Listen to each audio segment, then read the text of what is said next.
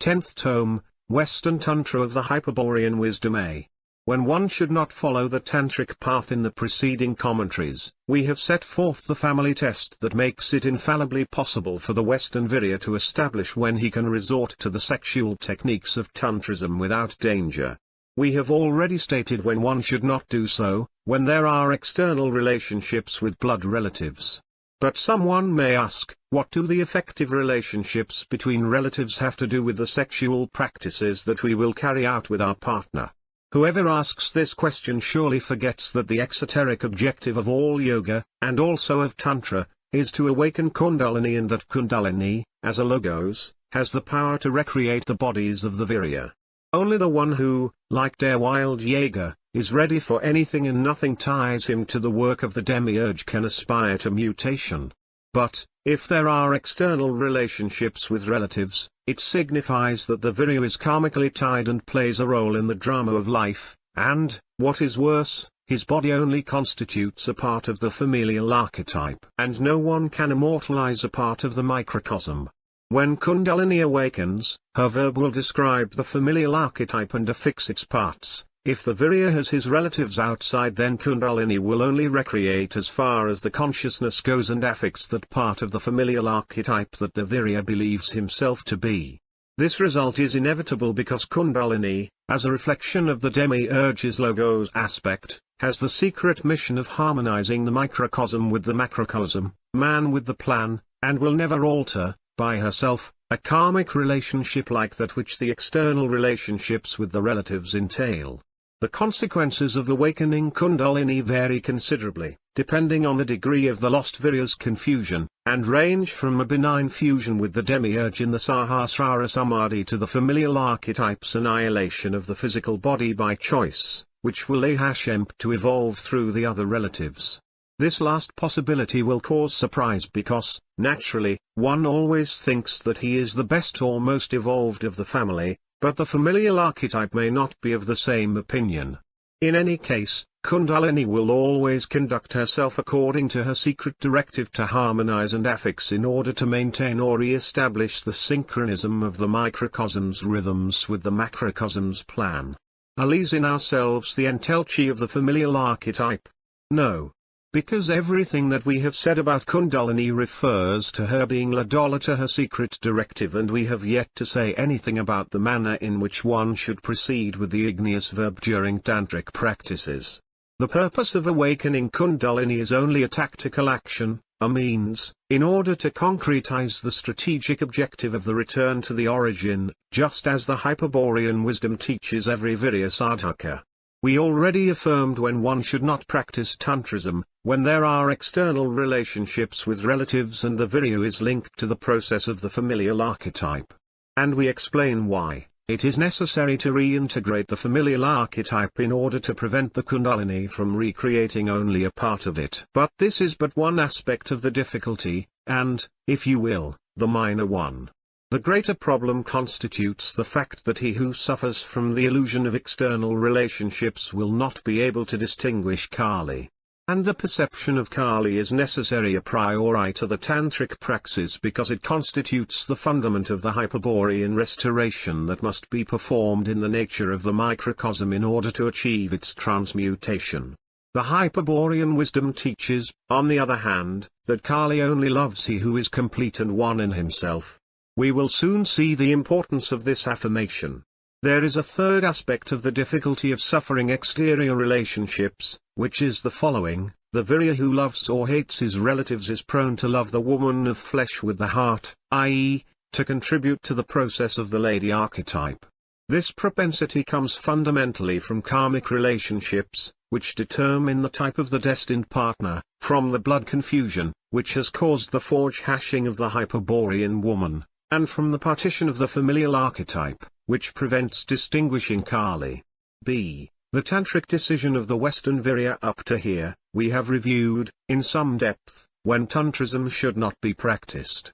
Let us now see when it is possible to do so, and also, a question that was pending. Why?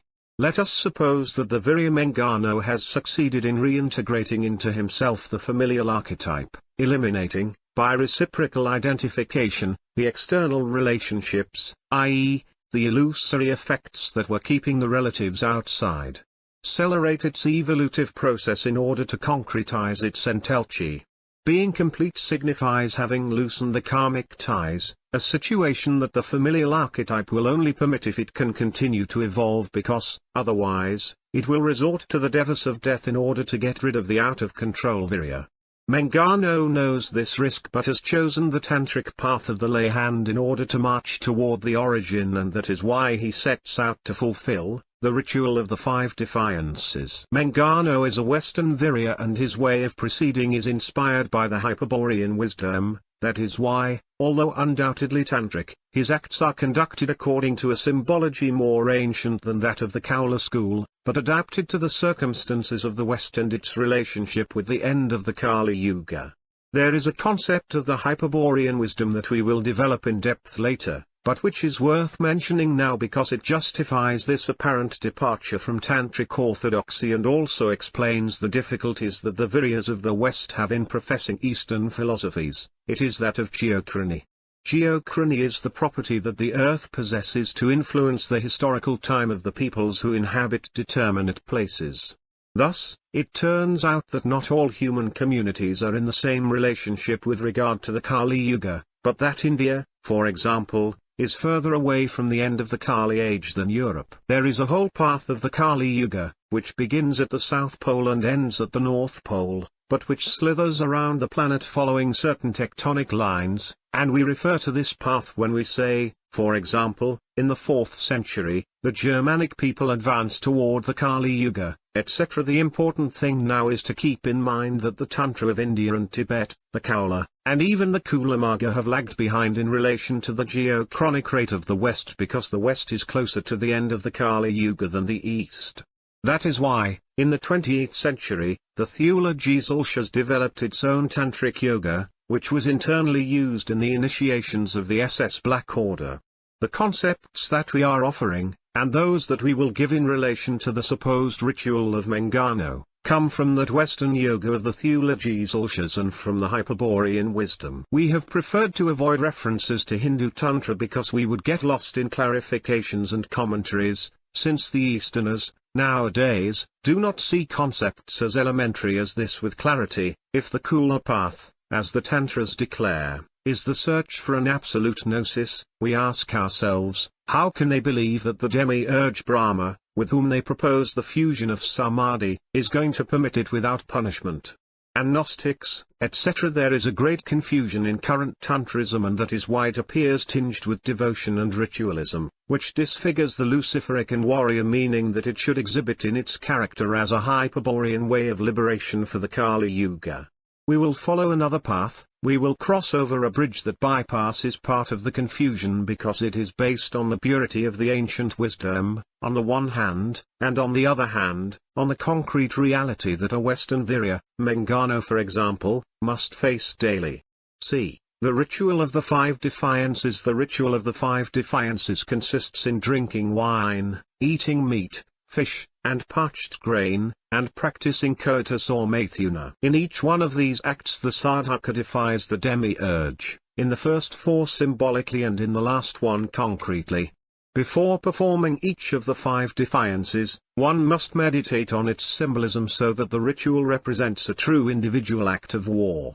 It is once again worth repeating that this final stage of Tantrism should only be emptied when a prior training of organic control by means of yoga has been carried out and a very strong strengthening of the will has been achieved by the detachment and repugnance that the Gnostic experiences toward the work of the demiurge.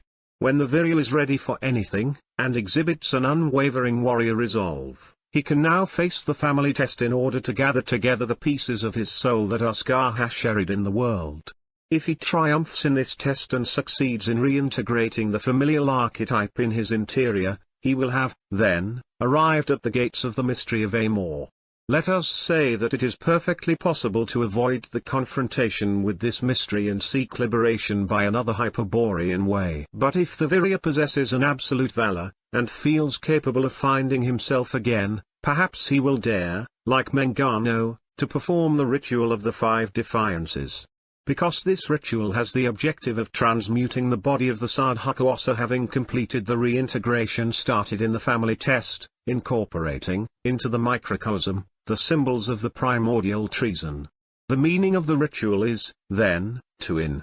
The Oriental ritual of the 5 M's proposes to use the same L13, ments, and gives, for them, the following symbolic interpretation: wine represents the air, meat fire, fish water, cereal earth, and coitus with the woman, ether or quintessence. Naturally, such meanings are exoteric and are of no importance in the ritual of the 5 defiances that we describe here, although it could in preliminary preparatory stages, especially if the virya follows, in parallel, an alchemical path. Incorporate the symbol that represents each defiance. That is why the deepest concentration is recommended when performing it and, above all, not to experience sensual desires or pleasures during its execution. D. The defiance of wine. The wine is the symbol of the pure blood, and of the Hyperborean memory of the origin, cast into the world by the primigenial treason of the Siddhas. Because of it, Lucifer, the Christ of Atlantis, consummates the sacrifice of the infernal descent. But his sacrifice was parodied by Jesus Christ, who gave to wine the significance of plebeian, pus blood, which must be transmuted outside in order to transform it into the blood of Jesus Christ, that is, into Jewish blood. The first defiance is, then, to drink the wine, that is, to incorporate the pure blood that was spilled in the world, in order to transmute it within, in the microcosm, restoring the meaning of the Luciferic sacrifice. E. The defiance of meat. Animal flesh alludes to the greatest mystery that exists, also the mystery of Amor. However, the Hyperborean wisdom advises the virya not to inquire into this mystery until he has achieved the liberation of transmuting himself into a siddha, so as not to add more horror to the horror of being enchained to Mahashur. Said mystery can be summarized in this way: just as the Hyperborean spirits were enchained to the evolution of the Pasu, millions of years ago, very much further back, in periods measured in Manvantaras and Kalpas, other strains of immortal spirits were enchained to Mahashur. No one knows from where they were coming, whether they were created by the incognizable or whether they fell from an unimaginable order. What is certain is that they too are prisoners of the one demiurge who has enchained them to evolutions infinitely more primitive than those that the Hyperboreans of the earth must suffer. Just as the Hyperboreans are used in order to produce culture, as explained elsewhere, those spirits are utilized in order to produce life, animal and vegetable, although they are also projected into the mineral kingdom as well. And just as the Hyperboreans were linked to the evolution of the Pasu, so that, from the struggle between Hyperborean spirit and Pasu soul, culture might arise, so too were those strains of captive spirits linked to the entities of the Devic evolution. With the higher evolutions of the vegetable and animal kingdoms are an expression of the captive spirits. Such group souls, as their name indicates, belong to the Devic evolution and are in every way similar to the soul of the Pasu. Nowhere else, outside the human ambit, can the dramatic character of life be ascertained as in the animal kingdom, in its insurmountable stupidity, in the determination of its instincts, in the horror of the struggle to survive that leads them to devour each other, in the fatality of their death, etc. Without a doubt, it is in the animal where the infamy of the demiurge is best described. Man, in order to endure the vision of fright that is life in the world, created a cultural veil called poetry that, for example, there, where breathes a wretched life that constantly eats and defecates, makes one to see, a beautiful singing bird. Poetry masks the horror of life, and that is why it is the greatest enemy of gnosis. This affirmation may hurt, but it is rigorously certain, because much of the madness with which Gnostic ecstasies usually conclude comes from an insufficient preparation in order to resist the horrifying visions to which the work of the demiurge is reduced, when Gnosis pulls back the poetic veil and dissipates the illusion of aesthetic beauty. Whoever does not possess a Gnostic vision of life will not be able to comprehend the mystery of death. And, Vention, whoever does not previously comprehend the mystery of death will not be able to access immortality. This is the knowledge upon which one must meditate before posing the defiance of eating animal flesh. The meaning of the defiance is the following: in the meat is present the mystery of life and death and concrete death, By eating the meat, one incorporates the symbol of death into the microcosm and prepares the body for immortality. Immortality implies the interior resurrection of the animal sacrificed outside. And, when the symbol of death has been neutralized by the mantra of life, the body of the virya, of corruptible Ma, is transmuted into Vajra, incorruptible Ma. F. The defiance of fish. The fish symbolizes the terrestrial race of the Pasu, from its Sauri, Jinn in dark and ancient ponds to its end in the entelchi of the Ja.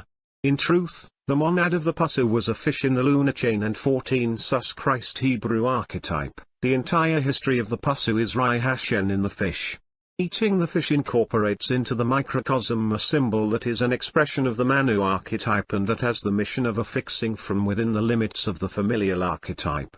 One should meditate and comprehend the meaning of this defiance in the terms in which it is posed here, since the symbolism of the fish is extremely complex and can give rise to intellectual deviations. We will only note that the first of the 10 manifestations of Vishnu is fish-like and that the Manu of this Manvantara, Vaivasvata, has always borne the sign of the fish, both in the Vedas, where he received this name, and in Mesopotamia where he was called Oannes or Dagon, or during the Roman Empire when he was reincarnated as Ichthus in the Hebrew Jesus, etc. G. The defiance of parched grain. The germ of grain represents the word of the demiurge, the concrete expression of his verb. In the germ, as in any other bija, there is a potency that attempts to unfold at the impulse of the great breath. That is why the germ is to be considered as the symbol of the psychoid archetype at the beginning of evolution. If the germ is situated in a fertile environment, the archetype will complete its process, which begins in germination and ends in the production of new germs or reproduction. But all these qualities, which the plant acquires during the process of its growth, were already in potentia in the original germ or bija. If the germ is kept in a bowl, upon contact with the air or vayu-tava, it does not germinate, but if it is deposited in the earth or prithvi-tava, then the various potential qualities germinate and actualize in the evolutive process. This symbol has a special importance for interpreting the awakening of Kundalini who, like the germ, is a bija, or word of the demiurge, of a particular potential content. But Kundalini is, in herself, a bija that expresses all other bihos, a word that contains all words, a sound that is the synthesis of all sounds, for she represents, in the microcosm, the Akasha Tava or first ether of the great breath. Like the germ of grain, Kundalini needs a fertile environment in order to initiate her unfolding. We have already said that Kundalini awakens by itself when the synchronizations occur between the microcosm and the macrocosm, and we explained that its secret mission is to re-establish said alterations by harmonizing the totality of the rhythms of the biological process. We can now add that such a behavior is due to the fact that the Kundalini is sensitive to the cosmic fluence or the great breath. If one imagines the Akasha Tava as an ocean of psychic substance and in the middle of it a bubble, one will have an accurate idea about the Kundalini. In man, above the Muladhara chakra, is the Akasha bubble, in which interior Kundalini sleeps. This bubble, like the germ exposed to the air, does not unfold unless its environment is altered by making it fertile. But the Bija Kundalini is a bubble that floats in the Akasha, contracting or expanding herself to the rhythm of the flow of the breath. Only a variation in this flow can cause the Kundalini to awaken and attempt to restore the solidary movement.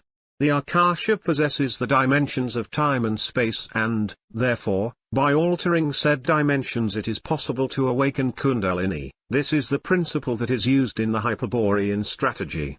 In the universe exist 4 states of subtle Mahasha produced by the great breath: Prana, coming from the sun; Manas, coming from the Manu; Vatjnana, coming from the demiurge Jehovah Satan; and Ananda, coming from the one demiurge. The operation with these Mahashas also enables one to awaken Kundalini if her flow is altered. This is the principle that is used in the synarchic strategy, especially the control of the solar prana by rhythmic breathing, which the profane schools of yoga teach. Kundalini is the seed of a plant with many flowers, its germination has the virtue of reproducing the process of the universe because, when the bubble breaks, the original bija decomposes into all the words of creation, thus recreating, in the microcosm, the order of the macrocosm. But this seed is hidden in the man who also does not know the content of its potency, the entelchi of her archetypes. This is why, upon learning of the germ, the sadhaka incorporates this symbol into the microcosm, duly conscientialized, and poses the defiance of determining, by his will, the germination and the fruits of the plant. This may not be comprehended because, it will be said, it is acceptable that by choosing the moment of providing a fertile environment, one can determine the germination, but how can the fruits be determined if they are potentially contained in the germ? If such is the doubt, think that a pumpkin that grows within a cubic mold will not be spherical but cubic, because the form determines the being. When Kundalini awakens by herself or by a synarchic call, she recreates the form of the familial archetype and those are her fruits. In the defiance that we are considering, Kundalini is forced to awaken within a mold that determines her form. That mold is the image of the great Hyperborean ancestor with whose form the microcosm will be recreated. H. The defiance of Maithunwand, by means of the Maithuna or sexual act outside, marrying her inside. The success of this defiance, in which the other four become effective, signifies that one has succeeded in concretizing absolute individuation and immortality. But, as his proposal requires the cooperation of the woman outside, it will be necessary to once again clarify that the yogini cannot be just any woman, much less a beloved woman, or one for whom the slightest effect is experienced. The Kaula Tantra, and all the tantras of the lay hand, are based on the worship of Shakti, the feminine or active principle of the demiurge, who is considered as the wife of Shiva. We have already warned that the identification of Parvati with Shakti constitutes an error. We will now explain the nature of this error and how to avoid it.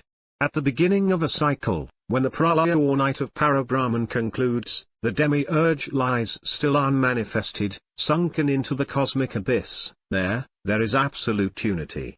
When the awakening of the One, his manifestation, takes place, an evolutive unfolding occurs that reaches the Mahashur of the whole universe by the impulse of his breath. This unfolding, from which the Akasha exits, is the model, the mother, of all the evolutive processes of the universe. During the manifestation, the demiurge expresses himself in infinite pairs of opposites that make it almost impossible to notice the previous unity.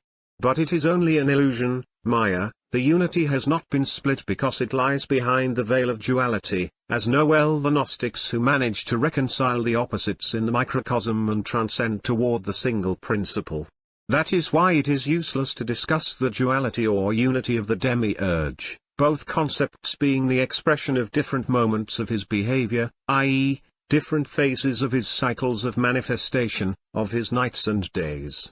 But when it is required to take into account the evolutive aspect of Mahashur and its different organizations, the reference to the opposites and their essential duality is inevitable.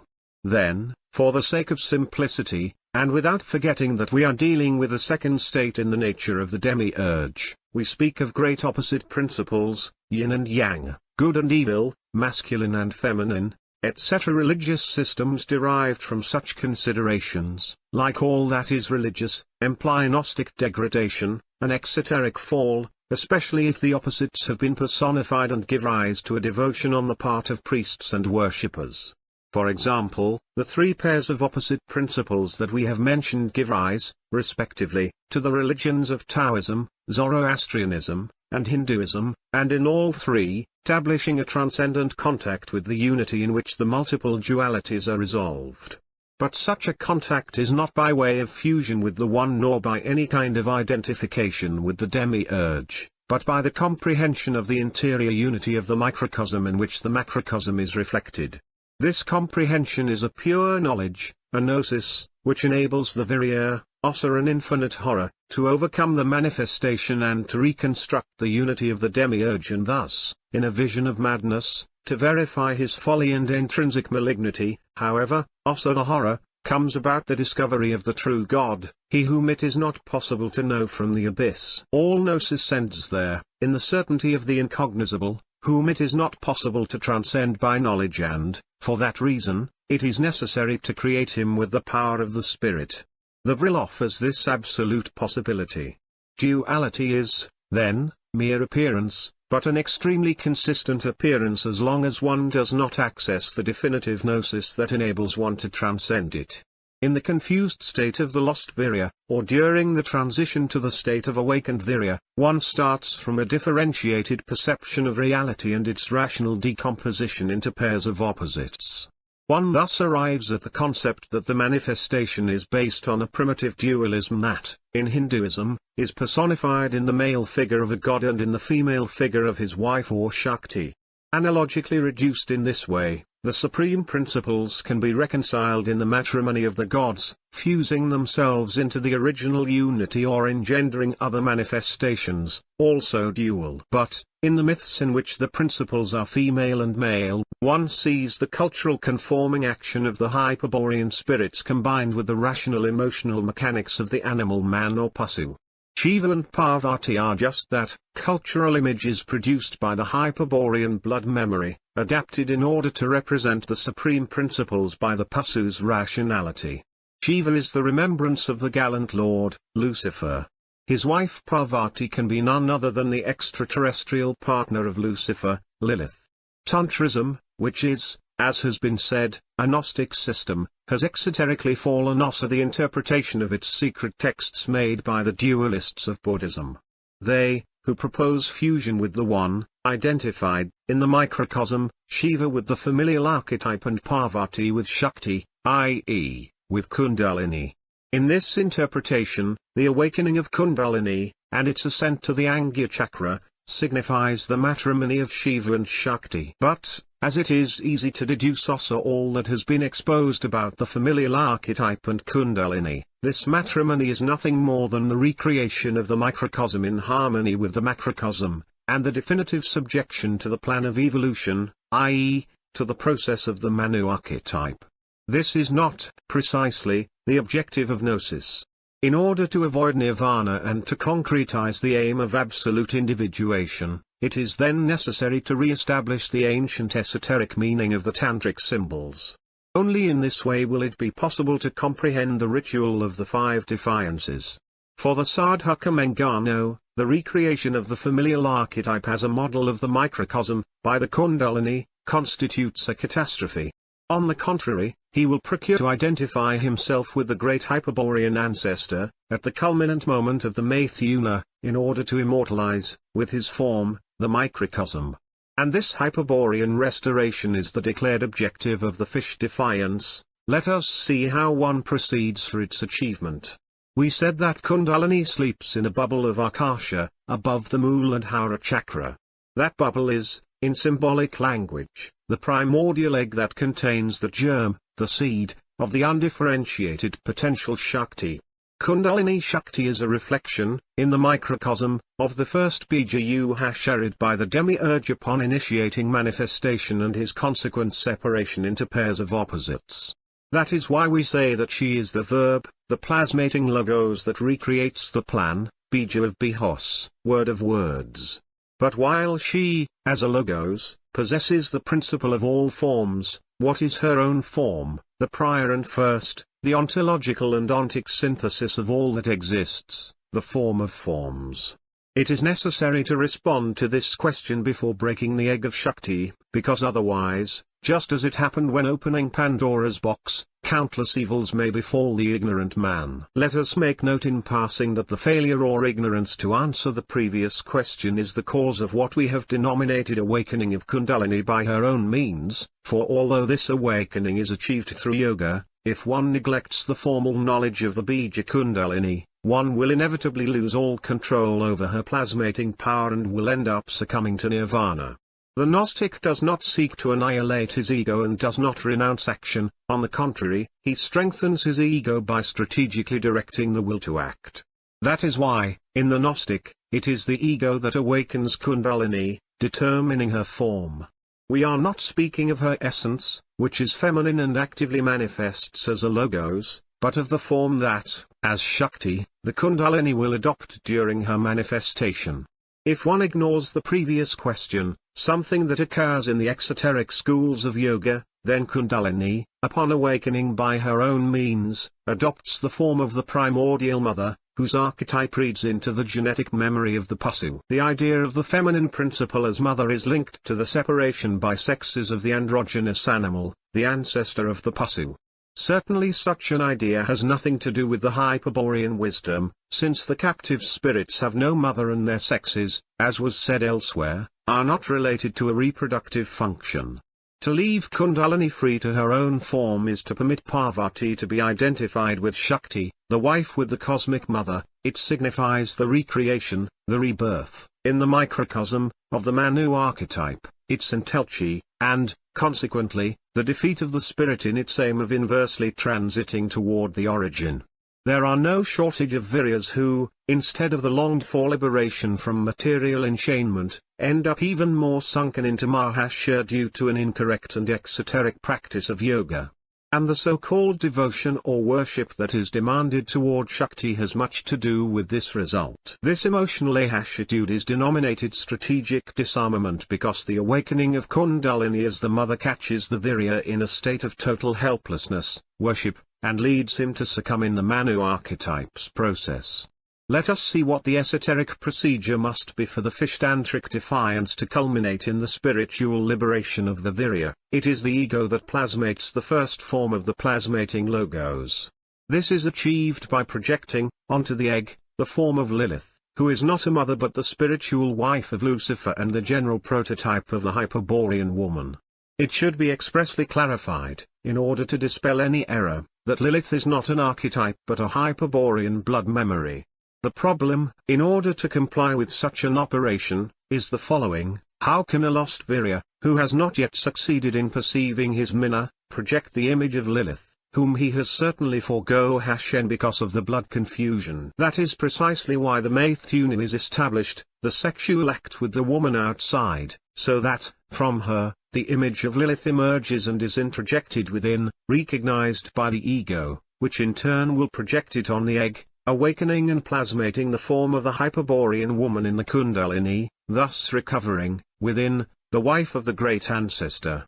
And here comes the terrible demand, the fundamental key to the mystery of Amor, without which no tantric practice makes any Hyperborean sense. The woman outside, the yogini, cannot be just any woman. She must be a Kali woman.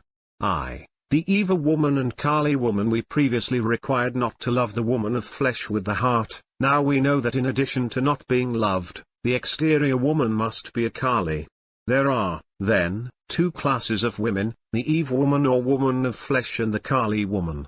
In order to clearly establish the difference between both types of women, we must start from the following concept: also the fall into Mahashya, by a mystery of Amor. The tragedy of incarnation and slavery of the Hyperborean spirit has ensued, in the drama of life, because of his blood confusion, but, principally, because of the mystery of Amor itself. The Virya has forgone the face of his female Hyperborean companion, whom, generically, we call Lilith.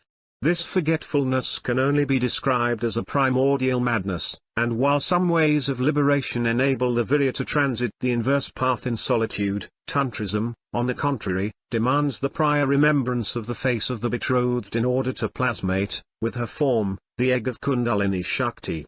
The problem consists, then, in giving a face to Lilith, a supreme experience that signifies, contemplating once again, also millions of years of infamy, the divine face of the Hyperborean woman. It must be understood that we are facing a fundamental mystery of the human drama and that it can only be outlined literarily, insinuated through symbols and clues. Because now we will explain the difference between the Eve woman and the Kali woman, but such an explanation will always be insufficient unless one manages to gnostically pierce the veil of symbols. The problem, giving a face to Lilith, can be posed in this way: if the Virya has forego Hashem, within, the face of his betrothed, can he perhaps find it outside, by projecting, for example, the forego Hashem, i.e., unconscious face on a woman of flesh? Yes, such a possibility exists, but, we repeat, the exterior woman, the yogini, cannot be just any woman. And we add, The Kali woman is she who reveals, uncovers, the foregone face for its contemplation, outside. Why Kali? Because Lilith, outside, is Kali. It is necessary that we think this mystery over. First of all, we must make a distinction. The projection of Lilith is not similar to the projection of an archetype because it is a blood memory. What is the difference? Every archetype of the microcosm is reflected in archetypes of the macrocosm, and that is why the projection of an unconscious archetype, from within, does not suffer deformation outside. But the Hyperborean blood memory has no symbolic equivalences in the macrocosm, and so its projection is not formed but conformed, composed, from the archetypal quanta of energy that intervene in reflecting Mahashur. There is, then, a significant deformation when the blood memory is seen outside, in the world of Maya, the illusion.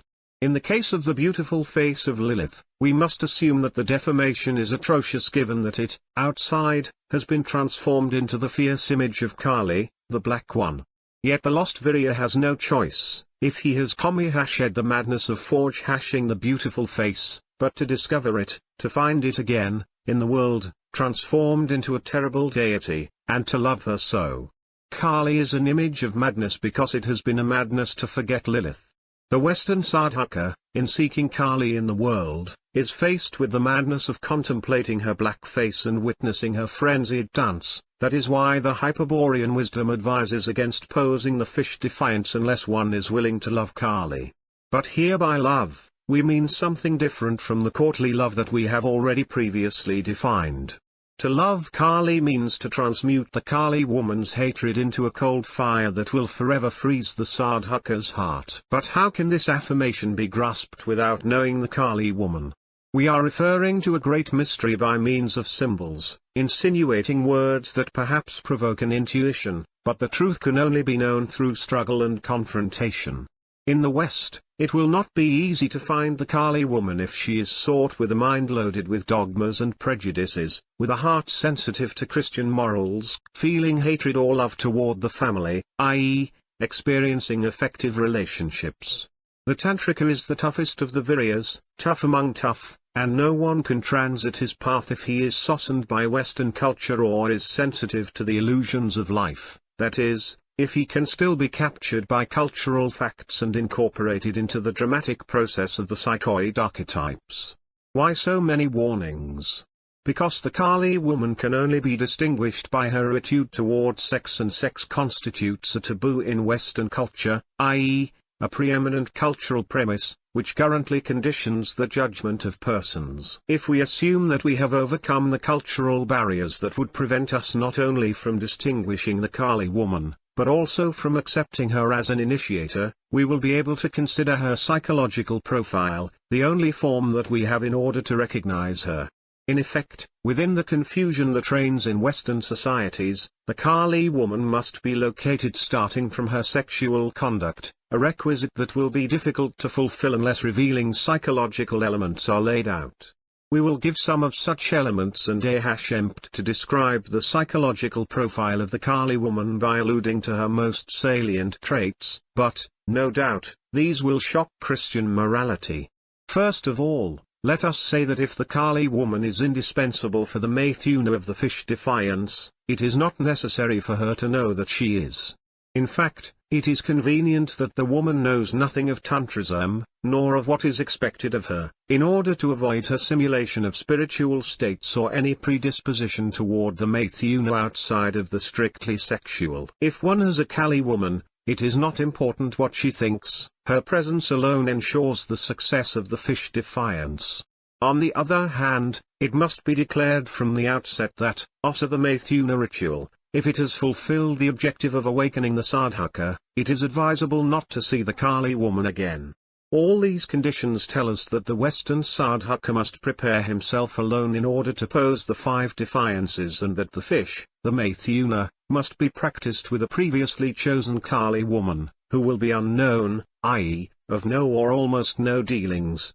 In this way, one preserves the reserved character that, as a priestess, the yogini has to exhibit. In the West there are no priestesses initiated in Tantra, and, Therefore, it is necessary to take the Kali woman in a hieratic sense that restores the priestly character of her initiating function.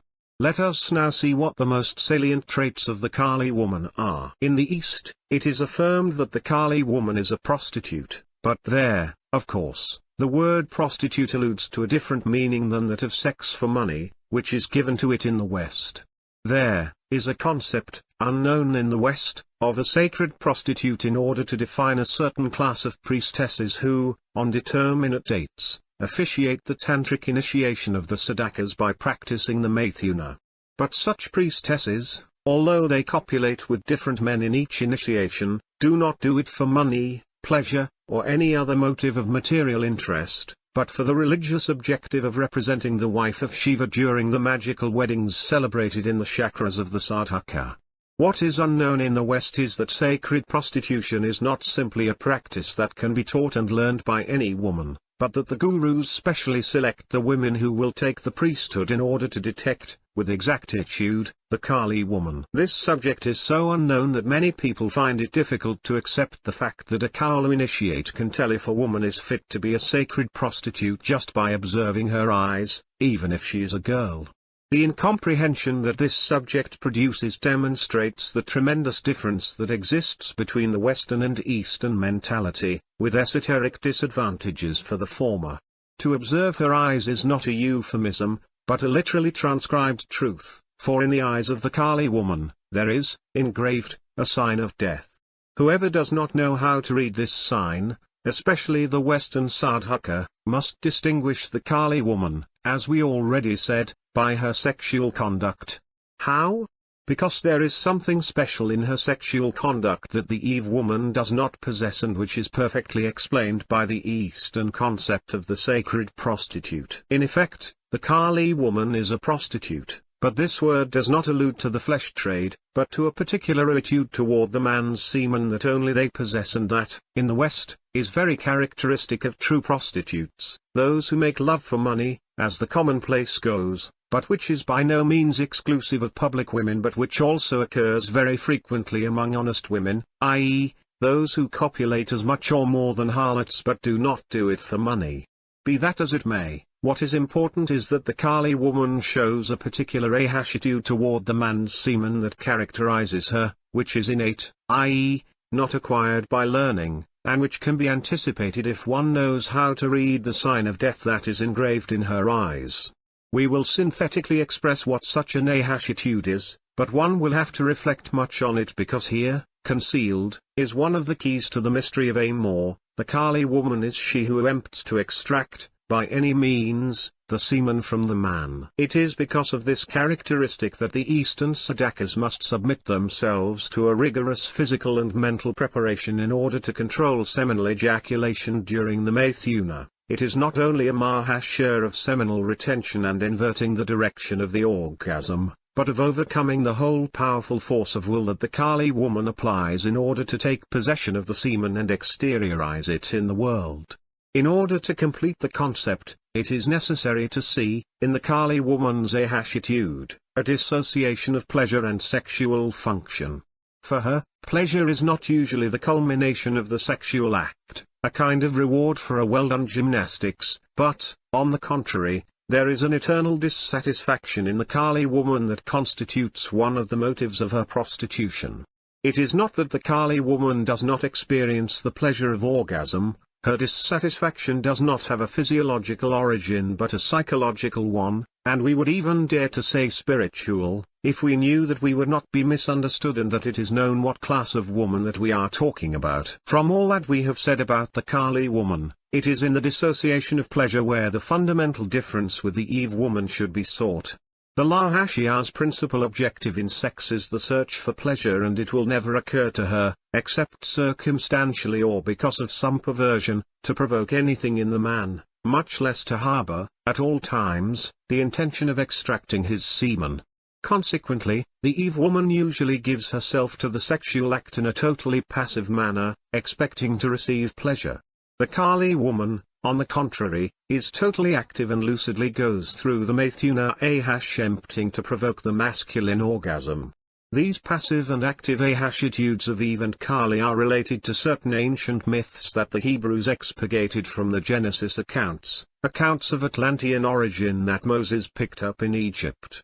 Before the censorship, Genesis was narrating the story of Adam in paradise by making mention of two women who were his wives, the first, Lilith, whose magical name completely disappeared from the Bible but is still preserved in numerous Hebrew midrash, and the second, Eve, mental participation in Adam's fall, suggestively called mother of all mortals. What happened to Lilith, Adam's first wife? Robert Graves, author investigating hundreds of midrashian documents of the Jewish tradition together with Rabbi Raphael Patai, has compiled the most important myths in his book, Hebrew Myths. There we read the following: as an answer, Adam and Lilith never found peace together, for when he wished to lie with her, she took offense at the recumbent posture he demanded. "Why must I lie beneath you?" she asked. "I also was made from dust, and am therefore your equal." Because Adam tried to compel her obedience by force, Lilith, in a rage, Uhasherid, the magic name of God, rose into the air and lay him. Then, in another myth, it is explained that God created a second wife for Adam, Eve, using a Ribora tale, as it is finally N15 in Genesis Rabbah. There can be no doubt that the previous myth, which was once considered a truth as true as the other stories of the Bible, is thousands of years old, and that it must include, like all myths, a transcendent origin, an allusion to some primigenial truth. In this sense, it should not be surprising that Lilith, after her flight from paradise, went on to become a demonic figure, a demon of lust, according to Middle Eastern traditions, especially Arabic, Jewish, Assyro-Babylonian, and Sumerian, for, as we have already said, Lilith is Kali in the world. It is not our intention to unravel the previously mentioned myth, we only wish to emphasize that for thousands of years, long before Tantrism existed, it was already known that the Kali woman plays an active role during the sexual act and that she requires, for this, a certain posture.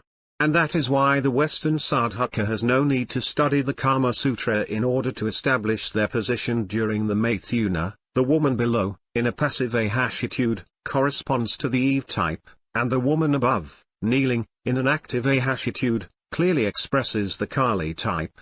The Western sadhaka who decides to pose the fish defiance has to be mentally prepared in order to receive Kali. Not for an instant can he think of obtaining pleasure from the Maithuna and, on the contrary, he will try to envelop himself in an atmosphere of sacred expectation. The Kali woman, we have already warned you, may not be pleasant, especially if she has been located in the world of prostitution, but it is inevitable that it so may occur due to the mystery of Amor. The Kali woman, who is capable of revealing Hebrew myths, the Book of Genesis, Robert Graves, Raphael Patai, 15 Kali, also represents the Kali Yuga, and that is why her unseemliness will be all the more terrible the nearer a society is to the end of the Kali Yuga, i.e., when we enter more deeply into the spirit of the West. This is the Hyperborean message that is contained in the denomination Kali Age, of which we spoke in another section. The Kali woman demonstrates a special ahashitude toward the man's semen that, as we said, is characteristic of the prostitute. We can draw certain conclusions from this affirmation, which will enable us to symbolically approach the black Kali woman. In the first place, the Kali woman, as a prostitute, does not copulate in order to procreate, and in this way she corresponds to the figure of Kali who, being the exterior reflection of Lilith, represents the Hyperborean female spirit, which does not associate sex with a reproductive function. That is why there is a sign of death in the eyes of the Kali woman, because her unfruitful womb constitutes the sepulchre of the human seed. She intends to uproot the seed and deposit it in her womb, but she does not wish it to bear fruit, that is the luciferic attitude of Kali women. She does not desire children, if she has them, they are unwanted and surely come marked by fatality. Nor does she desire pleasure like the Eve woman, and if she agrees to Maithuna, she may do so for other motives, such as money, curiosity or intrigue. Neither does she desire to be loved, although she usually accepts the whining and dining of her admirers, who, generally, ignore the dangerousness of the Kali woman. She will mercilessly destroy the imbecile who dares to love her with his heart. On the contrary, the Eve woman gives herself to love and sex with the same unconsciousness, playing a passive and secondary role. In her fertile womb the seed fructifies and produces children of the flesh. But the most important thing is that the Eve woman is a mother. She represents the cosmic mother, the feminine archetype of the Shakti emanated by the mind of the demiurge, and that is why she expresses the same affixing character of Kundalini Shakti. When the ordinary man associates his life with that of an Eve woman, the evolution of his familial archetype practically ceases, for it remains affixed at the point of development reached up to the moment when the marriage of the flesh is celebrated. From there, a process of refinement of the cultural structures takes place, which may give the sensation that there is a real progress, but it is only the perception of the unfoldings that the persona realizes from the affixed level.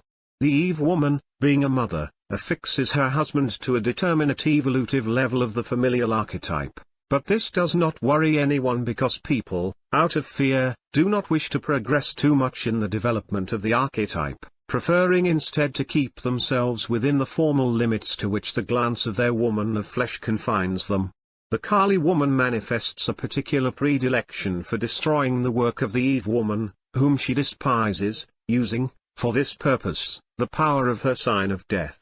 She has at her disposal the means in order to enchant the good husband and to take him away from the affixing circle of his marriage of the flesh, giving him the possibility to be reborn, i.e., to begin to live another history, now freed from the affixing influence of the woman of flesh. But, as soon as she has achieved her objective, the Kali woman breaks the spell and leaves. As Lilith did with Adam, the lost Virya who, if he is strong, will be able to overcome and will take the opportunity to live again, or, if he is faint-hearted, he will crawl back looking for the maternal and affixing protection of the Eve woman. It must be understood here that only those lost Viryas who possess some possibility of orienting themselves are seduced by Kali women, which constitutes, in a certain way, a privilege, even though a whole bourgeois and pleasurable life may be destroyed. In synthesis, also the Kali woman has freed the Virya from the Eve woman's spider web. He will be laid to his own forces, and then, he who is eagle-like will fly and prey, and he who is worm-like will crawl and be devoured. Execution of the ritual of the 5 defiances. The mystery of the Kali woman is profound, and in many aspects unfathomable, opaque to merely intellectual inquiries. In order to get to know her, it is best to confront the living mystery of her persona and to seek there, in the blackness of the abyss, the revelation of the truth. Each one, in this way, will gather that part of the mystery that corresponds to him according to the purity of his blood, and if that personal contact with the Kali woman, from among the filth of her prostitution, one sees the horrible figure of the ancient goddess arise, then yes, practically, it will be demonstrated that the inquiry was not in vain, that it was not a cultural whim but a cry that was springing up from the river of the pure blood. Also the vision of madness, the Virya will never be the same again, an effect that no literary commentary or intellectual explanation will be able to bring about. That is why it is futile, and to a certain extent sacrilegious, to comment, as we have been doing, on some aspects, however exoteric that they may be, on the mystery of Amor.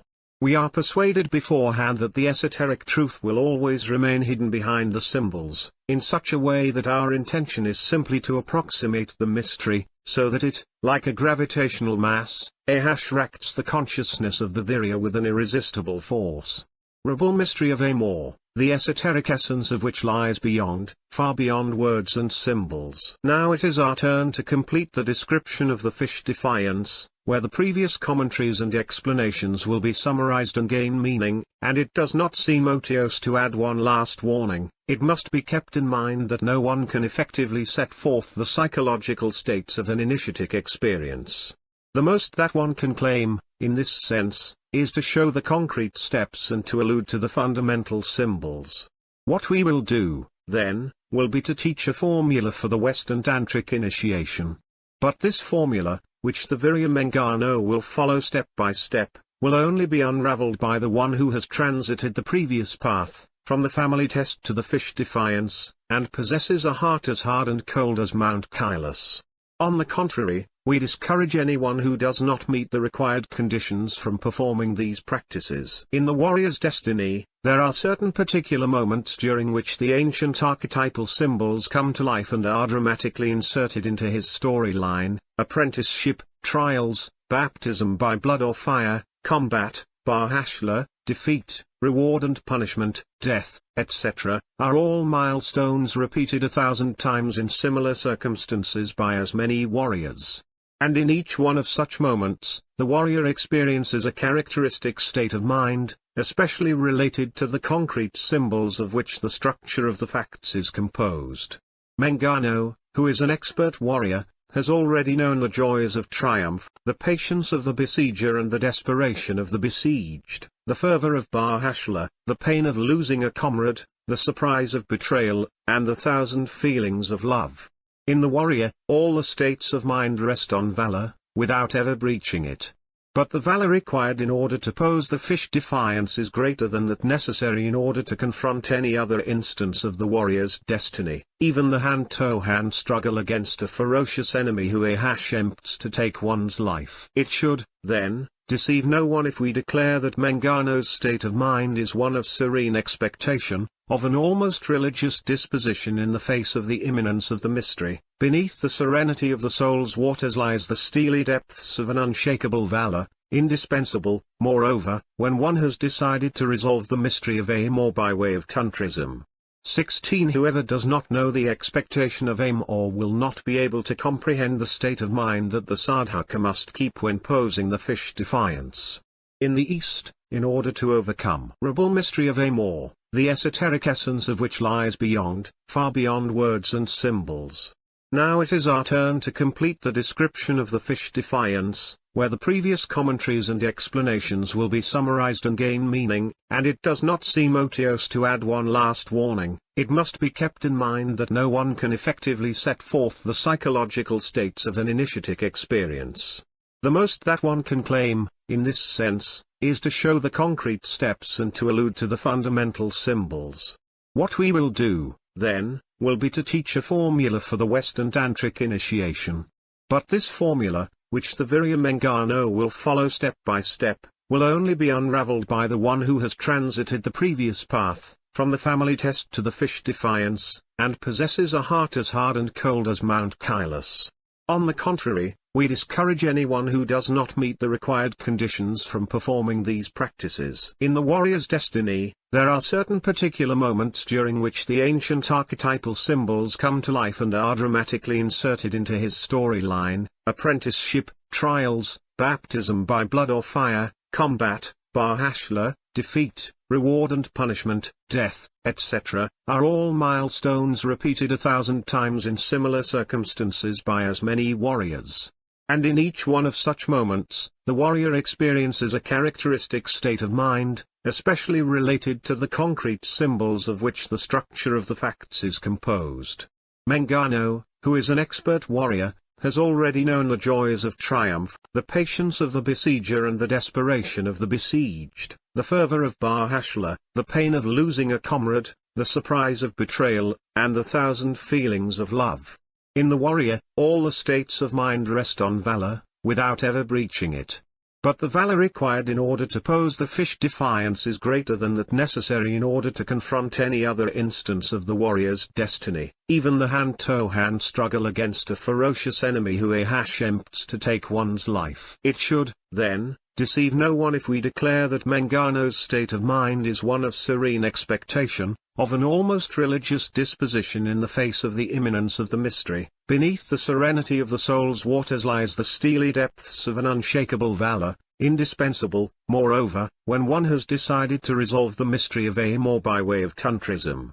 16. Whoever does not know the expectation of aim or will not be able to comprehend the state of mind that the sadhaka must keep when posing the fish defiance.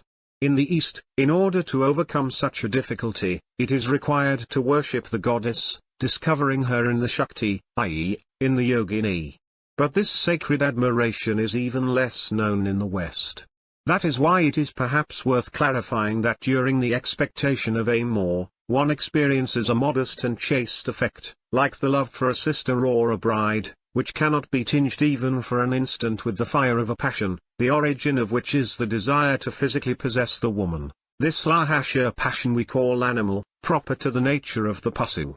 In order to comprehend why such a disposition of mind is necessary, let us consider the following allegory. The sadhaka's case is that of one who has lost a precious jewel, a souvenir of his ancestors, the whereabouts of which he has long been unaware. Suddenly, one day he discovers that, since then, it had remained sunken into the mire of a fetid swamp. Rescuing it does not seem a difficult task. However, it is necessary to animically prepare oneself in order to overcome the nausea that will ensue upon entering into contact with the miasma. If one acts with foresight, it will be possible to conquer the apprehension. To do so requires much valor and determination. Let us now suppose that one has managed to rescue the jewel. In muddy hands, it does not shine. It is necessary to wash it with clean water, purified, baptize, remove the mud, erase the stains, before enjoying its beauty again. Then, only then, it will be recognized as the lost jewel and the joy of the re-encounter will follow. Analogously, the sadhaka has to predispose himself in order to seek Kali, the mud-covered jewel, in the swamp of the Kali woman, and he will have to count on a lot of valor and determination, and with a modest and chaste affect, in order to overcome his nausea. It is in the fish defiance, more than in any other initiatic path, that the mystery of death is most evident. To face Kali signifies death or madness, which is another kind of death. But from this death it is possible to resurrect, to be immediately reborn, because the resolution of its mystery, gnosis, situates the sadhaka beyond its reach, making him immortal. Hence the need for valor and modesty. Valor is necessary in order to conquer the modesty of death, which is terror. As Judas Bailanza del Basto rightly says when contemplating the carrion, the temptation of you, death, would devour us all at once, if nature had not erected the wall of modesty around all voluptuousness. Signs are the two essential aspects of the expectation of Amor. But, after the expectation, comes the Amor, which in the allegory is symbolized by the joy of the re-encounter upon beholding the lost jewel cleansed of all filth, i.e., Lilith under the terrible veil of Kali. This Amor is different from a love, and we would even say contrary to it. When one possesses Amor, it is no longer possible to feel love for anything or anyone. Love is always towards something. It requires an object of reference and, like all relationships, it depends directly on the cultural structure that determines, in different epochs and places, its characteristic form. Love is formally deterred in mind by morality, i.e. by customs. Amor, on the contrary, does not register any object of reference because it is a subject of oneself, and it is only possible to experience it when Kali has been re-encountered and the magic wedding has been celebrated by reaching absolute individuation. Amor is also, like the Graal, a reflection of the origin, but a reflection projected on the ego. Amor is, then, the intuition of the vril. Nothing eternal binds the one who is ahashe in the eternal happiness of Amor, and that is why, because they lack love for external objects, the Gnostics are feared and indefectibly persecuted by the Synagogue. Amor, as we said, is contrary to love, but not opposed to it. Nevertheless, this difference is not usually noticed, and Amor is considered as opposed to love, just like that. But the opposite of love is specifically hatred, and hence the identification between Amor and hatred, which is nothing more than ill-intentioned nonsense. The SS men of the Black Order, for example, who were receiving the initiation of Amor and manifesting a total lack of love for the things of the world, were called philosophers of hatred by the panegyrists of the Synagogue. Naturally, we are of the opinion that if to be valorous and hard, yet beautiful as a god, and to despise the wretched work of the demiurge, is to sustain a philosophy of hatred, we declare ourselves partisans of such a philosophy. Anyhow, we cannot love what the Pasu loves, and, surely, we love what it hates.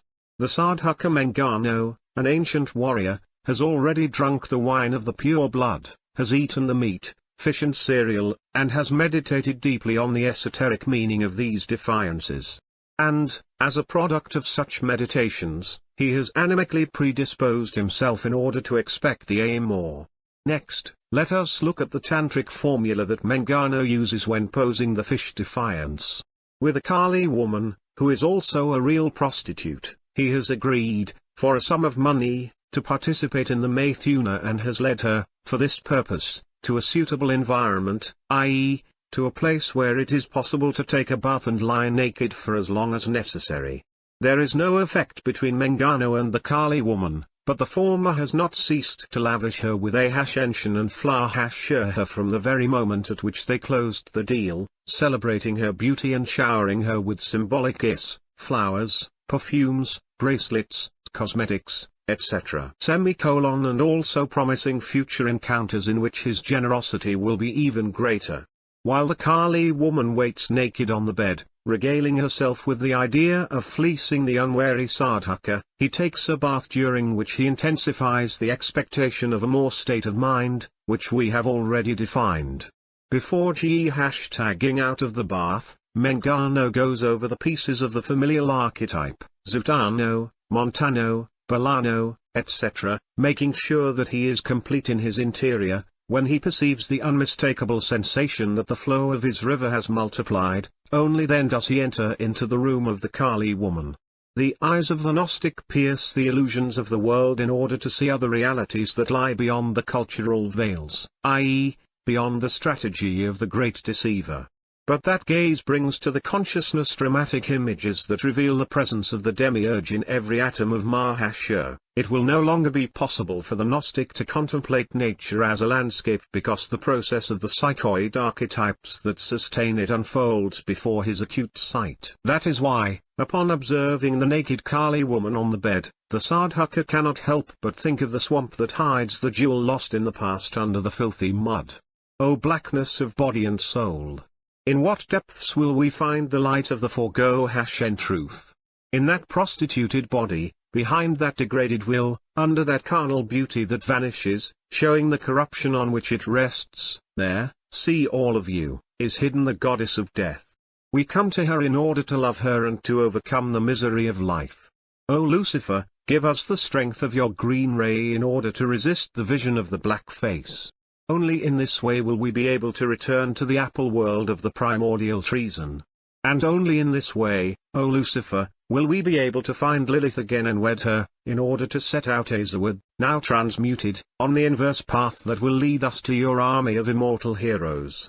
In this formula, the Kali woman type has been taken at extreme 19 micrometers by situating her in the world of prostitution. It must be affirmed that she could be found anywhere else and that, just as it occurs with the lost Virya who ignores his Hyperborean ancestors, many women also ignore it.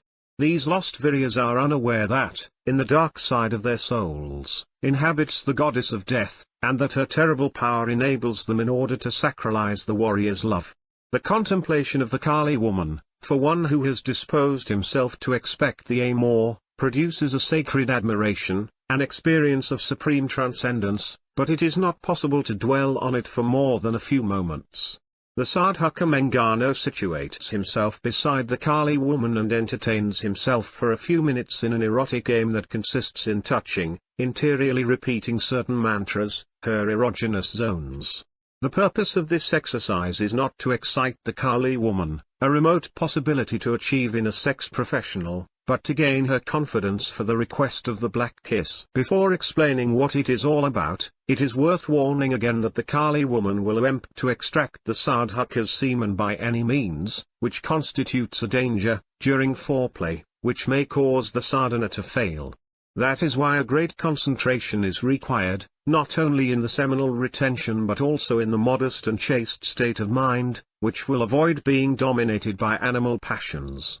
The sadhaka Mengano turns over with his back to the Kali woman so that she may administer the black kiss, about 2 inches above the anus, and while she does so he, holding his breath and directing his consciousness toward the egg where Kundalini Shakti sleeps, pronounces the mantra Lilith. This is the first call to Lilith.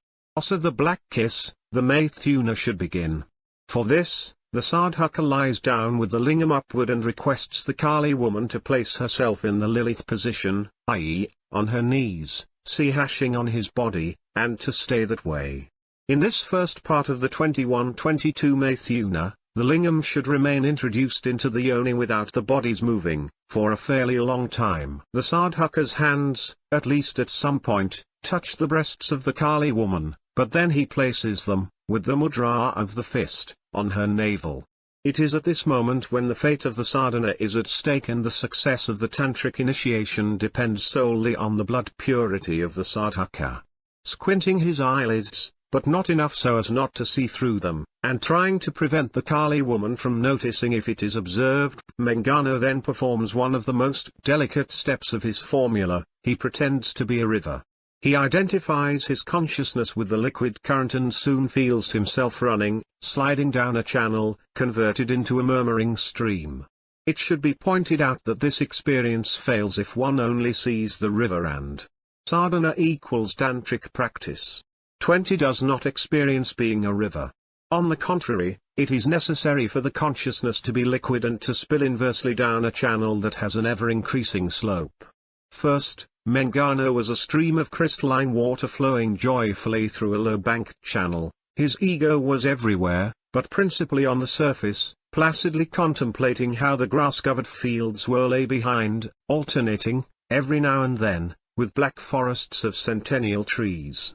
And suddenly, upon skirting the slope of a polychromatic mountain, between whirlpools of protest and splashes of joy, the confluence of another riverbed came to add more flow to the current of Mengano. In a short time, also several similar confluences, Mengano felt like a mighty river that was arrogantly advancing through a valley of low hills, sharply cut against a clear blue sky. The willows, bent lazily, were pleased to caress, with their branches, the waters no longer so clear but increasingly violent and roaring.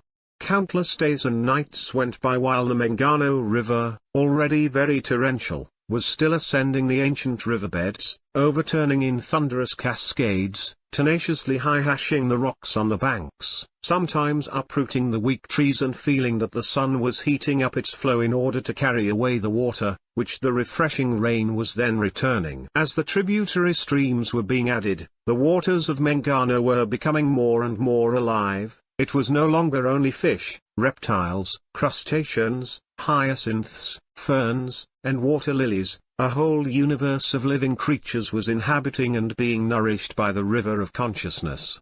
The majority of such beings were unknown until then to the astonished gaze of Mengano, who, for the first time, was realizing what a living object symbol is.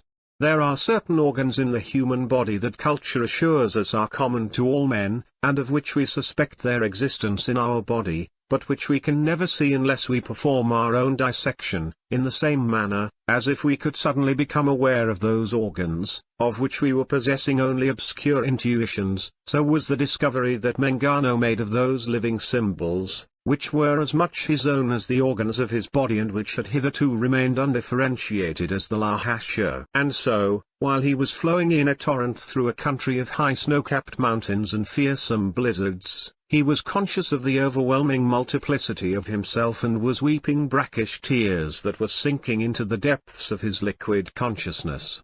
The tributary rivers were becoming increasingly spaced out until they disappeared completely. By then, Mengano had transformed into a very wide and torrential river that was still running roaring between snow-capped mountains and lazy glaciers that were discharging their icy flows into the water. Soon the mountain ranges, which were opening on both sides of the Mengano River, were distancing themselves from each other, leaving free the space of a great valley. The width of the river also grew, although its depth diminished, and its waters abruptly diffused into an enormous estuary, the mouth of which was seeming to connect with a sea of immeasurable size. But it was not a sea but another river, of immense flow, which Mengano immediately recognized as the Villano River, the Hyperborean current of pure blood that leads adverso flumen toward the extraterrestrial origin of his stirp. 23 When the flowing consciousness that was the Mengano River flowed into the Villano River, it experienced, in an instant, that miracle that is called Gnostic expansion. As if an enormous drop of oil were spreading out over the water in all directions, so was the consciousness of Mengano Gnostically expanding. And a new and infinite multiplicity of living object symbols was incorporated into his consciousness emerging from the newly discovered waters. The madness, thought Mengano, was undoubtedly consisting in letting himself be absorbed by the flow of that fabled river, and really, only his previous training, his limitless valor and the state of mind that he was still preserving, of expecting a more, were saving him from losing himself in the unconsciousness of those dark and impenetrable waters, but teeming with unmanifested life. For the river of the Hyperborean inheritance was a frightful hotbed of living symbols and of all kinds of objects, either floating or sunken, which were demonstrating their insane opulence. There were, for example, islands inhabited by dead ancestors, who were hailing, with vehement cries, the inverse passage of the liquid consciousness, and ancient submerged cities, and ships of 1,000 different epochs sailing on an uncertain course, and unknown or perhaps non-existent animals, and infinite other marvels that it would be impossible to describe. The Gnostic expansion led Mengano to discover a new world, but that world was that of the primordial madness that came about Ossa the Sidda's treason and the fall of the spirit. From there on he could not return without falling back into confusion, since the frightful hotbed, which was being lay behind, would cut him off by modifying the course through which he arrived at the Volano River, or by opening other courses that would only be channels without exit. In fact, Mengano was aware that the estuary and the parallel mountains no longer existed and that, if he turned back, he would only find the deviation of madness. But so dear a possibility was not worrying Mengano because his decision to follow to the end was unshakable and, moreover, his will was gnostically fortified as the ancestral current was bringing him closer to the origin of the mystery. Mengano, at that point of the journey, had noted that the mantle of a growing gloom was covering him as he was advancing. Soon he realized that the waters of the Hyperborean River were running through the bohasham of a monstrous and deep canyon excavated in the black rock Ossa, a fluvial erosion of millions of years, the towering walls of which were preventing the arrival of light. But the gloom was becoming even greater due to the fact that the canyon was constantly narrowing, until at last it converted into a sharp gorge through which the water was gurglingly running. And then it became totally dark. The tenebrous depths of the gorge through which he was sliding prevented him from noticing in time that the riverbed was going to end against the side of a colossal mountain, tinged with a marvelous golden color. That is why he could only have a fleeting glimpse of it before being precipitated into its entrails, when the totality of the flow spilled through a terrifying crevice in the form of a yoni. Although the waters, liquid consciousness, were completely filling the capacity of the stone tunnel, Mengano was sensing in some mysterious way a distant bellowing, which at times was similar to a piercing howl and made him think of a badly wounded beast. He was walling for quite some time through the interior of the Golden Mountain, and as the flow was very strong, he was supposing that if he had not yet crossed it, its diameter must be exceptionally large, a quality that was provoking Mengano's admiration. Soon the roar was deafening and it became clear that there was no badly wounded beast, but that the waters, when falling to even darker and more terrible depths, were producing the bellowing. And the titanic cascade also consumed the liquid consciousness of Mengano, and he, on irremediably falling toward the abyss, was also roaring and bellowing, falling prey to a berserker fury. Also so atrocious and resounding a fall came a sudden quietude that Mengano was only then able to perceive when he managed to overcome the violence of the leap and the terror of the abyss. Marveling, he realized that the waters of the Hyperborean River were feeding a lake located inside the Golden Mountain, in the center of an enormous cavern, the dimensions of which he dared not imagine. A SOS twilight, seemingly coming from a phosphorescence of the rocks, was contributing to increase that magical atmosphere of peace and serenity. Had he had a human face, Mengano would have smiled, but his joy at having arrived there, Ossa having traveled so long a distance, was also manifesting itself in that SOS ripple that was agitating the surface of the lake and that was, in a certain way, an aquatic smile. Having lost the notion of time, he could have remained there indefinitely, with his consciousness diffused in a SOS spool that was caressing the rocky shores and receiving on its surface the faded reflection of the crepuscular cavern. Yes, he would have remained like that for a long time, like a pond of consciousness, if a movement in the reflection had not abruptly reacted his ascension. Something had moved on a less illuminated sector of the shore. And Mengano, who had believed to be alone, suddenly found himself heightening his liquid perception in order to capture, with the water mirror of his face, the cause of that movement, a cause that apparently could not be living, since life was inconceivable there, in that unknown cavern hidden in the rocky entrails of the Golden Mountain. But the image of fright that was being reflected in the Mengano pond was belying that supposition. It was undoubtedly a man who had been leaning against the trunk of the apple tree, next to the shore, and who was now hashing up with difficulty. But when he was completely upright, Mengano realized that that white giant was not human, and he had the presentiment that he was in front of the great Hyperborean ancestor. He was wanting to preserve his pond-like serenity, but a senseless terror was stirring in the depths of his liquid soul, and, when the giant came close enough so as to reflect a clear image, something like an uncontainable embarrassment produced concentric circles on the surface, ripples that were revealing Mengano's inquietude. An infinite shame seized Mengano upon discovering, reflected in the water mirror of his consciousness, the primordial misery of himself. And to such a disturbance was added the horror of finding that the giant's face was turned backward, as if in a remote time he had turned his head a semicircle, azureward remaining welded forever. However, what impressed Mengano the most was the knowledge that that water that was filling the subterranean lake, and which was the source of the Villano River and of the countless rivers that he had gone up in the inverse direction in order to arrive there, was gushing from a wound situated in the chest of the giant. Upon learning of that millenary torment, which had laid a mark of pain on the face of the great ancestor, a last and terrible shudder completely shook the consciousness of Mengano. Unable to contain himself, Mengano's voice rose up from the liquid surface, "Lucifer, O Lucifer." And like a lament, the voice of the great ancestor asked, "Who has uttered the name of the great chief?" And then he continued, "I have felt the source of the pure blood stirring. I do not know your name," responded Mengano from the surface of the pond. "Every name is a catastrophe, a blight in the demiurge's hell. Before we were not named because we knew how to name, but you, mirror of the pure blood, are tarnished by the madness of the world and need words. I was Aeneas, do you remember? But, am I still? Mirror of the pure blood, your madness in asking about me is the reflection of my own madness, of the ancient deviation that multiplied us and submerged us in the dregs of Mahashur. In the beginning we loved, do you remember? At the beginning, we loved. I have come to seek you, O Aeneas," ascended the trembling voice from the pond of Mengano, "so that you may guide me toward the origin of our immortal race. Will you be able to do it?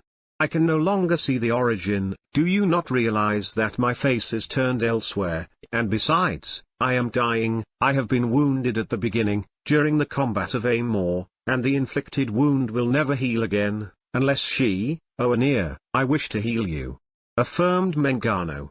"You will be able to recover your eternity. The Kali woman has come with me and is expecting you outside. She will give you back your honor if you grant her the honor of marrying her forever. O Aeneas, great Hyperborean ancestor, root of my stirp, never again abandon Kali." The wounded giant sighed, with a gesture of infinite weariness, while in his eyes was shining the fire of the old unquenched passion, renewed now by the promise that was springing up from the Mengano pond from re-encountering the Kali woman. "Yes," assured the great ancestor with a demented resolve, "you say well, mirror of the pure blood, I am ready to complete my death, and then to die 1,000 times more, just to behold her face again. O mirror, what happened to us? What is this drunkenness of the abyss with which we have been defeated? We were as gods. If I had at least kept my trident, the new fight would be more evenly matched, but wounded and shackled like this, unable to face toward the origin because I have no face that faces me, I am condemned to eternal deviation, unless she, but I must not keep my betrothed waiting." Then, advancing with a faltering step, stumbling over the chains that were holding down his ankles, bleeding profusely from the ancient wound, without seeing where he was going, for his face was turned backward, the great ancestor wanted to walk in the direction of the pond. But, although a very short distance was separating him from the subterranean lake, it was no easy task to reach it, for a centuries-old numbness had stiffened his limbs, Nevertheless, he immediately rolled on the rocky ground, slid down the slope of the shore and finally sank silently into the living waters of the Mengano pond. And Mengano, at that moment, had the sensation of being at the center of an expanding explosion of fire, encompassing not only the rivers of pure blood, but also the totality of the microcosm. Never did the Sadhaka Mengano believe, before that Maithuna, that he would come to know a passion as terrible and voracious as his, which was nevertheless constituting the only motivation toward the exterior world on the part of the great ancestor. But such a gnosis was necessary, as we will see, in order to complete the formula of the fish defiance. When the great ancestor submerged himself in the mirror of the Mengano pond, there was no longer an object to reflect or a reflected image. All difference was consumed in the explosion of fire, and the consciousness of the Virya Mengano and Anir were again one and the same. The totality of the blood was then pure, gnostically transmuted, but it was also fire, because of the mystery of Amor. The next step of the formula was fulfilled at that moment of the igneous expansion and transmutation of the blood. Since the Maithuna began, and Mengano pretended to be a river, until the instant of the igneous expansion and the return of the great ancestor, only a few minutes had passed, perhaps 10 or 15, but during that time, the Kali woman remained motionless, in the position of Lilith, for it was so agreed upon beforehand. However, after the return of Anir, without being clairvoyant, anyone would have noticed that the Sadhaka's countenance was glowing in an expression of luciferic happiness, while a more thorough inspection would have observed the SOS greenish aura that was now extending around his body. The Kali woman could not fail to note the change, and it was perhaps because of that, or because of an unconscious compulsion, that she began to move herself rhythmically with the decision made to extract the Sadhaka's semen. While her enthusiasm was increasing, Mengano was beholding her harsh face without being noticed, for he had narrowed his eyelids to allow only a weak ray of light to pass through. He did this because he was awaiting the moment at which the dictum of the Hyperborean Tantra would be fulfilled: the Kali woman's hatred opens the doors of eternity. And on this dictum rested, to a great extent, the success of its formula. According to the Hyperborean wisdom, the true solution to the mystery of the Sphinx is found in that dictum. In order to apply said dictum in the sadhana, the Hyperborean Tantra affirms that, during the Maithuna with the Kali woman, if the sadhaka manages to retain his semen by preventing her from burying it in her infertile womb, the Kali woman's hatred will open the doors of eternity. Hatred occurs when it becomes clear to her that she will not succeed in extracting his semen. It is at that moment that the doors of eternity are opened. That is why one must be attentive, without her noticing it, to the variations of her harsh face, for, as the Hyperborean Tantra says, the doors of eternity are the eyes of the Kali woman. It is not fie-hashing to add further commentaries to this mystery, but it is worth remembering that upon observing the eyes of the Kali woman, one is beholding a sign of death. The gaze of Mengano, as in a dream, was fixed on the eyes of the Kali woman, while the Lahasha, rapidly panting, raising and lowering her body in order to grind the lingam with her yoni. And the eyes of the Kali woman, shining with lust, were also fixed on the face of the sadhaka, trying to predict the moment of his orgasm and simulating the orgasm itself with faint sighs and elaborate gasps, trying to deceive the sadhaka about the effects that his virility was supposedly producing in her, in order to induce him, in this way, to complete the coitus.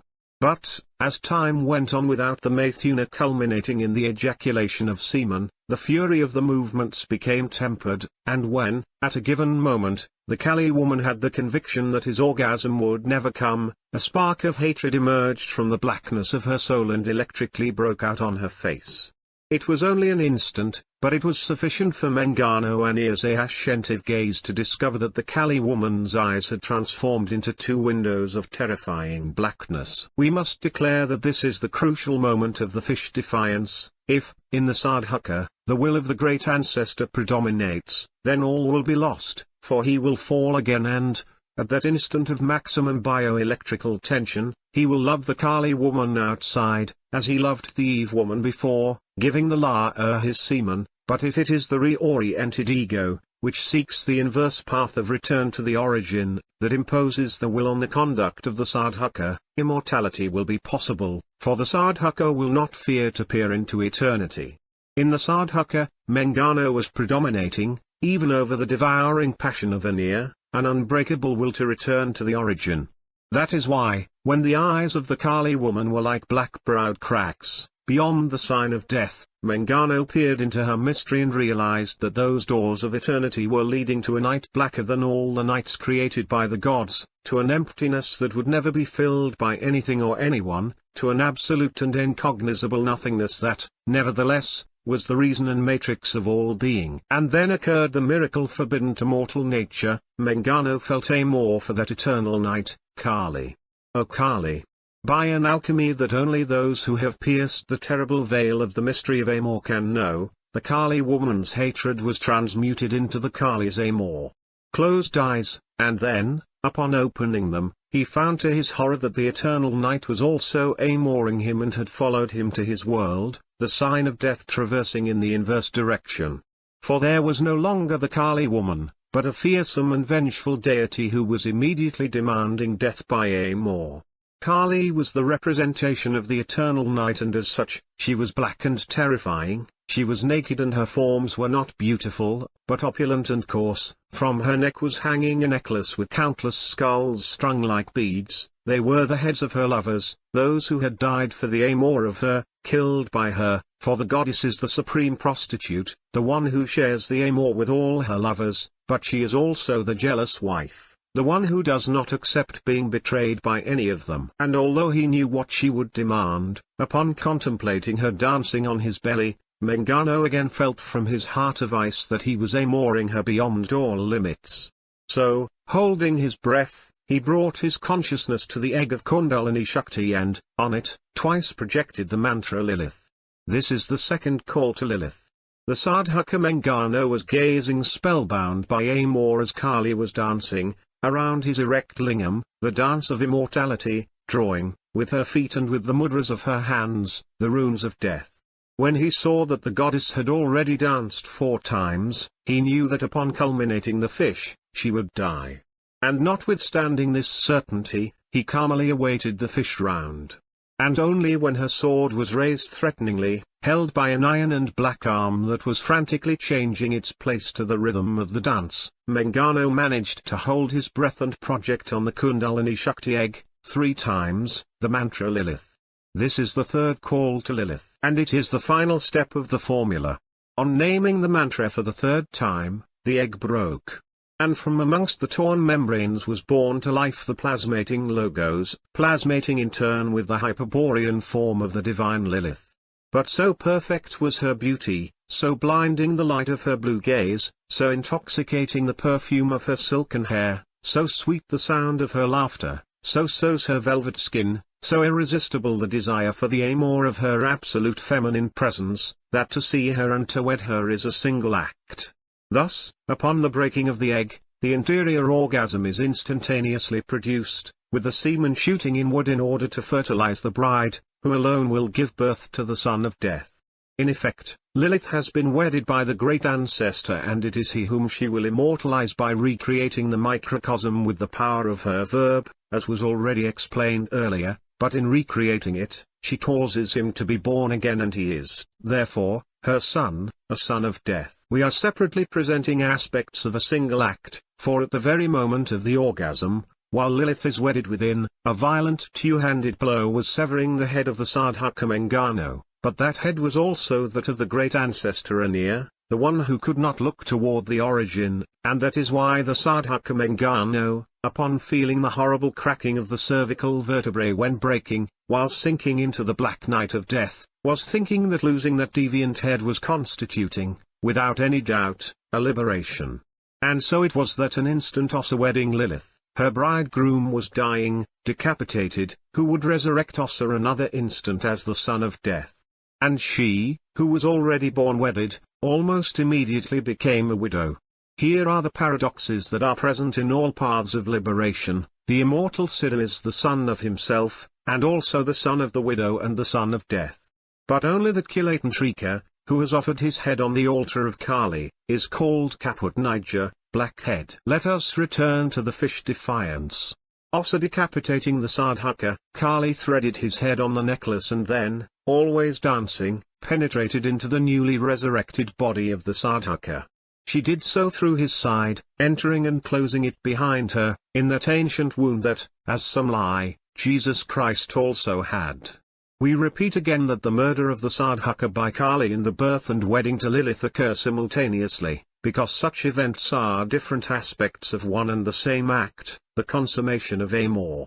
When the Sadhaka Amors Kali outside, he recovers Lilith inside, consummating, with her, magical weddings, the curses from which the son of death will be born. That is why the happiness of possessing Lilith is indescribable, just as is the ecstasy with which the Maithuna culminates, the orgasm of the loveless Amor in which the semen shoots inward and repairs the original error. There should be no doubt about the birth of Lilith from the rupture of the Kundalini Shakti egg. Lilith has not been created by an act of imagination, nor should she be identified with Kundalini. On the contrary, Kundalini is to Lilith as the human body is to the Hyperborean spirit, a vehicle of manifestation. The formula in order to recover Lilith has been the following: when beholding the eternal night, through the eyes of the Kali woman, the Sadhaka projects his faceless memory of the Hyperborean woman, and the black eternity, from the womb of Sunyata, returns, to the Sadhaka, diary of the Kali woman, and that is why the spirit of the Hyperborean woman first manifests itself externally, coming from eternity toward the world and from the world toward the Sadhaka. It is necessary, then, to give a body to the spirit, to Amor her and to wed her. On entering the world from eternity, the spirit of her is Kali, and because she is Kali, she already has a face, and by plasmating, with her face, the egg of the plasmating logos, she now has a body, but, upon breaking the egg, Kali enters because she is the spirit of her, who must be born with the beautiful face of Lilith, but, before entering, she murders the Sadhaka by decapitating his inverted head, for only he who is killed from without can be resurrected from within. There is another terrible aspect of this mystery that we cannot avoid. In order to attain immortality, Lilith must be wed, therefore, Lilith must live. For Lilith to live, it is necessary to grant her a Kundalini Shakti body, therefore, the egg must be plasmated. In order to plasmate the egg, it is necessary to count on Kali's dance, therefore, Kali must reveal herself to the Sadhaka. For Kali to reveal herself, the Kali woman's hatred is necessary, therefore, the Kali woman will make it possible for Kali to emerge. For Kali to emerge, the Kali woman will open her eyes to eternity by inverting her sign of death that will no longer be toward the outside but toward the inside, therefore, the Kali woman must die. In effect, the immortality of the Sadhaka implies the death of the Kali woman. Initiatic death, symbolic death, or actual death by disincarnation? Who can respond with certainty? Each Western Sadhaka, like Mangano, will have to solve this mystery on his own. We have expounded in some detail Mangano's formula in order to demonstrate that Tantrism is something more than an erotic aim or a series of sexual techniques for improving conjugal union. We follow this path because we want to discourage tantric practices in those Viryas who are not qualified to aim or Kali. For this path only offers liberation to those who, like Mangano, are not afraid to surrender their skull to adorn the necklace of the goddess. As an epilogue to this 8 Degrees article, we can summarize the foregoing by affirming that Mangano, a Western Sadhaka, successfully posed the ritual of the 5 defiances and achieved his strategic objective of immortalizing the physical body and reaching absolute individuation. Nevertheless, we understand that such an epilogue, even being exact, may be insufficient for the one who questions about Mangano's subsequent steps. Is it never possible to talk about what occurs after the initiation? Kal body. Does this signify that the vril has been reached? And, etc. etc. Naturally, it is not advisable to rationally respond to such questions, and that is why no one who possesses the answers will agree to comment, in this way, on the mystery of rebirth and immortality. We can, however, approach the mystery if we resort to the symbolic language with which the former expresses itself. Here, then, is a new epilogue: along a sandy shore, flanked by varied foliage, she and he walk hand in hand. At last they stop. In front of them is the water. Pointing with his index finger toward the distant horizon, he says, "Beyond the water is the mountain and, behind it, the vril. We have the gnosis, we only need to recover the power, O beloved." And she, smiling sweetly, responds, "O beloved, the end and the beginning are now within our reach, whither shall we go?" "We must go toward the beginning," he responded, "which shall be our end. Oh, beloved, shall we be capable of once again abandoning these delights? How long we were separated, we shall be strong. No longer will I love thee on the beach, nor in the water, thou who art SOS as a breath. Now my heart is frozen with Amor, and thy face, glowing with whiteness, loves me from the eternity of the night. Here, beloved, to the secret that has cost us so much to know, the great deceiver has erected a paradise around the vril. Many return to paradise, but few dare to cross it and march beyond, and they continued to hold hands. Sometimes he was stopping and dancing, and then she was calling him Shiva. And when she was dancing, he was giving her sweet glances and calling her Parvati. But at other times, he was unsheathing his sword, radiant with beauty, and she was becoming light and flying like the wind, and then they were Lucifer and Lilith, marching towards the origin, and they had many other names that were, like these, residues of ancient rounds of Amor. One day they came very close to the place where they had entered in the past, in that timeless time when they were not yet acquainted with the meaning of the word teardrop. They recognized with horror the apple forest and heard how its fruits were calling to them, amid laughter and promises. But this time, they did not stop. And upon exiting the enchanted forest, they saw, shuddering with happiness, that the vehicle that one day brought them from Hyperborea was still abandoned in that place. Seen from the exterior, it was seeming carved in marble, with its 8 windows and its pointed tower, similar to the helmet of Thai priests. They entered from the back, through one of the windows, and laid their feet on the circular interior floor. Before embracing and covering each other with mutual caresses, they took one last look, through the windows, at the horror of the beast. Then they loved each other without reserve, now free from the madness, and then, for they still had their backs turned, they prepared themselves to turn their faces toward the inside of the ship, in order to confront the truth. 11th Tome, O Strategy of the Loyal Siddhas. The Graal, Christos Lucifer's act of war. In previous sections, we mentioned a strategy that the loyal Siddhas use in order to counteract culture, the enemy's strategic weapon, and we explained it, by means of an allegory, as consisting in a charismatic message.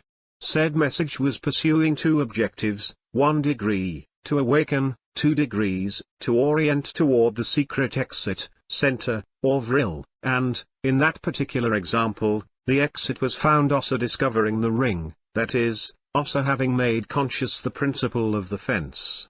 However, the second part of the message, the Song of Amor, was offering, to whomever would listen to it, the possibility of finding the exit, by 6 other ways different from strategic opposition. In any manner, this strategy, such as I have described it, with its 7 possible ways of liberation, responds to purely individual objectives, i.e., it is exclusively directed toward the man. That is why it is now up to us to declare that it forms part, the individual part, of a larger conception, to which we call, O Strategy. The O Strategy is fundamentally directed to obtain the individual liberation of man, but, in certain favorable historical occasions, the Siddhas procure to orient the race as a whole in order 24 to force the collective mutation. In that case the leaders, many times sent by the Siddhas and other times illuminated by them, are in charge of charismatically projecting the strategic models onto the people, seeking to reintegrate them into the cosmic war. So that such a task can be realized with probabilities of success, it is necessary that the leaders have an external element, situated in the world, which irrefutably represents the divide origin of the race. This external element must also give proof of the commitment assumed by the Siddhas when inducing the Viryas to resume the war against the Demiurge, and of their resolution to wait out the necessary kalpas while they win freedom. By these conditions, it can be comprehended that said external element is a true stone of scandal for the Demiurge and his demonic hosts, and that all his power, that is to say, the great deception, is set on achieving its destruction or, failing that, preventing it from remaining within man's reach. But, In spite of the contrariety that such an action was causing in the enemy, the Siddhas have fulfilled their part of the primordial pact and, with an admirable disregard toward the Pao. Book 4 discusses at length the meaning that should be given to the 24 of the infernal potencies, deposited it in the world and guarded it from any Ahashak so that men or their charismatic leaders discover it and avail themselves of its significance. The strategy of the gods is, then, directed at the internality of each man through charismatic singing, trying to awaken in them the blood memory and induce them to follow any of the 7 ways of liberation. But it also procures to impulse the race as a whole so that it ceases to march in the evolutive or progressive direction of history and, rebelling against the plan of the One, in an inverse leap, transmutes the animal tendencies of the Pusu and recovers his divine nature. In order to achieve this second purpose, no longer individual but racial, we have said that there is an external element. What, concretely, will this external element be, this thing, to which we have attributed such marvelous properties? It is something of which description alone would take several volumes and that, in order to abbreviate, we will call Graal. Being impossible to reveal here a mystery that has been impenetrable for millions of persons, we will try, as usual, to approach it by means of some commentaries. We were wondering what, concretely, this wonderful thing is, which we now know is called the Graal. Let us begin there. Concretely, the Graal is a stone, a crystal, a gem, of this there is no room for doubt. But it is not a terrestrial stone, of this there is no room for doubt either. If it is not a terrestrial stone there is room to ask what its origin is. The Hyperborean Wisdom affirms that it comes from Venus but does not assure that is its origin. We can suppose, for lack of another clarification, that the lords of Venus brought it to Earth, from that green planet. But the lords of Venus are not originally from Venus but from Hyperborea, an original center that does not belong to the material universe and the blood memory of which has led many lost Viryas to erroneously identify it with the missing Nordic or polar continent. According to the Hyperborean Wisdom, the Graal was brought to the solar system by the Siddhas immediately after they burst through the gate of Venus in order to establish themselves in Valhalla. Be that as it may, there is another concrete aspect that should be taken into account. The Graal is a gem that is of the utmost importance to the Siddhas, to the point that they are not willing to abandon or lose it. Through camaraderie and solidarity toward the lost Viryas, they have situated it in the world, but at the end of time, the Graal will be recovered and taken back to its place of origin. To what is owed this measureless interest to preserve the mysterious gem? Because it has been momentarily removed from the most beautiful jewel that has ever been seen in the universe of the One, from that jewel that no one would be able to imitate in this or in other worlds, not even the master goldsmiths or the constructor Devas or the planetary, solar, or galactic angels, etc. Because the Graal is a gem from the crown of Christos Lucifer, he who is purer than the purest of the Siddhas, the only one who can speak face to face with the incognizable. Christos Lucifer is who, being in hell, is beyond hell. Being able to remain in Hyperborea, in the light of the incognizable, Christos Lucifer has wanted to come in rescue of the captive spirits, protagonizing the incomprehensible sacrifice of his own self-captivity. He has installed himself as the black sun of the spirit, charismatically illuminating, from behind Venus, through the intermediary of the Paraclete, directly into the blood of the lost Viryas. How a gem of the gallant Lord has been tarnished falling here, to earth, one of the most repugnant sewers of the 7 hells. Because he has willed it so. Christos Lucifer has delivered the Graal to the Siddhas as a guarantee of his commitment to man, of his sacrifice, and as irrefutable material proof of the divine origin of the spirit. B. The power of the Graal. The Graal is, in this sense, a reflection of the divine origin, which will guide, like a lighthouse, the vacillating course of the rebel spirits who decide to abandon the slavery of Jehovah Satan. We have already seen what the Graal is, a gem from the crown of Christos Lucifer. We will now see what the Graal represents for the captive spirits. Above all, the Graal is linked to the incarnation of the spirits, and its significance must first be sought in relation with such a mystery. It is explained if we take into account that millions of years ago, when the traitorous siddhas allied with the demiurge Jehovah Satan in order to carnalize the Hyperborean spirits, Christos Lucifer delivered his gem so that the truth of the divine origin could be seen with mortal eyes. That is why the Graal, placed in the world as proof of the divine origin of the spirit, gives meaning to all the Hyperborean lineages of the earth. Because of it, the blood of men, still plunged into the most tremendous confusion, will always reclaim its extraterrestrial inheritance. The presence of the Graal, in principle, prevents the enemy from denying the Hyperborean ancestors. But just as the Graal gives a cosmic meaning to the history of man, connecting him with the eternal race of the origins, and divinizes the Hyperborean lineages of the earth, so too for the demiurge, by the presence of the Graal, said lineages become a cause of scandal and an object of persecution and scorn, of punishment and pain. The divine Hyperborean lineages will be, from the Graal on, heretical lineages condemned for all eternity by Jehovah Satan. The Graal has come to awaken undesirable memories, to valorize the past of man, constructed ever saw the planetary, solar, or galactic angels, etc. Because the Graal is a gem from the crown of Christos Lucifer, he who is purer than the purest of the siddhas, the only one who can speak face to face with the incognizable. Christos Lucifer is who, being in hell, is beyond hell. Being able to remain in Hyperborea, in the light of the incognizable, Christos Lucifer has wanted to come in rescue of the captive spirits, protagonizing the incomprehensible sacrifice of his own self-captivity. He has installed himself as the black sun of the spirit, charismatically illuminating, from behind Venus, through the intermediary of the Paraclete, directly into the blood of the lost Virias. How a gem of the gallant Lord has been tarnished, falling here, to earth, one of the most repugnant sewers of the seven hells. Because he has willed it so. Christos Lucifer has delivered the Graal to the siddhas as a guarantee of his commitment to man, of his sacrifice, and as irrefutable material proof of the divine origin of the spirit. B. The power of the Graal. The Graal is, in this sense, a reflection of the divine origin, which will guide, like a lighthouse, the vacillating course of the rebel spirits who decide to abandon the slavery of Jehovah Satan. We have already seen what the Graal is, a gem from the crown of Christos Lucifer. We will now see what the Graal represents for the captive spirits. Above all, the Graal is linked to the incarnation of the spirits, and its significance must first be sought in relation with such a mystery.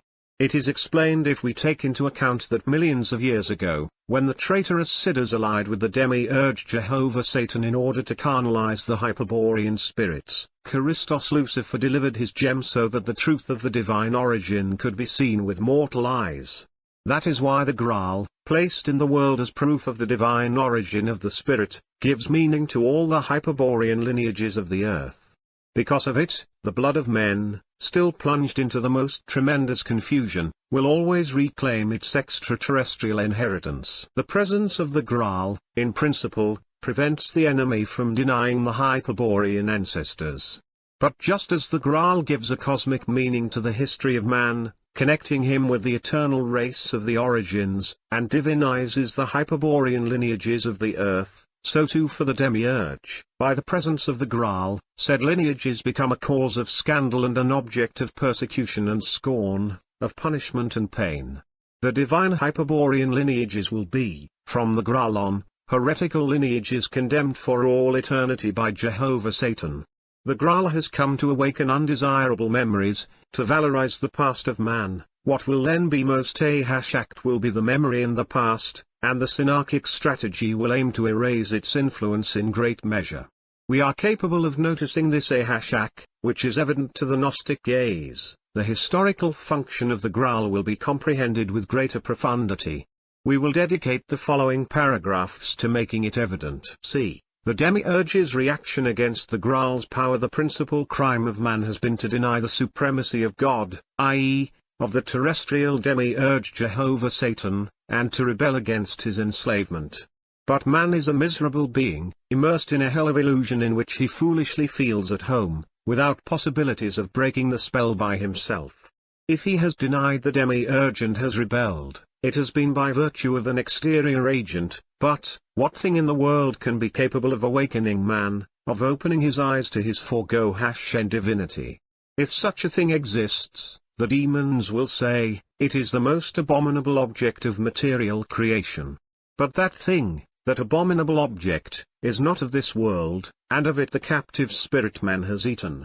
This green fruit, which later they will call Graal, is an aliment that nourishes with the primordial gnosis, i.e., with the knowledge about the truth of the origins. Because of the Graal, forbidden fruit par excellence, man will know that he is immortal, that he possesses a divine spirit enchained to Mahashur, that he comes from a world impossible to imagine from his terrestrial hell but for which he feels nostalgia and to which he desires to return. Because of the Graal, man has remembered. Here is his first crime. To remember the divine origin will be, from now on, a terrible sin, and those who have committed it will have to pay for it. That is the will of the demiurge, the law of Jehovah Satan. They will be his ministers, the demons of Chang Shambhala, those who will be in charge of executing the sentence, collecting the punishment in a currency that is called pain and suffering. The instrument will be, naturally, incarnation, repeated 1,000 times in transmigrations controlled by the law of karma, cynically declaring that pain and suffering are for the good of the spirits, in order to favor their evolution. If evil lies in the blood, then favoring racial mixing will weaken it and poisoning it with the fear of sin will turn it impure. The result will be the strategic confusion of the spirit and the complete obscurity about the past of man. In the past there is nothing worthy of being rescued, sensible people will affirm for millennia, in chorus with the demons of the Brotherhood. Theology, and even mythology, will speak about the sin of man with the language of the demiurge, the sin, the fall, and the punishment. Science, on the other hand, will show us a more discouraging panorama. It will prove, using fossil filth, that man descends from a proto-simian called a hominid, that is, from the wretched and despicable animal man who was the ancestor of the Pusu. Science has brought the past of man to its most dramatic degradation, evolutively linking him with reptiles and worms. For modern man there will no longer be divine ancestors but simians and trilobites. It really takes a superhuman hatred in order to want man to humiliate himself in so sad a manner.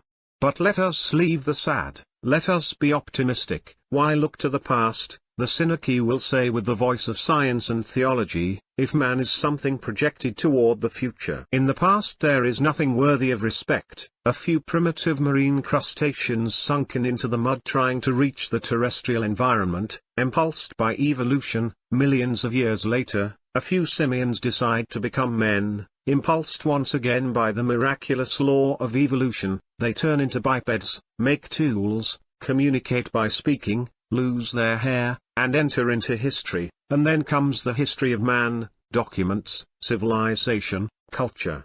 And in history, implacable evolution continues, now converted into a more inflexible law called dialectic. The mistakes of humanity, wars, intolerance, fascism, are errors, the successes, peace, democracy, the UN, the Sabin vaccine, are successes. From the dialectic struggle between successes and errors always emerges a superior stage, a benefit for future humanity, confirming the evolutive or progressive tendency. Is not this progressive tendency of history all the good that can be expected from the past?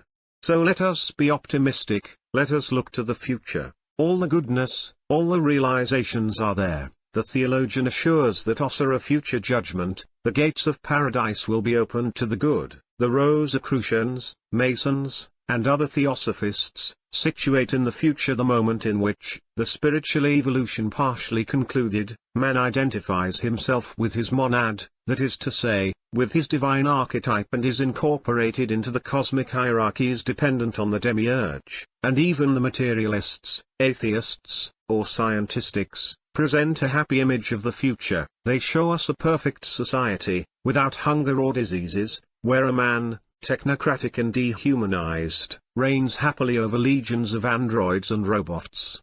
We will not go into detail about an evident fact. It has been attempted to erase the past of man, disconnecting him from his Hyperborean roots. Totally erasing said past has not been achieved, But, in compensation, a metaphysical fracture has been created between man and his divine ancestors, in such a way that, at present, an abyss separates him from his primordial memories, an abyss that has a name, confusion.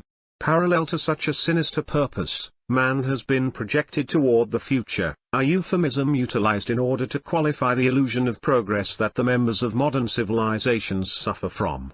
Such an illusion is culturally generated by powerful force ideas, skillfully used as a strategic weapon. Men, conditioned in that way, blindly believe in the future, look only toward it, and even the fatalists, who envision a black future, admit that if an unforeseeable exception or a miracle offers an exit to civilization, it is, by all means, in the future. The past is in any case a source of general indifference. This evident fact undoubtedly represents an important triumph for the Synarchy, but a triumph that is not definitive. In effect, we have seen that the maximum pressure of the Synarchic strategy is applied to erasing the past, to obscuring the memory of the divine origin, and that such an ahashak is produced as a reaction to the Gnostic action of the Graal. But the Graal is not only a forbidden fruit, consumed by man in remote times, immediately after his enslavement. The Graal is a reality that will remain in the world as long as the last Hyperborean spirit continues in captivity. Through the Graal, it is always possible for man to awaken and remember. But, in order to enjoy its gnosis, it is indispensable to realize that the Graal, as a reflection of the origin, shines in the blood from the past. Its light comes from the reverse direction of time, and that is why no one who has succumbed to the Synarchic strategy will be able to receive its influence. We already ascertained that a powerful cultural strategy projects man toward the future and attempts to erase his past and confuse his memories. But the Graal should not be sought looking to the future, since it will never be found this way. In rigor of the truth, the Graal should not be sought at all, if by such a verb we understand an action that implies movement. Only those who seek the Graal have not comprehended its metaphysical significance and believe, in their ignorance, that it is an object that can be found. Let us recall one of the medieval stories about the Graal that, although deformed by its Judeo-Christian adaptation, preserves enough elements from the Hyperborean tradition. In his ignorance, Parsifal, the pure madman, goes out to seek the Graal. In his ignorance, he commits the blunder of undertaking the search, chivalrously traveling through different countries. This displacement essentially points toward the future, because in every movement there is an imminent and inevitable temporality, and, naturally, Parsifal never finds the Graal by seeking it in the world. Pairs to him and his eyes are open. He then notices that the throne is vacant and decides to claim it, finally becoming king. The following should be seen in this allegory. Parsifal comprehends that the Graal should not be sought in the world, through time, and decides to make use of a Hyperborean strategic way. For it, he situates himself naked in a castle, desynchronizing himself from the time of the world and creating a time of his own, in verse, which points toward the past. Then the Graal appears and opens his eyes. Parsifal notices that the throne is vacant and decides to claim it and is transformed into a king.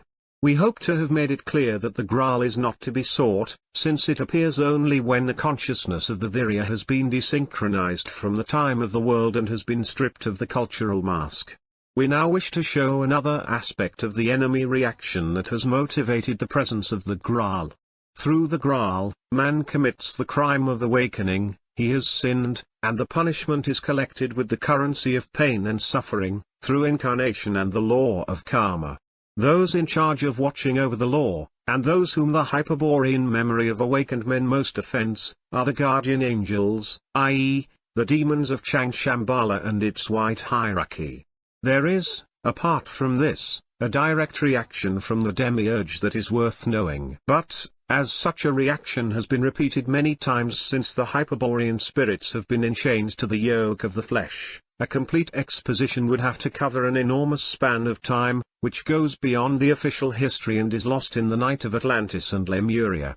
Of course, we will not be able to embark on such a story, and that is why we will only refer to the reaction of the demiurge in historical times, but it should not be forgotten that all that is said about this event is not exclusive to one epoch, but has already been and will surely be again.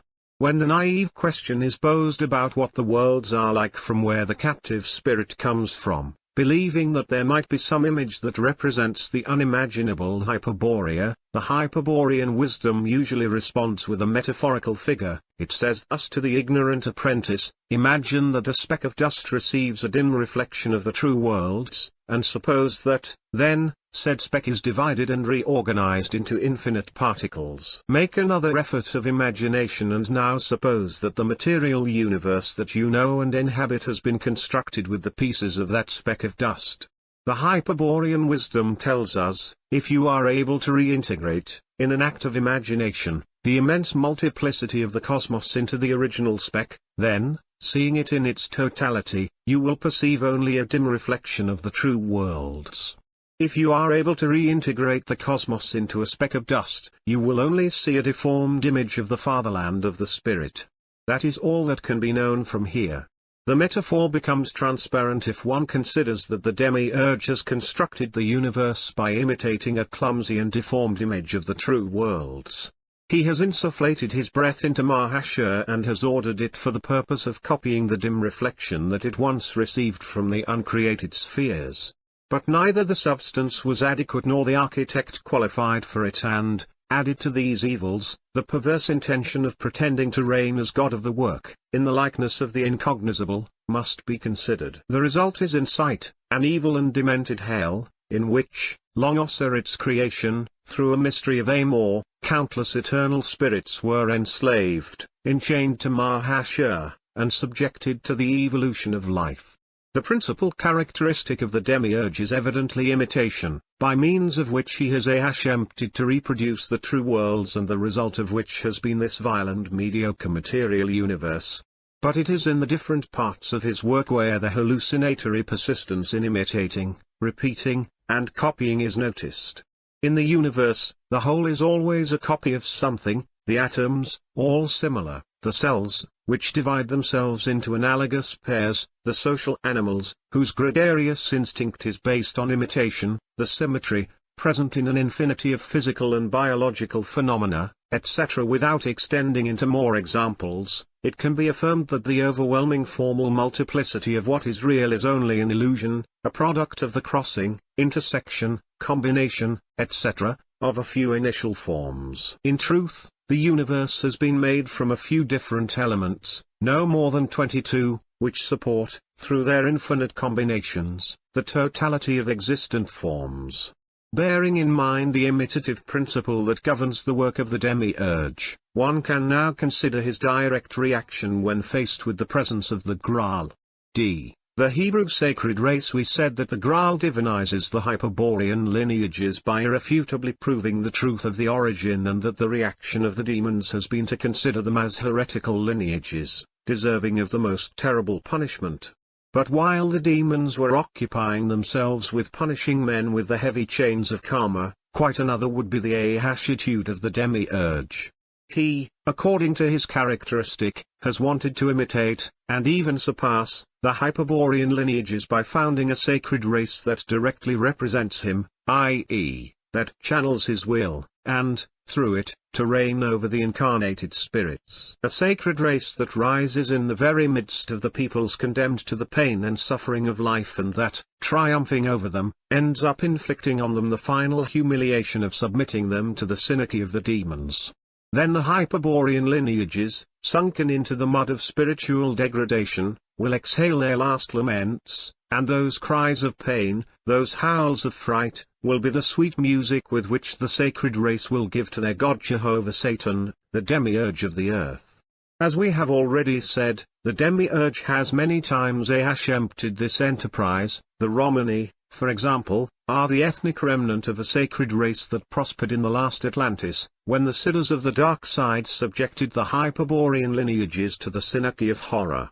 There, the incarnated spirits were precipitated to the most dreadful practices, the divine blood was degraded and confused by means of the indiscriminate mixing of races, and, what is worse, fertile crossings between men and animals were achieved with the aid of black magic. Thousands of human victims were immolated in order to satiate the thirst of blood of Jehovah Satan, worshipped there in his aspect as god of the infernal hosts.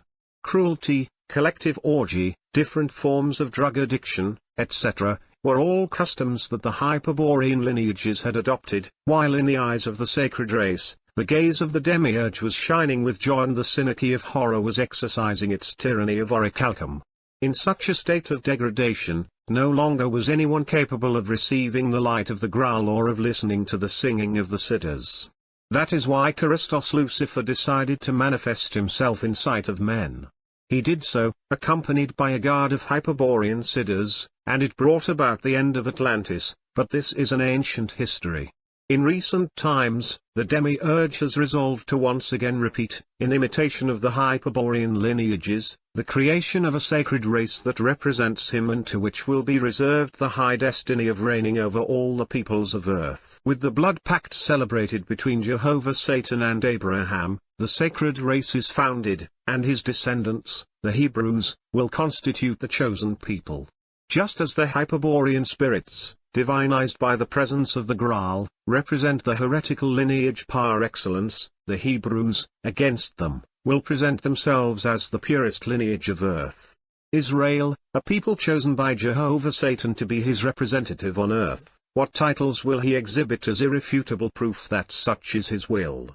The demiurge, following his usual system of imitating, reasons in this way: if by the gem of Christos Lucifer, the Graal, the Hyperborean lineage has been divinized, also by a stone of heaven the stirp of Abraham will be consecrated. I will place in the world a stone on which my law will be Rihashen as irrefutable proof that Israel are the chosen people, before whom the other nations must humble themselves.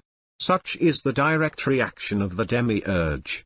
He chooses, from among the dregs of humanity, the most wretched people, and also making a covenant with them, he makes them grow in the shadows of powerful kingdoms. When he decides that the time has arrived for the sacred race to fulfill their historical mission, he renews the covenant, delivering the key of power to Moses. Then Israel, the purest lineage of the earth, passes through millennia and marches toward its future of glory, while the empires and kingdoms collapse into the dust of history. Undoubtedly, the reaction of the demiurge has been effective, and the effects of his stone, the force of his law, have been powerful. That is why it is worth asking, what is it, actually, that Jehovah Satan delivers to the Hebrews as an instrument of power and universal domination? We will repeat it synthetically. The tablets of the law contain the secret of the 22 voices that the demiurge pronounced when he ordered Mahashur, and by which every existing thing has been formed. The group of symbols contained in the tablets of the law is what from antiquity is known as acoustic Kabbalah. In Atlantis, this knowledge was at first the patrimony of another sacred race, but, later on, the guardians of the lithic art, ancestors of the Cro-Magnon and fathers of the white race, arrived to completely dominate it. The tablets of the law are then the stone that the demiurge has placed in the world as the metaphysical support for the sacred race in imitation of the whole Hyperborean Graal lineage. However, as in all the imitations of the demiurge, one should not see here an equivalence too precise. The Graal, from the past, reflects the divine origin for each one of the Viryas and constitutes an attempt by Christos Lucifer to come to the aid of the captive spirits, or, in other words, the influence of the Graal points to the individual and the spiritual. The tablets of the law, on the contrary, point to the collective, between Jehovah Satan and the Hebrew people, and, in addition, their Kabbalistic content reveals the keys that make mastering all the material sciences possible. If strategic confusion, incarnation, enchainment to the law of karma, etc., are terrible evils that afflict the Hyperborean spirits, the terrestrial coexistence with a sacred race of Jehovah Satan is undoubtedly the most frightful nightmare, even worse than any of the mentioned misfortunes. Because, from the renewed covenant with Moses, the racial enmity between the Hyperborean lineages and the Hebrew lineage will be permanent and eternal, with the irreversible disadvantage, for the first, that the infernal will of the demiurge will irresistibly express itself through the second. Also the appearance of Israel, the only dramatic alternative late to the Viryas, is returning to the origin or definitively succumbing. Digging into the Hebrew myth of Abel and Cain, under a veil of calumnies, an accurate description of the racial and theological enmity between Hebrews and Hyperboreans can be assessed. In said myth, Abel, who is a shepherd of flocks, represents the basic type of Hebrew, and Cain, the farmer, the figure of the Virya. The legend tells that Jehovah Satan was pleased with the blood offerings of Abel the shepherd, consisting of the sacrifice of the firstborn lambs with their fat.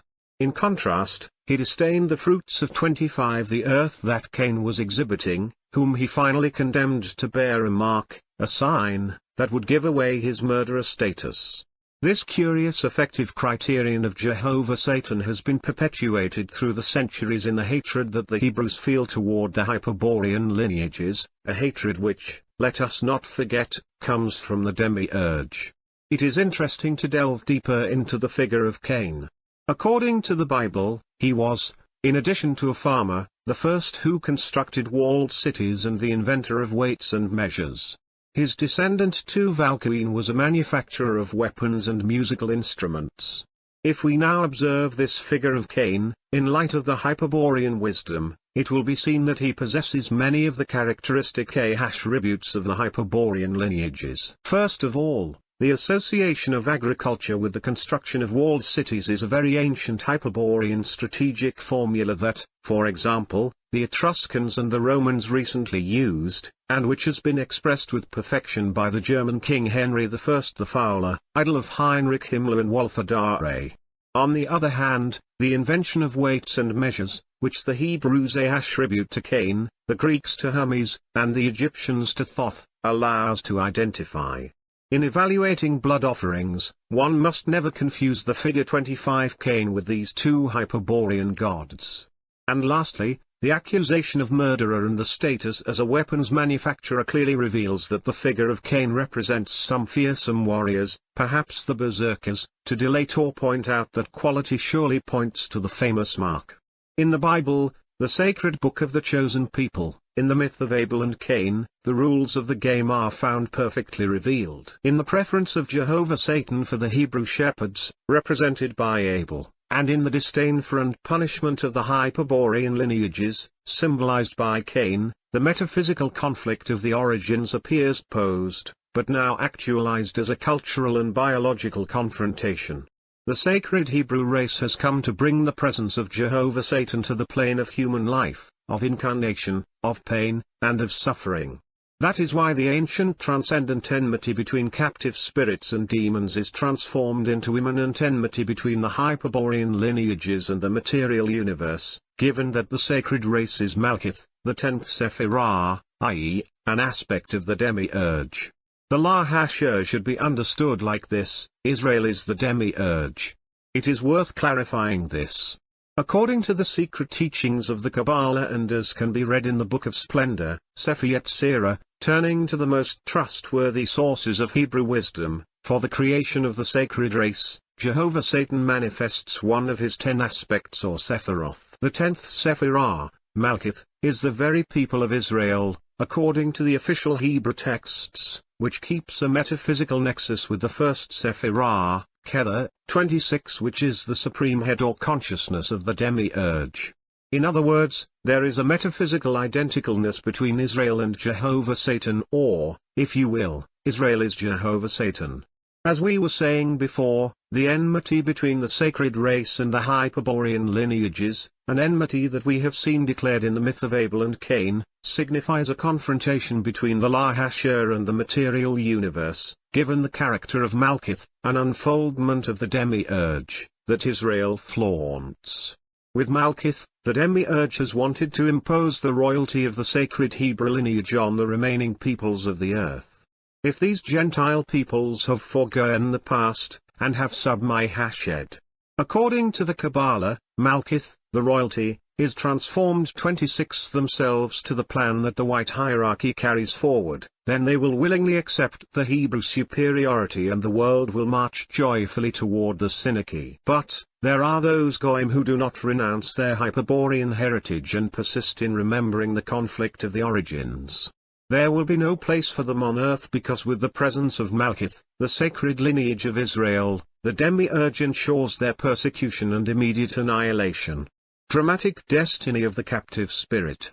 For millennia to remember the origin, i.e., to exhibit a heretical lineage, was punished by the demons with a strong karma, and the pain, the suffering, were so terrible that one ended up forge-hashing it. But, while this degradation was occurring, in the depths of his heart, boiling in his blood, the condemned one was able to partake of the mind and access gnosis. It was his right. If he was able to elevate himself from the swamp of spiritual confusion, no one could prevent him from receiving the light of the Graal or listening to the singing of the siddhas.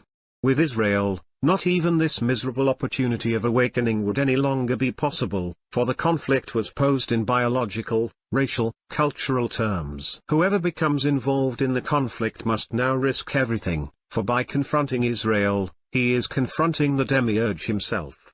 Israel advances in history with an irresistible force.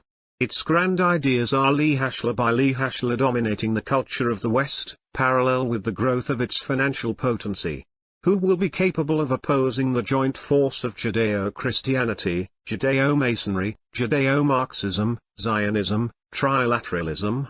Who would be able to force out the banks of Rothschild, of Jacob Schiff, of Kuhn and Loeb, of Rockefeller, etc., and who will compete with the Hebrews in the fields of science or art? We already described in the novel the fantastic material power reached by the Synagogue. Against these organized forces, the Virya does not have the slightest chance. Social effect of the O strategy. That is why, before such a formidable power, the only valid strategic alternative is racial confrontation, the Hyperborean lineage of the captive spirits opposing the sacred race of Jehovah Satan. And in this clash of lineages, in this war brought to the terrain of the blood, the awakened Virya, the one who remembers and desires to return, will have to listen to the singing of the gods and, by following a secret way of liberation, find the exit, conquer the Vril, and transmute himself into an immortal divine Hyperborean.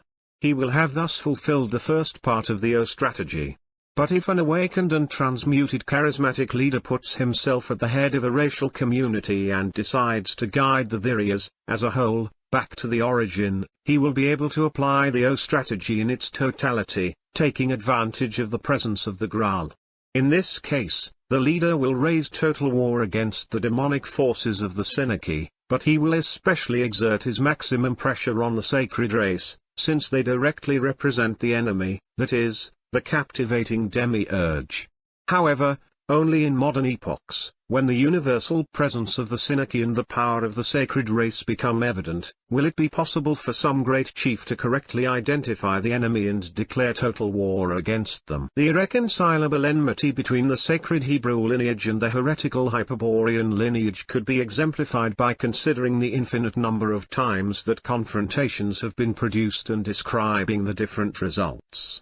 We can assure that there would be enough material to fill several tomes, which is the reason why we must be prudent and refer ourselves to what is strictly necessary for the comprehension of the O strategy of the Siddhas. It is with this criterion that we will consider only one example, but an example that will be highly clarifying.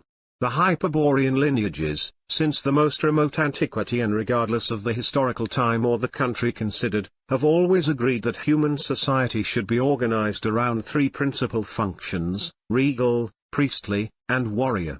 The harmony and independence of the three functions would guarantee a certain equilibrium appropriate for times of peace and prosperity, that is, when society materially progresses toward the future. At different epochs of their history, very many peoples of Hyperborean lineage experienced brief periods in which the balance of the three functions allowed them to enjoy of that mediocre and courtly social tranquility, which in reality was hiding a total absence of charismatic contact between the mass of the people and their leaders, a typical situation that is characterized by a general indifference. When a society is stabilized in that manner, the white hierarchy of Chang Shambhala affirms that it evolves and that it progresses. It is then in the interest of the demons to bring humanity to a state of permanent equilibrium of the three functions, with what 28 object? In order to prepare the advent of the Synagogue, i.e., the concentration of power in the hands of a secret society or a cult confraternity. What is the purpose of concentrating power in the hands of beings who act in the shadows? The answer is related to the reversion of this social apathy requires the use of a Hyper 27, Hyperborean mystique, a mahashur that will be dealt with extensively in Book 4. The word Synarchy etymologically signifies a concentration of 964, the manifestation by the demiurge from Malkuth, the sacred race. The power over the nations belongs to Israel as an inheritance from Jehovah Satan and proof of its theological lineage. While the time of Israel arrives, the Synarchy will be the regent of the power concentrated by the white hierarchy. It is understood that the Siddhas, faced with such a conspiracy, procure to destabilize the synarchic equilibrium of societies and charismatically influence the Viryas with the aim of awakening one of them and transmuting him into a Hyperborean leader. Such is, fundamentally, the objective of the O strategy. That is why the singing of the Siddhas ceaselessly calls in the pure blood, and the growl is a permanent presence that shows, to whomever wants to see it, the reflection of the divine origin of the spirit. But it should not be believed that the O strategy is only successful when an authentic transmutation takes place of the Virya man into an immortal Siddha. That is undoubtedly the most important success, but it is not very frequent, especially in the case of leaders or conductors of peoples. There are, on the other hand, other cases, not as spectacular or evident as a transmutation, but whose beneficial influence in the organization of societies has led to them being considered as successes of the O strategy. I specifically refer to those leaders who, with a certain degree of unconsciousness, listen to the charismatic singing and intuit some principles of the Hyperborean wisdom. As they are not completely awake and ignore the origin of the message, they proceed to apply the strategic principles in the government of their peoples, taking them as their own invention. We could elaborate on examples, but it will be of particular interest for us to consider the case of those who have discovered, without knowing it, the principle of the fence. When the principle of the fence has been incorporated into the mental structure of a leader, his pure blood, and with it the singing of the gods, impulses him to apply the law of the fence in all his concrete acts. Thus, from particular societies emerge political, philosophical, moral theories, etc., conceived and executed according to the law of the fence, in the framework of the O strategy. A typical example is the idea of the universal empire. It is worth commenting on it. When the O strategy manages to awaken the divine nature in some leader, it is feasible that his subsequent activity provokes notable social changes. If he is king, i.e., if he exerts the regal function, he will ghibellinely advance over the priestly function and, with the help of the warrior function, he will try to expand the limits of his state. If the leader is a notable warrior, he will not take long in donning the crown and then, crushing the priestly function, apply himself to the task of organizing a military state. In the majority of cases, the disequilibrium of the three functions is carried out at the expense of the priestly function that tends to be lunar and synarchic. The important thing is that the leader, king or warrior, when applying the law of the fence in his vision of society, generally concludes by agreeing on the idea of the universal empire as the most appropriate in order to demonstrate the superiority of his race and to perpetuate the memory of his stirpe. The universal state of Akkad, the empires of Assyria and Babylon, the great Persian Empire, destroyed by Alexander the Great, the Roman Empire, etc., have been conceived in the same way, by the application of the law of the fence, in the framework of the O strategy, which the Hyperborean leaders have made in the course of the millennia. We cannot fail to mention that many modern ideas register the same procedure in their conception. Such are the different variants of nationalism, fascism, phalangism, National Socialism, federations, and confederations, etc. These and many other political theories are the product of the application of the law of the fence on the part of some modern leaders. In the case of fascism, National Socialism, etc., it is evident that they keep quite a close nexus with the very ancient idea of the universal empire, which eloquently explains why such ideologies have been persecuted to annihilation by the sacred race and the forces of the Synarchy. It is precisely the idea of the universal empire, which is Hyperborean and arises from the application of the law of the fence, that is irreducibly opposed to the idea of the universal Synarchy propitiated by the white hierarchy of Changshambhala, and carried forward in favor of the sacred race. We had proposed to give an example of the irreconcilable enmity between the heretical Hyperborean lineage and the sacred Hebrew lineage, and it has been made manifest in the opposition between the universal empire and the Synarchy, i.e., between their respective ideal conceptions of society. Equipped with these keys, anyone can review history and draw their own conclusions. It is not then necessary to insist on it more. Jesus Christ, the demiurgic imitation of Christos Lucifer. We previously said that the sacred race was created by the demiurge in imitation of the Hyperborean lineages, and I showed that the tablets of the law, and the terrible knowledge with which they were were delivered to the Hebrews in the likeness of the Graal. Hyperborean lineages, or of the Graal. We are speaking of the usurpation, vulgarization, and degradation perpetrated against the divine figure of Christos Lucifer. We already mentioned that, during the days of the greatest spiritual decadence of Atlantis, Christos Lucifer manifested himself to the sight of the lost Virias. His presence had the virtue of purifying and orienting many Virias, who, thanks to this descent into the infernos performed by the gallant Lord, were thus able to undertake the path of return.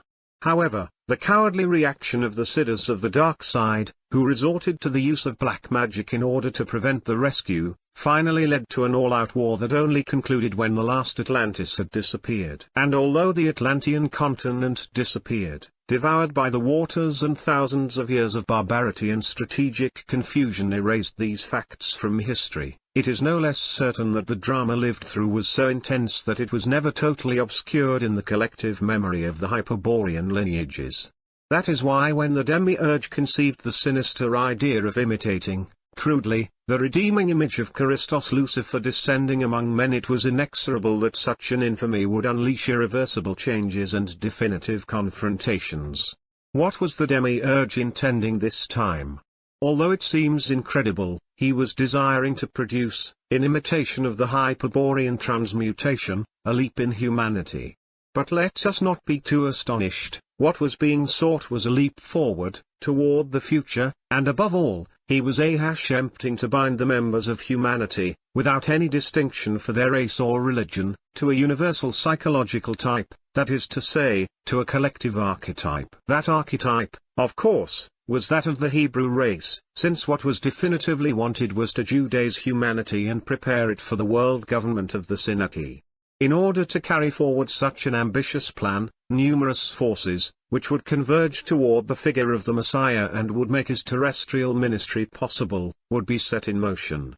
For the mission of preparing the vehicle through which Jehovah Satan would manifest himself to men, one of the masters of wisdom of the white hierarchy was commissioned, who would be known, also his incarnation, as Jesus of Nazareth. Neither was the question of lineage neglected, and that is why the Master Jesus incarnated into the bosom of a Hebrew family whose genealogy was traceable back to Abraham. But the physical body of the Messiah would possess a different constitution to that of a simple Hebrew. Mary would be impregnated with the gaze by one of the demons of the hierarchy, the angel Gabriel, who in reality uses the method of intersection of fields, a body for 30 years. But it would be the Essene sect that during all that time would be put in charge of developing his esoteric potentialities, training him in the secrets of the acoustic Kabbalah.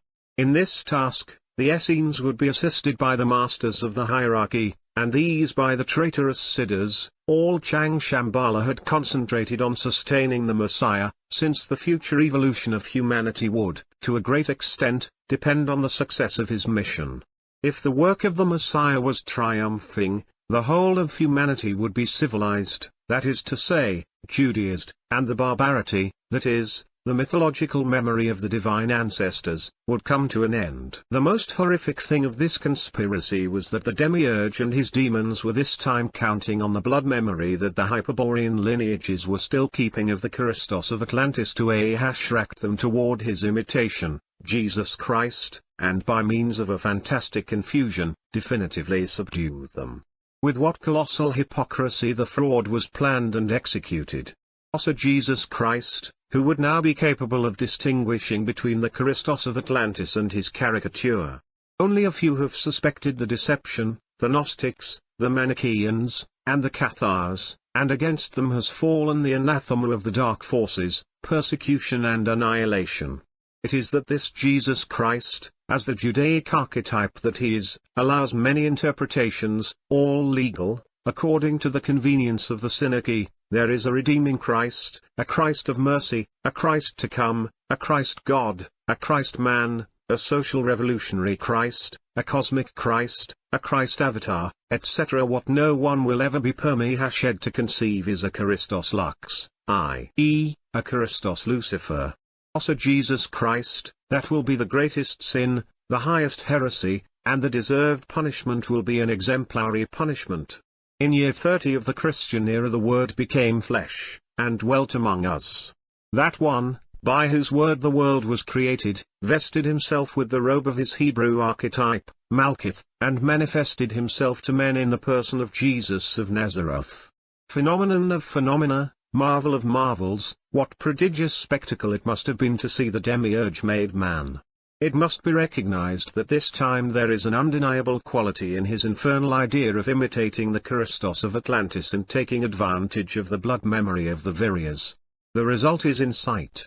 Lihashla by Lihashla the peoples came out of barbarity and civilization was extended to the farthest corners of the earth. And men, slowly but inexorably, have gone on adapting to the Jewish psychological Parhashern. How was this success achieved?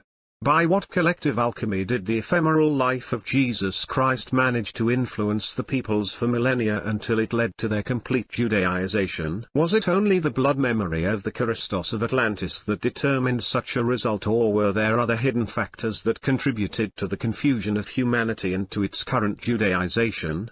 Without entering into too many details, given that the subject is lengthy, we can say that the Hebrew archetype of Jesus Christ, which was, like all archetypes, on an archetypal plane or psychosphere around the earth, was precipitated to the physical plane or actualized during the incarnation of the demiurge in the body of Jesus of Nazareth. Such an actualization of the Malkith archetype signifies that a permanent force has been established on the earth, which acts in a manner equivalent to the gravitational, pulling man toward the Judaic form. It is due to a reason that is also a terrible secret: Jesus Christ has not disincarnated.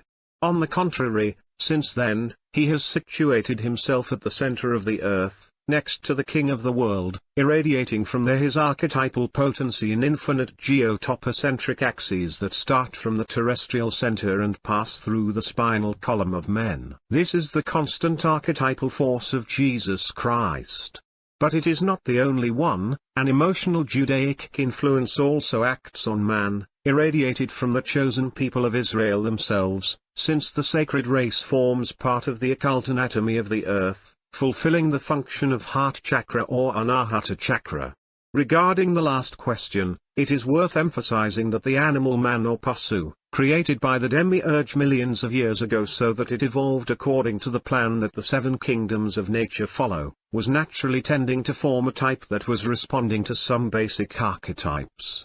However, since year 33 of the Christian era, it can be assured that the Judaic archetype of Jesus Christ is now the psychological archetype of the Pasu, i.e., the type toward which it tends through evolution.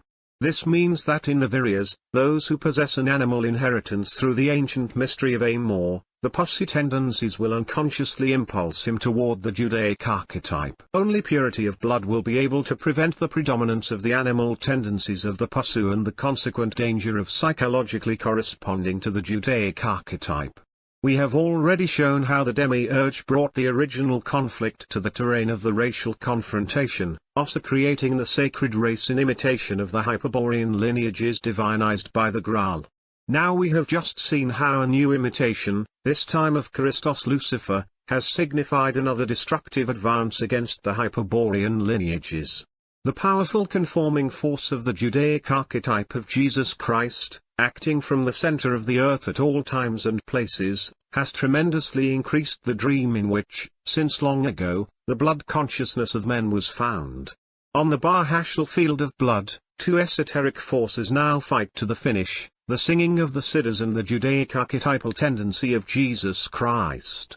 And the awakening has become, then, a terrible and desperate struggle waged in the interior and exterior of each one, or sin unconsciously. That is why, also Jesus Christ, it will no longer be possible to rate either peoples or organizations, but one will have to specifically take into account the degree of confusion of the men.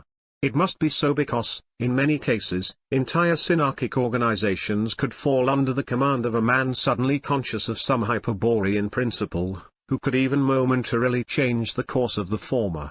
And, vice versa, in other cases it may occur that a group described as Hyperborean is led by more or less Judaized personages. In the extreme, we will have Hebrews who rebel against Jehovah and dramatically attempt to recover their Hyperborean inheritance, a case that can occur with more frequency than is usually imagined, just as we will many times find persons who by blood declare to be perfectarians but who psychologically demonstrate to be more Jewish than the Talmud. We will have an eloquent example of this by observing the Catholic Church, in which the worshippers of Jesus Christ and the demiurge coexist alongside nationalist and patriotic priests who serve the cause of Christos Lucifer and the Siddhas without knowing it. We must then be prudent when rating human organizations and, even in those clearly synarchic ones, always stop to evaluate the degree of confusion of the men with whom we have to deal. It is considered a show of strategic capacity, the ability to locate the upright man, even within a synarchic organization such as Masonry, whom will then be spoken to, trying to isolate him from the organization in which he serves in order to be able to address his Hyperborean part by means of appropriate symbols. An example of what we have been saying constitutes the case of 29, the soteriological heresy of Pelagius, also called Pelagianism. At the beginning of the 5th century, this British bishop began to defend the theory that man, by himself, is sufficient in order to protagonize his salvation. It is possible, according to Pelagius, because there is, in man, a principle of spiritual perfection. It is evident to us that the Hyperborean lineage was predominating in Pelagius. His pure blood soon enabled him to notice that the salvation of man was depending on a spiritual principle, which should be interiorly discovered and cultivated. But where the heretical position of Pelagius was clearest was with regard to original sin. Man has not sinned at all, and if Adam sinned, his sin died with him. It was not transmitted to human descendants.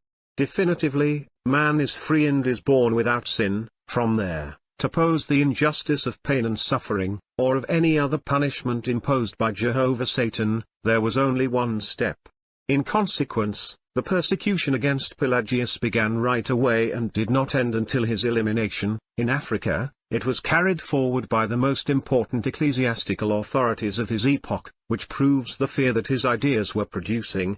Among those who stood out were Popes Innocent I and Zosimus, Saint Jerome, and the Gnostic apostate Saint Augustine. At the Synod of Carthage of the year 418, 7 propositions were condemned, a synthesis of his doctrine. It is worth remembering them now in order to prove that they are derived from the Hyperborean wisdom. Here are the 7 condemned propositions. 1. Adam, mortal because of his creation, would have died with or without sin. 2. The sin of Adam harmed him alone, not humankind. 3. Newborn children are in that state in which Adam was before his prevarication. 4. It is false that, neither by death nor by the prevarication of Adam, the whole human race has to die and must be resurrected by the resurrection of Jesus Christ. 5. Men can easily live sinless. 6. The correct life, of any freeman, leads to heaven in the same way as the gospel. 7. Before the coming of Jesus Christ there were men who were faultless, i.e., who in fact did not sin. G. The tablets of the law, the Kabbalists, and the Druids. It is time to ask ourselves, what has become of the Graal and its imitation, the tablets of the law, after so many centuries of irreducible enmity between Hebrews and Hyperboreans? We will begin by answering the second part of the question. Description of the 22 voices with which the demiurge concretized creation. In order to preserve this secret from profane eyes, the tablets were kept in the Ark of the Covenant, while an interpretation of the acoustic Kabbalah was ciphered by Moses in the first 4 books of the Pentateuch. The 22 Hebrew letters, with which the ciphered words were I-Hashen, keep a direct relation with the 22 archetypal sounds that the One Creator pronounced, which grants them an inestimable value as a magical instrument. But such lahashers possess an archetypal numerical significance, so that every Hebrew word is also a cipher susceptible to being analyzed and interpreted. This is the origin of the Jewish numerical Kabbalah, which must not be confused with the White Atlantean acoustic Kabbalah, which is related to another system of alphabetic signs. The interpretation of the esoteric content of Scripture is the object of numerical Kabbalah, but the knowledge thus obtained must be considered, from the magical point of view, as far inferior to the mastery of the laws of the universe granted by the acoustic Kabbalah. But the acoustic Kabbalah was rihashen on the tablets of the law and these enclosed in the ark, from where they were only able to be removed once a year, for the privilege of the priests. The ark was buried in a deep crypt under the temple, by King Solomon, about 1,000 years before Jesus Christ, and it remained in the same place until the Middle Ages, i.e., for 21 centuries. We could add that it was the manner in which it was buried that prevented the ark from being found earlier, but this commentary will not clarify anything if one does not possess the esoteric keys. When Solomon died, the kingdom of Israel was divided into two parts. The tribes of Judah and Benjamin, who were occupying southern Palestine, were lay under the command of Rehoboam, son of Solomon, and the rest of the country, formed by the other 10 tribes, lined up behind the authority of Jeroboam. The great king Sargon destroyed the kingdom of Israel in the year 719 BC, and the 10 tribes of Jeroboam were transported, in order to serve in slavery, to the interior of Assyria. The remaining 2 tribes formed the kingdom of Judah, from which descend, to a greater or lesser extent, the Jews of today. The 10 lost tribes of Israel did not disappear from history as the self-interested propaganda of the Jews claims to believe, given that much more is known about the Mahashur than what is said. For example, it is true that there were Hebrews in America and also that a large part of the present population of Afghanistan descends from the primitive members of the sacred race. But what interests us is to comment that there was then a migration of Hebrews toward the north, who were guided by a powerful Levite caste also crossing the Caucasus, where they were decimated by Hyperborean tribes. Description of the 22 voices with which the demiurge concretized creation. In order to preserve this secret from profane eyes, the tablets were kept in the Ark of the Covenant, while an interpretation of the acoustic Kabbalah was ciphered by Moses in the first 4 books of the Pentateuch. The 22 Hebrew letters, with which the ciphered words were Ihashen, keep a direct relation with the 22 archetypal sounds that the One Creator pronounced, which grants them an inestimable value as a magical instrument. But such lahashers possess an archetypal numerical significance, so that every Hebrew word is also a cipher susceptible to being analyzed and interpreted. This is the origin of the Jewish numerical Kabbalah, which must not be confused with the White Atlantean acoustic Kabbalah, which is related to another system of alphabetic signs. The interpretation of the esoteric content of Scripture is the object of numerical Kabbalah, but the knowledge thus obtained must be considered, from the magical point of view, as far inferior to the mastery of the laws of the universe granted by the acoustic Kabbalah. But the acoustic Kabbalah was rihashen on the tablets of the law and these enclosed in the ark, from where they were only able to be removed once a year, for the privilege of the priests. The ark was buried in a deep crypt under the temple, by King Solomon, about 1,000 years before Jesus Christ, and it remained in the same place until the Middle Ages, i.e., for 21 centuries. We could add that it was the manner in which it was buried that prevented the ark from being found earlier, but this commentary will not clarify anything if one does not possess the esoteric keys. When Solomon died, the kingdom of Israel was divided into 2 parts. The tribes of Judah and Benjamin, who were occupying southern Palestine, were lay under the command of Rehoboam, son of Solomon, and the rest of the country, formed by the other 10 tribes, lined up behind the authority of Jeroboam.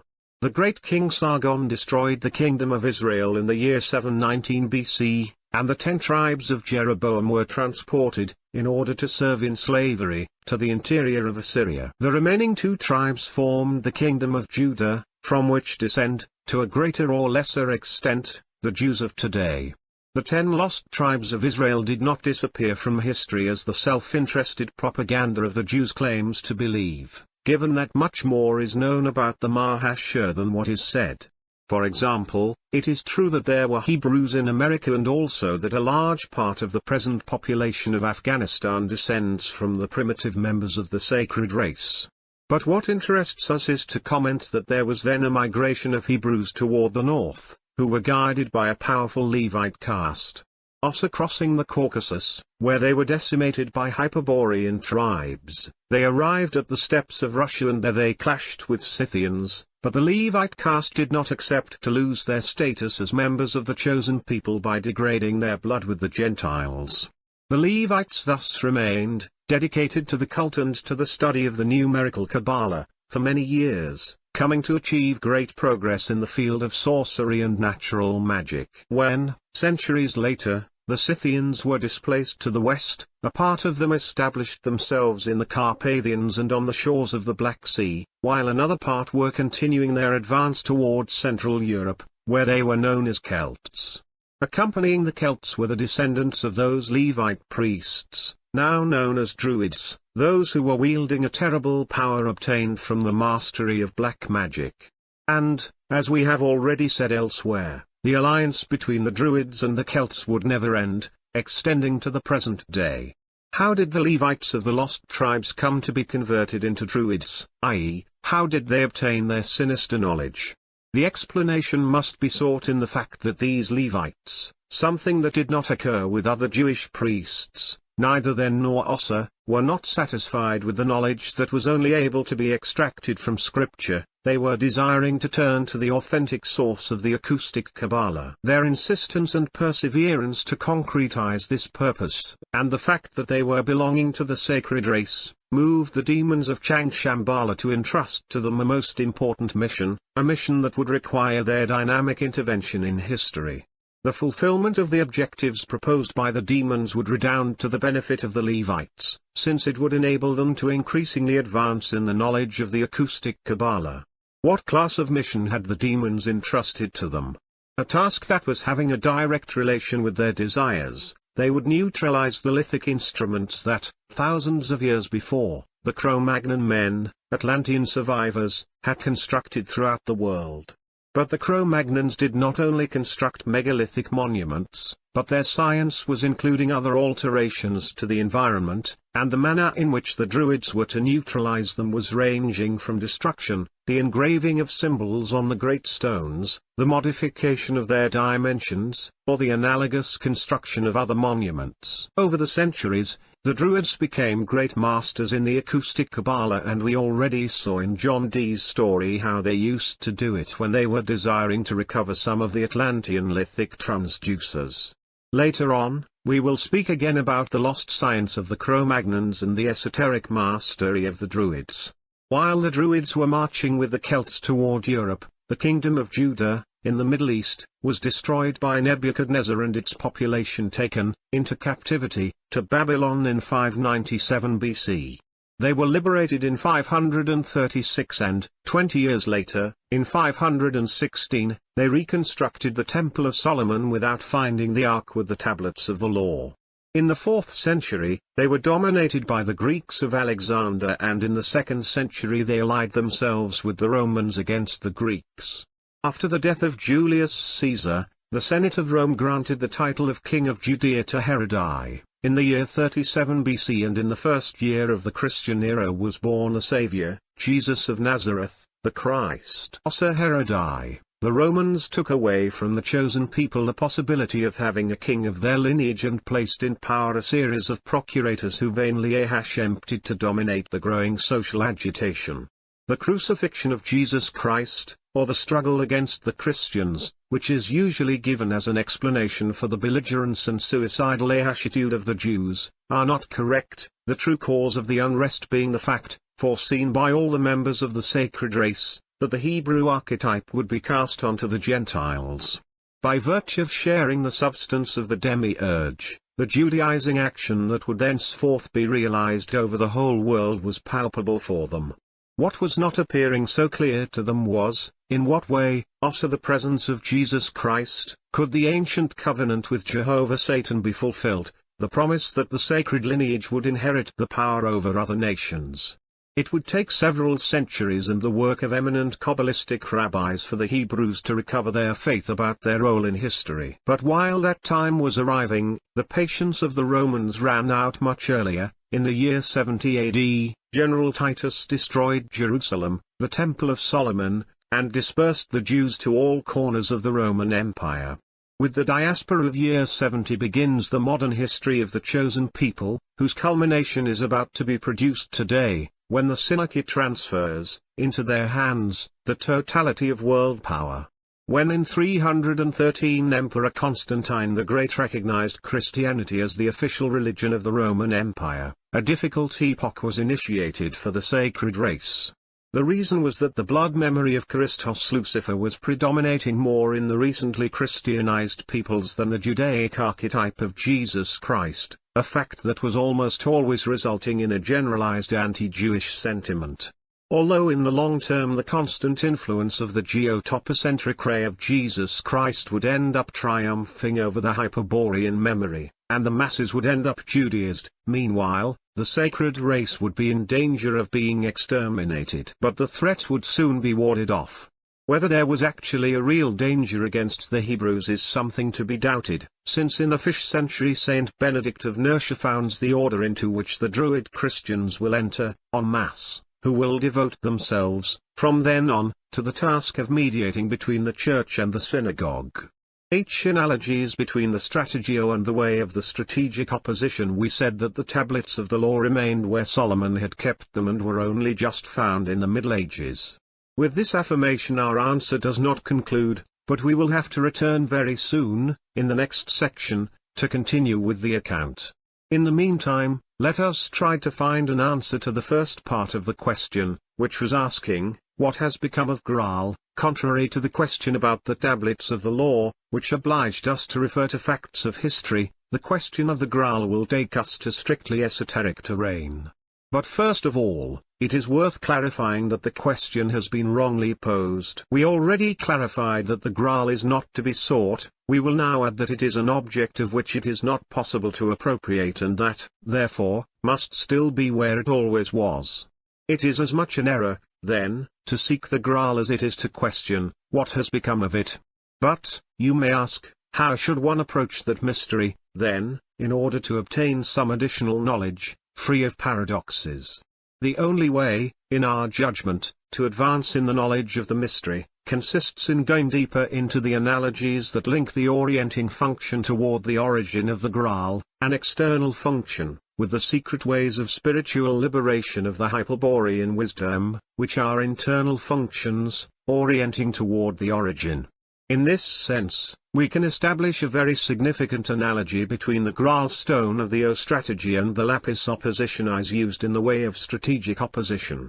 In the chapter that we have dedicated to the A1 strategy of John Dee in the Secret History of the Theologies Elska, a description was made of the secret ritual practiced by the berserkers of the SDA, based on the way of strategic opposition and the archimonic technique.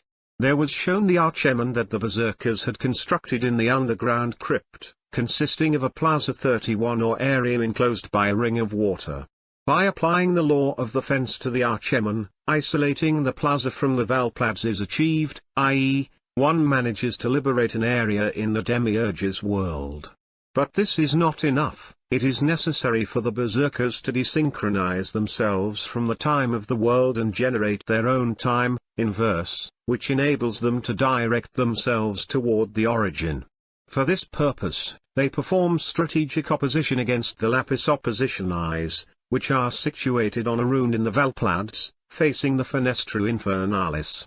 It is now our turn to approach the greatest secret, that which explains the method used by the Siddhas in order to maintain, permanently, eternally if you will, the Graal in the world. We will begin by inquiring the following, which is the residence of the Siddhas. We can start from a known answer, which we have repeated many times: the Siddhas reside in Valhalla. Such an answer is correct, but insufficient, for, in turn, one might ask, what is Valhalla? Where is it located? Facing these questions, two criteria can be adopted: 1, to resort to elements of Nordic mythology and say, for example, that Valhalla, the site where the warriors killed in combat go to reside, ruled by Wathan, etc., is located at the top of the Ash Yggdrasil. And a second criterion, which seems to us more accurate, consisting in stripping the answers of folkloric adornments and expressing them with symbols of the Hyperborean wisdom, which can be easily interpreted by means of analogies. With this criterion we can immediately affirm that Valhalla is the plaza liberated by the Siddhas in some place of the universe of the One. This plaza, naturally, has the dimensions of a country and is totally fortified. In it inhabit the lords of Venus and a great many gods and Valkyries, those who are constantly preparing for the fight while they await the end of the Kali Yuga and the awakening of the captive spirits.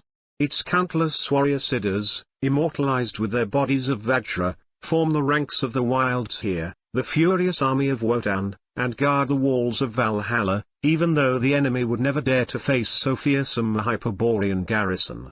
The Siddhas have liberated the plaza fortress of Valhalla by applying, with their powerful wills, the law of the fence to the walls of stone. The conquest of their own time that reigns in Valhalla, and which makes them independent of any cycle or law of the world of the demiurge, comes from a marvelous operation of the application by the ancient Hyperborean lineages of this Strat 31 strategic opposition. But, what will have been the stone, the lapis oppositionis, that the Siddhas used in their Hyperborean strategy? Since the conflict of the origins that occurred millions of years ago, the Siddhas performed strategic opposition against a precious extraterrestrial gem provided for this purpose by the gallant Lord, Christos Lucifer. That stone is called Graal, dieses Stein ist Graal genannt. The analogical relationship between the Archeman and Valhalla becomes even more evident if we consider that the La Hashir possesses a Porta Infernalis, equivalent to the Fenestra Infernalis of the former. The Porta Infernalis is an opening in the wall that is permanently watched over by a attentive sentinels. Facing the Porta Infernalis, but outside of Valhalla, that is to say, in the world, is situated the Graal. Upon the rune, against it, as has been said, the Siddhas perform strategic opposition. It is necessary to go a li-hashla deeper into the description of this placement, due to its extraordinary importance, in order to approach the mystery of the Graal. Analogously, the Graal, as a lapis oppositionis, was deposited in the origin, upon a rune and is still there, upon the rune and in the origin. It is not a play on words, but a property of the Graal that must be thoroughly examined. The Graal, as a reflection of the origin, cannot come to be in time like the material things created by the demiurge. In other words, the Graal cannot be in the present. In truth, the Graal is in the remote past, in that time and place in which it was deposited, and that is why it must not be sought by using movement in order to find it, since such an ahashitude points toward the future, that is, in the opposite direction, just as we have already explained. But if the Graal is in the past, if time does not drag it toward the present with its unstoppable fluence, as occurs with material objects, and has always remained there, how is it that we have come to know of it? And, most importantly, how can it act in the present, such as the O strategy demands, regardless of time, i.e., by virtue of what element is the Graal connected, from the past to the present, for example, with a Hyperborean leader? The solution to these problems has constituted, since antiquity, a dangerous secret that we are now going to try to reveal.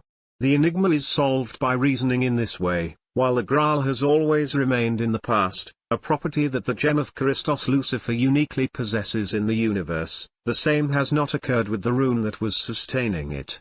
Here is the great secret: while the Graal, a reflection of the divine origin, remains as such situated in the origin, the rune upon which it was seated has traversed millennia and has arrived to the present.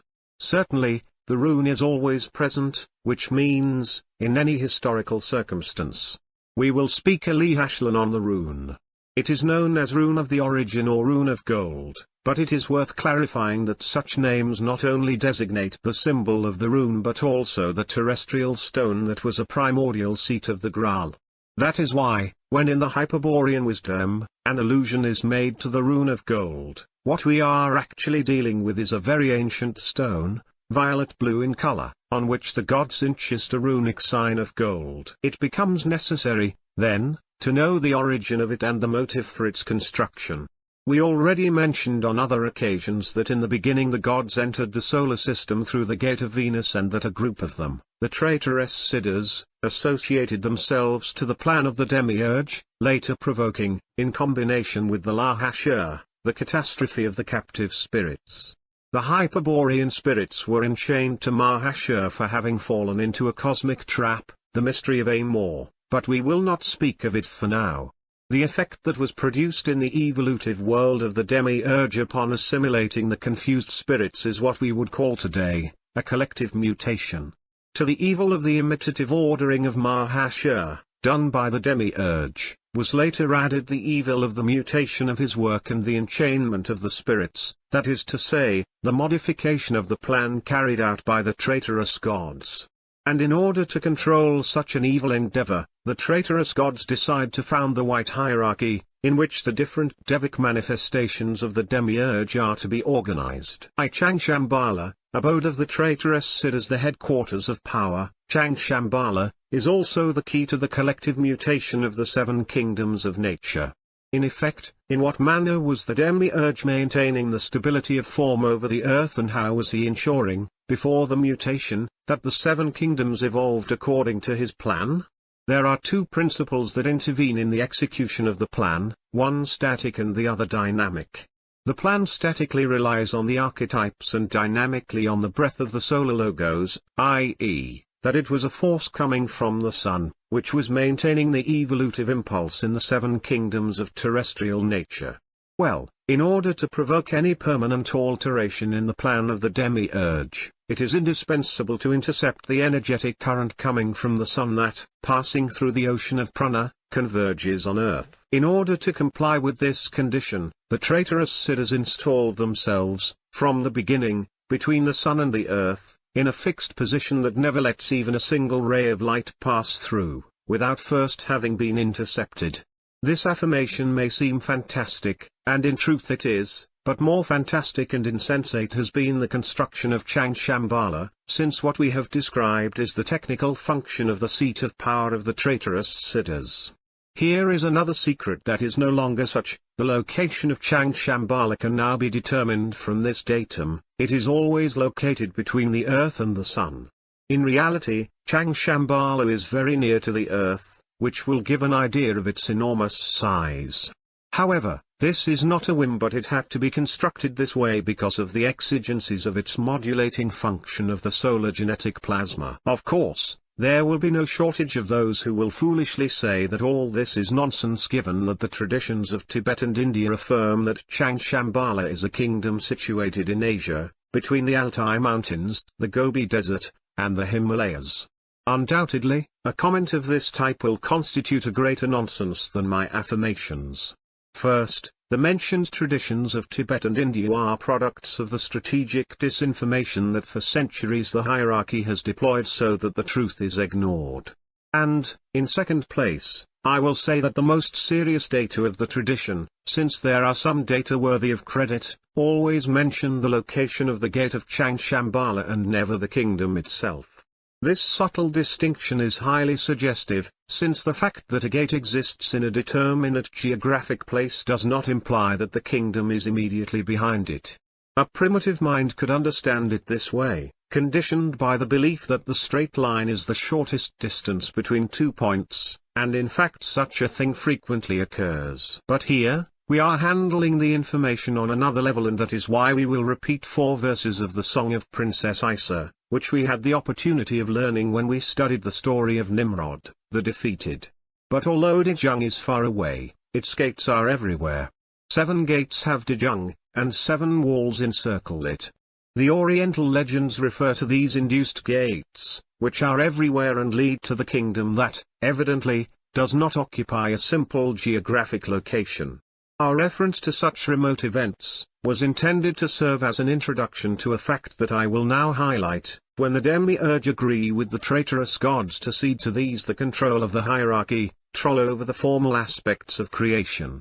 The Tifereth sign is the symbolic expression of the material manifestation of the divine archetypes, an aspect that tends to be synthesized as the beauty of the demiurge. In case it has not been well understood, it is worth repeating that the demons of Chang Shambhala were lay in possession of a sign that represents the whole Tifereth aspect of the demiurge, permihashing them access to it and to share its power. Naturally, the Tifereth sign is the key to Maya, the illusion of the real, and, therefore, the most terrible tool of sorcery. Whoever observes the Tifereth sign, which is quite complex, from the world, i.e., karmically incarnated, runs the risk of immediately becoming a beast, losing any point of reference and therefore, reason. That is why the Hyperborean Wisdom recommends applying the law of the fence to the Tifereth sign in order to be able to observe it without danger. It is not superfluous to point out that in every Hyperborean offensive against the demons of Chang Shambhala, sooner or later a confrontation with the Tifereth sign is produced, given that its nefarious influence is relied on in order to conquer the Viryas. J. The Valhalla of Agatha, abode of the loyal Siddhas. Also the traitorous Siddhas received the Tifereth sign and constructed Chang Shambhala. It was no longer possible for the loyal Siddhas to remain on the Earth's surface. But neither were they wanting to abandon the solar system, leaving behind billions of captive spirits. And then they planned the Odal strategy. But before, what picture was a captive spirit presenting? Basically, the loss of the origin and the consequent unconsciousness, i.e., the loss of its own time. The enchainment to Mahasha fundamentally starts from the enchainment to the immanent flow of the demiurge's consciousness, that is to say, the synchronization to the time of the world. The captive spirits, bound to time, were going to take millions of years to recover their consciousness, if ever. Under these circumstances, the Siddhas, in a marvelous exhibition of valor and intrepidness, begin the O strategy. The first problem that they were to face was maintaining themselves independent of time, but not outside of it, since they would have to closely follow the misfortunes of the captive spirits in order to help them avoid strategic confusion and, eventually, to rescue them. On the other hand, the independence of time was necessary so that the Siddhas could preserve their own time, their consciousness of the origin, otherwise they would run the risk of also falling into the great deception. But, as long as the eons went on, the Siddhas were to have an agreeable site, fit to be occupied and defended by a garrison of frightful stellar warriors. These were the principal problems. There were others, but we will pass them over in homage to brevity. The procedure to follow was the following. The Siddhas sought a site on Earth convenient for their purposes. As such a site was going to disappear also the strategic opposition, they did not choose it within a continent, since it would have perhaps caused a cataclysm. Instead, they searched among the islands and chose one of them, situated in what today would be the extreme north, but which in those days was a tropical zone, immediately proceeding to fence it. Being an enormous island, the work to perform in order to construct a cyclopean wall of stone all around its perimeter, would today seem an impossible task. But the Hyperborean wisdom that the Siddhas were having at their disposal gave them the solutions in order to rapidly finish with such a work, and before long a colossal wall was transforming the paradisiacal island into an impenetrable fortress. It is not possible to describe the extraterrestrial architecture of the walls, since we would lose ourselves in explanations and would not make much progress. I will only say that, in some sections, the construction was similar to the pre-Incan fortress of Sacsayhuaman, but such a resemblance, we must also say, was very rough, since Sacsayhuaman is still too human. In the wall they made only one opening, something that will surprise those who do not know the strategic principles of the Hyperborean wisdom. And outside of this opening, which we have already named with a modern denomination, Porta Infernalis, was placed the rune of gold. The moment has come, then, to return to the greatest mystery. The great chief, Christos Lucifer, audaciously established in an unthinkable place, behind Venus, as the black sun or an expression of the origin, decided to respond to the vile conspiracy of the traitorous gods with an act of war. In order to comply with his will, the liberating gods occupied the island and walled it by initiating the O strategy. But the O strategy had the objective to awaken and orient the Viryas, individually or racially, We have already said, then, what was the act of war consisting in with which Christos Lucifer was responding to the treason of the Siddhas of Changshambhala. Concretely, the coup de guerre was delivered by the Graal, the Hyperborean gem, removed from the forehead of the gallant lord and seated in the world of the demiurge, would prevent the demons from denying the divine origin of the spirit, since its untarnishable brilliance, at all times, would give off the reflections of the primordial fatherland.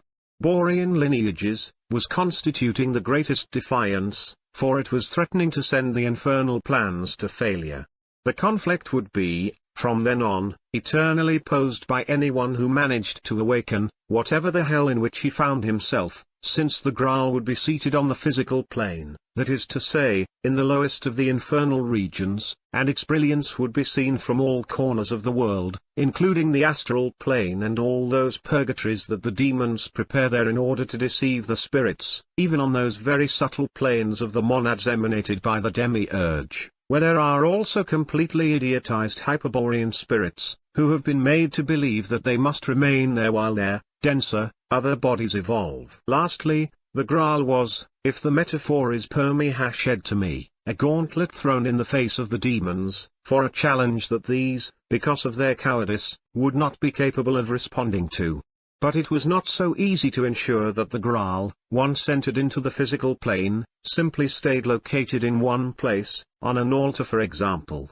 Because of its atemporal character, as a reflection of the origin, the Graal, as a true universal diluent, would pass through everything and would be lost from sight, especially if the time of the world elapsed for whoever looked at it. The Graal cannot be seated atop any substance that flows at the impulse of the breath of the Logos, that is to say, that temporally flows, for it would be lost in the past, since its essence is always in the origin. What to do? It is necessary to prepare a material seat in such a manner that it supports even if it remains in the past and even if the time of the world effectively elapses for said seat.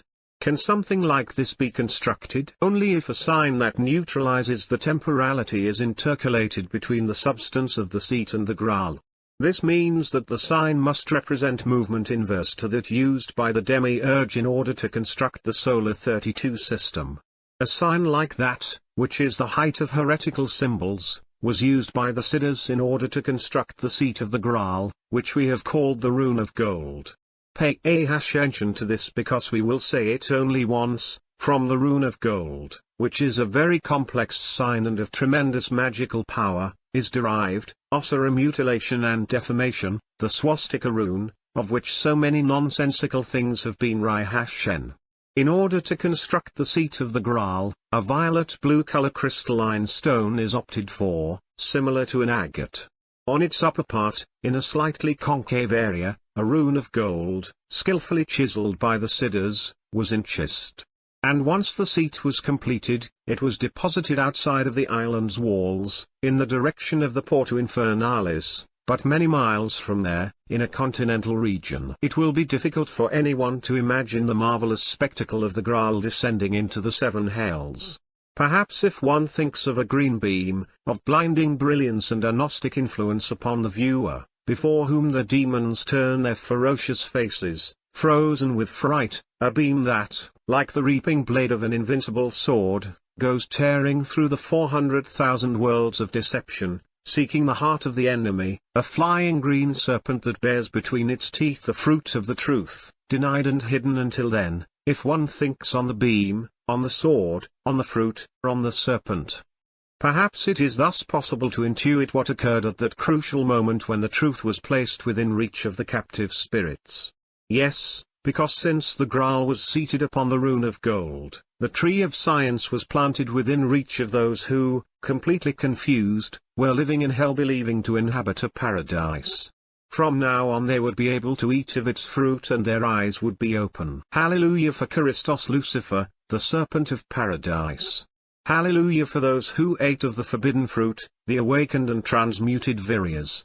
What was the next step of the gods? Prior to the fall of the Graal, but when this phenomenon was already occurring on other planes, they applied the law of the fence to the walls of the island, isolating the interior area from the exterior. In order to comprehend the effect that such a strategic action produced, One must bear in mind that this was the first time that a plaza in the solar system was liberated. When a ring of fire seemed to burst forth from the imposing walls and the interior of the island, enveloped in a strange vibratory and flaming cloud, was no longer visible, the demiurge began to feel his substance amputated. The strategy of the Siddhas was aiming to gain, not only the flat area of the island but also its relief, its mountains and valleys, its lakes and forests, its vegetables and animals. The island, a vast country, was also a gigantic Noah's Ark that for millennia would receive the Viryas who managed to awaken and flee from material chains and also those who had been transmuted by fighting to the death in Bahashlay. A whole country subtracted from the imminent control of the demiurge was a new experience, but, however this had been possible, the truth is that the island was still there, hidden by a barrier of fire but in the same place. That is why the reaction of the demiurge made the earth tremble, seeking to somehow affect that incomprehensible phenomenon and recover the dominion of the plaza. Terrible tidal waves tossed the adjacent seas and never-before-seen winds uselessly blew against the titanic walls, the sky was darkened by clouds of ash from suddenly awakened volcanoes and the ocean floor was threatening to split and to swallow the liberated island.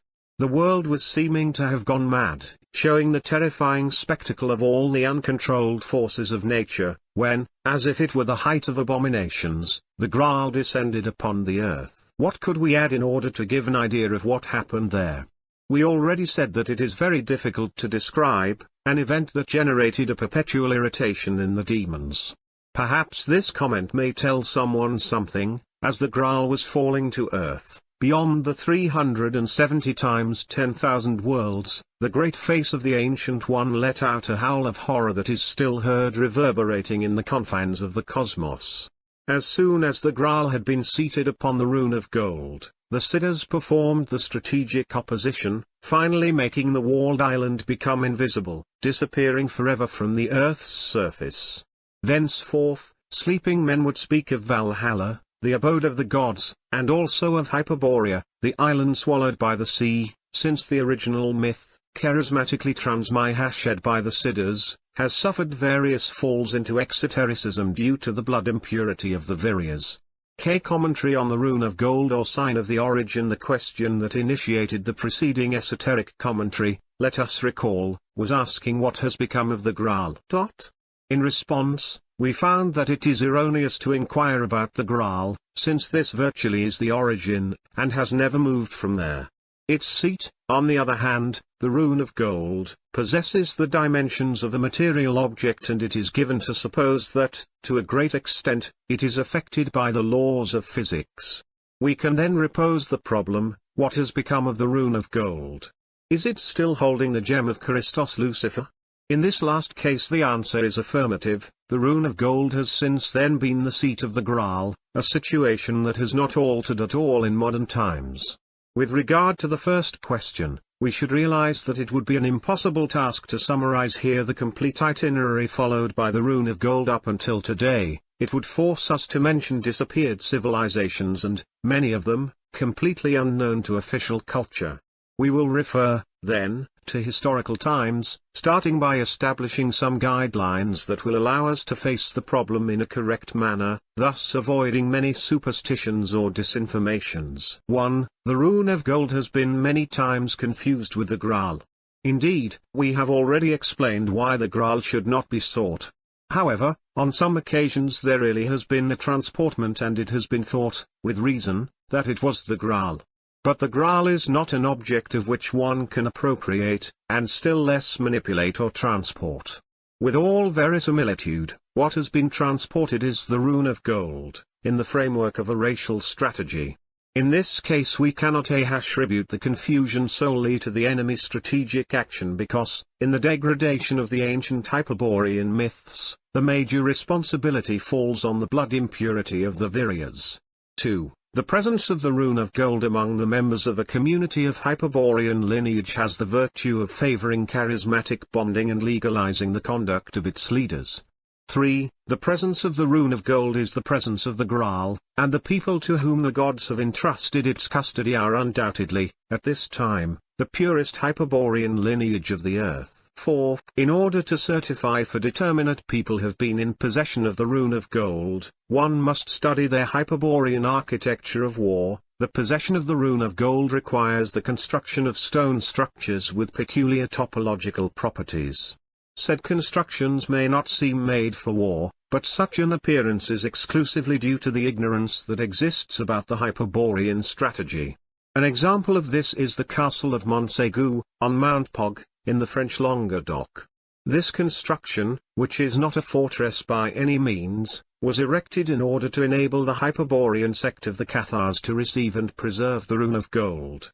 The principles that predominate there are those of the law of the fence and of strategic opposition, it being a useless task to pretend to make of Montségur an astronomical observatory or a solar temple. But as the architecture of Montségur has been designed based on the rune of gold, whoever does not take this key into account will never arrive at any positive result. 5. One must distinguish between the seat of the Graal, to which we call the rune of gold, and the sign of the origin, which the rune of gold represents. We said that the gods enchant a gold figure on the violet-blue stone and we denominate the whole, the rune of gold. But the sign of the origin, which was chiseled in gold and enchant, possesses by itself the power to present an affinity with the Graal. That is why many Hyperborean lineages, which did not achieve the high honor of guarding the rune of gold, instead received the sign of the origin as a prize for their blood purity and recognition of the effort put into their strategy. Thus is how the sign of the origin had, with the passing of history, a particular proliferation among certain lineages who proudly incorporated it into their banners. Naturally, the leaders in the beginning tried partially veiling its symbolic content by simplifying the figure, i.e., removing some suggestive elements, but, also the fall into exotericism and vulgarization, the true appearance of the sign of the origin was *n. I already said, for example, that the swastika comes from the mutilation and deformation of that primordial sign. However, in many cases, due to the extraordinary blood purity of some lineage, the sign of the origin was exhibited in full, allowing the leaders to use its enormous power in order to project the light of the Graal onto the mass of people. We could give several examples of Asiatic communities bearing the sign, but we have at hand the case of the Saxons, who had engraved the sign of the origin on a tree trunk to which they were considering the column of the world. The purpose of such an audacious determination also deserves a commentary.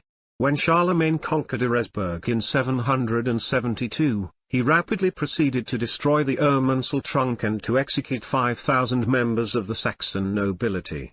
Not content with this, after 3 decades of heroic resistance, the Saxon race, of the purest Hyperborean lineage, was totally Christianized.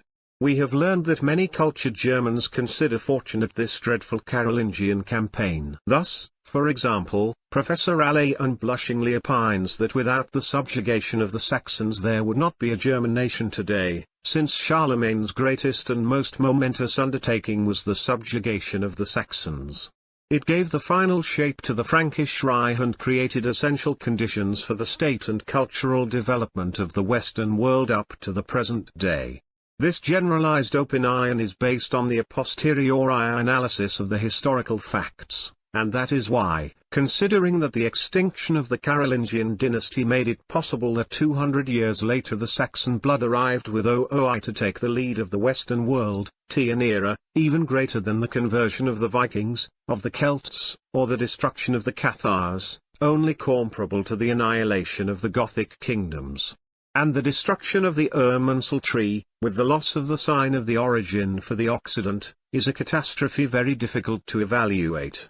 6. It is not indispensable, nor even necessary, that the rune of gold be found in the bosom of a people for the influence of the Graal to act upon them. The Graal acts upon the virias from the origin, a property that cannot be affected by any physical variable, wherever the rune of gold is found.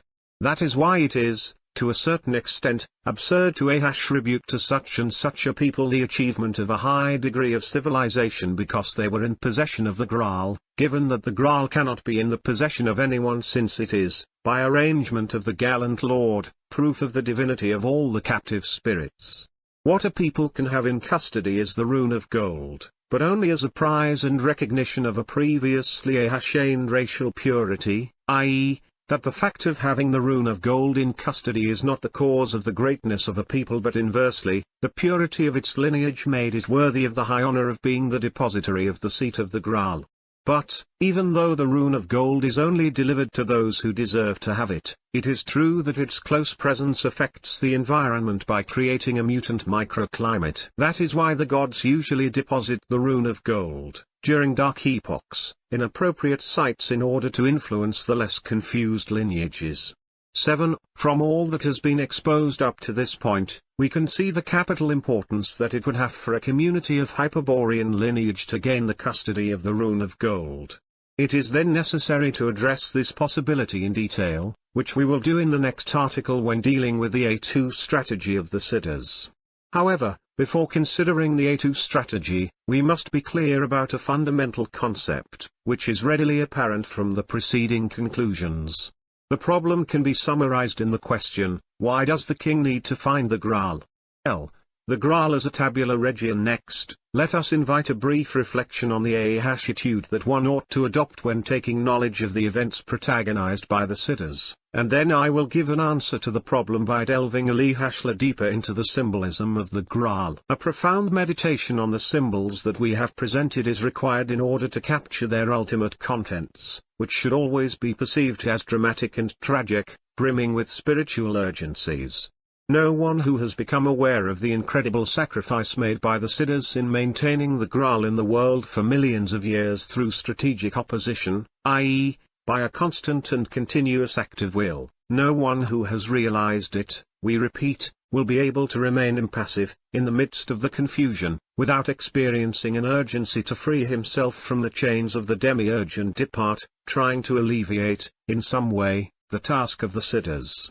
No one who verifies the truth of these symbols with his blood will be able to prevent honor, the only morality of man, from insistently urging him to abandon everything and depart. But that departure will be with weapons in hand, like Nimrod and Wild Jaeger, prepare to fight an all-out Bahashla against the demons and feeling that the blood has been ignited by the berserker fury, by the original hostility toward the work of the demiurge, transmuting the weak organic substance of the physical body into Vajra, the incorruptible Mahasya.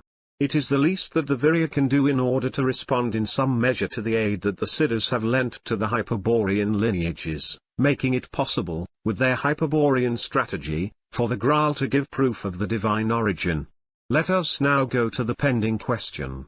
The Graal stone, the gem of Christos Lucifer, is sustained in the world by the opposition of the Siddhas, where it fulfills its function of reflecting the origin and divinizing the Hyperborean lineages, but, because it is temporally related to Valhalla, it also points out, to every liberated Virya, a path toward the abode of the immortals. That path is that which the fallen warriors in Bahashla follow, the heroes, the champions, guided by the Hyperborean women, those who were promised to them at the beginning of time and whom for thousands of years, because of the fear that was poisoning their blood, they had forego Hashem.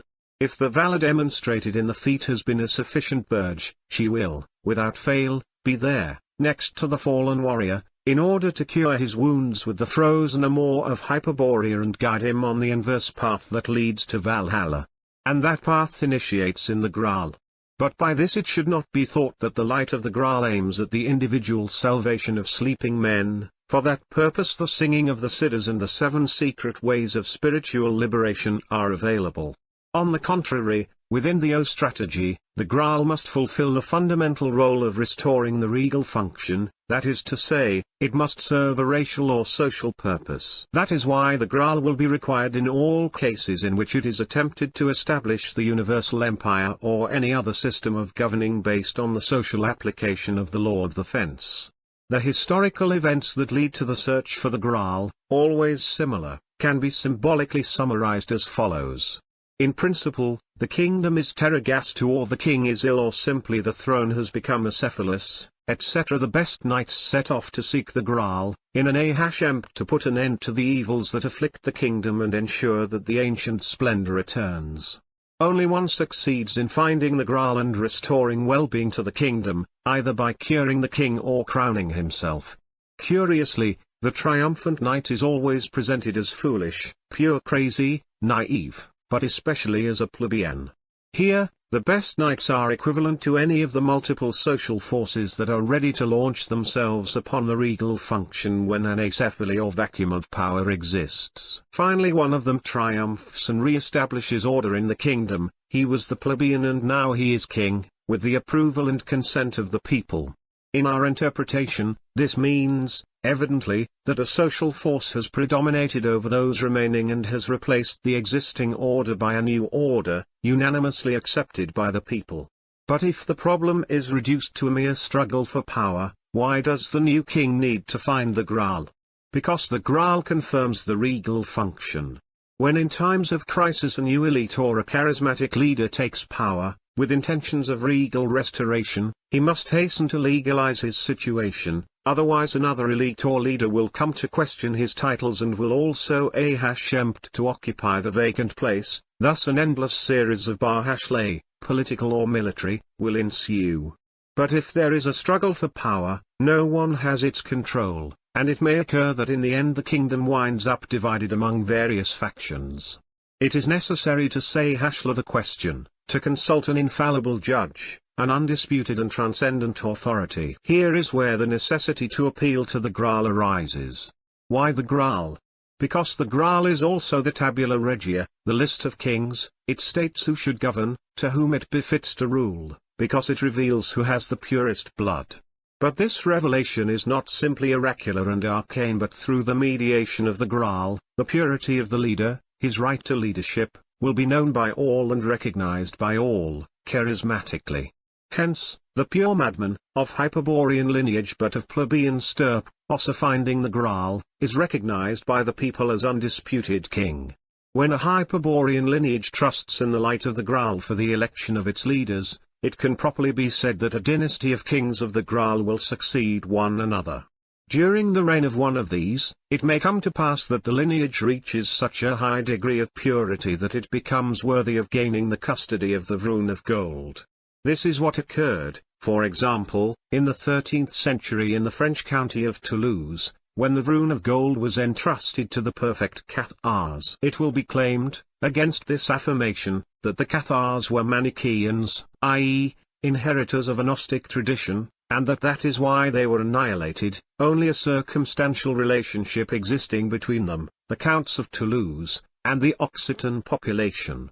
Such an argument, of modern Druid origin, attempts to divert attention from the most important fact of the Cathar epic, its relationship with the Graal.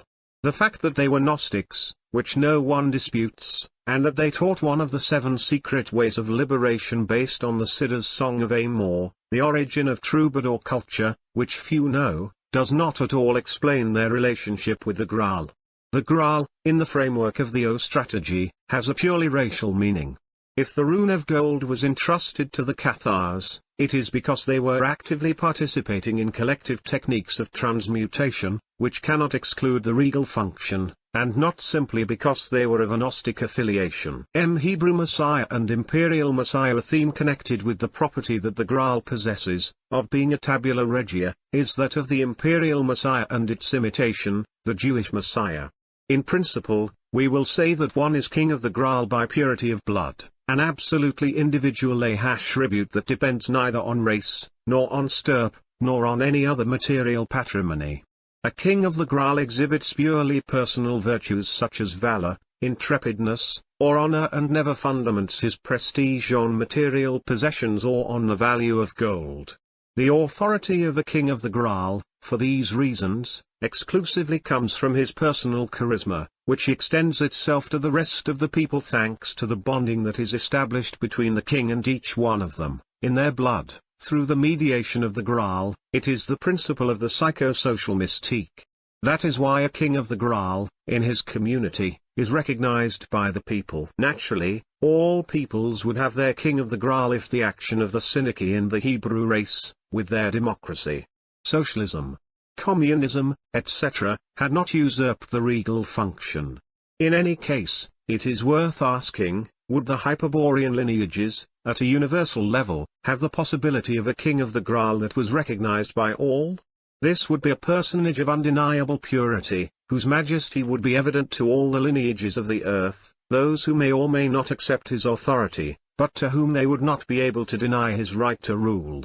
Well, it is easy, then, to respond that the only Lord that accredits, for all the Hyperborean lineages, such a right, is Christos Lucifer.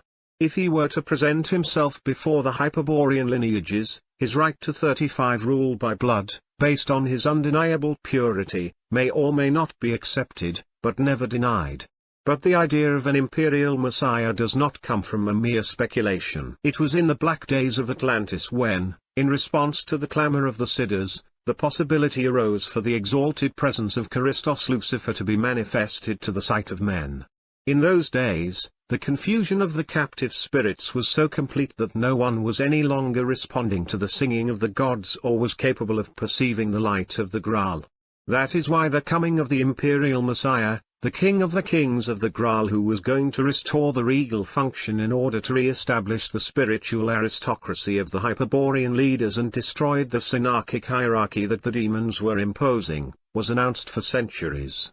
The prophecy was finally fulfilled with the arrival of Lucifer, the Christos of Atlantis, but his divine presence was cowardly resisted by the demons of Shambhala, who resorted to black magic and opened a breach between the infernal regions of the astral plane and the physical plane. From there, a terrible conflict was generalized, which only concluded when the continent of Atlantis had sunk into the waters of the ocean. It is pointless to recount events here that today no one remembers and that, perhaps, are not worth remembering. We will only add that when the demiurge, as I already explained, conceives the sinister idea of copying the presence of the Christos of Atlantis, he also decides to announce the arrival of a Messiah by imitating, in his own manner, the figure of the imperial Messiah. But the differences are enormous. Here are some. 1. The imperial Messiah comes to restore the regal function, the Hebrew Messiah comes to exercise the priestly function. 2. The imperial Messiah accredits his right through the blood, the Hebrew Messiah accredits his right through the heart. 3. And that is why the imperial Messiah will be recognized by the people through the blood, and that is why the Hebrew Messiah will be recognized by the people through the heart. Let us pose a question: what has become of the Graal and its imitation, the tablets of the law? We provide several elements that. It never hurts to repeat that we refer to another blood distinct 35, whom they would not be able to deny his right to rule. Well, it is easy, then, to respond that the only Lord that accredits, for all the Hyperborean lineages, such a right, is Christos Lucifer. If he were to present himself before the Hyperborean lineages, his right to 35 rule by blood, based on his undeniable purity, may or may not be accepted, but never denied. But the idea of an imperial Messiah does not come from a mere speculation. It was in the black days of Atlantis when, in response to the clamor of the Siddhas, the possibility arose for the exalted presence of Christos Lucifer to be manifested to the sight of men. In those days, the confusion of the captive spirits was so complete that no one was any longer responding to the singing of the gods or was capable of perceiving the light of the Graal.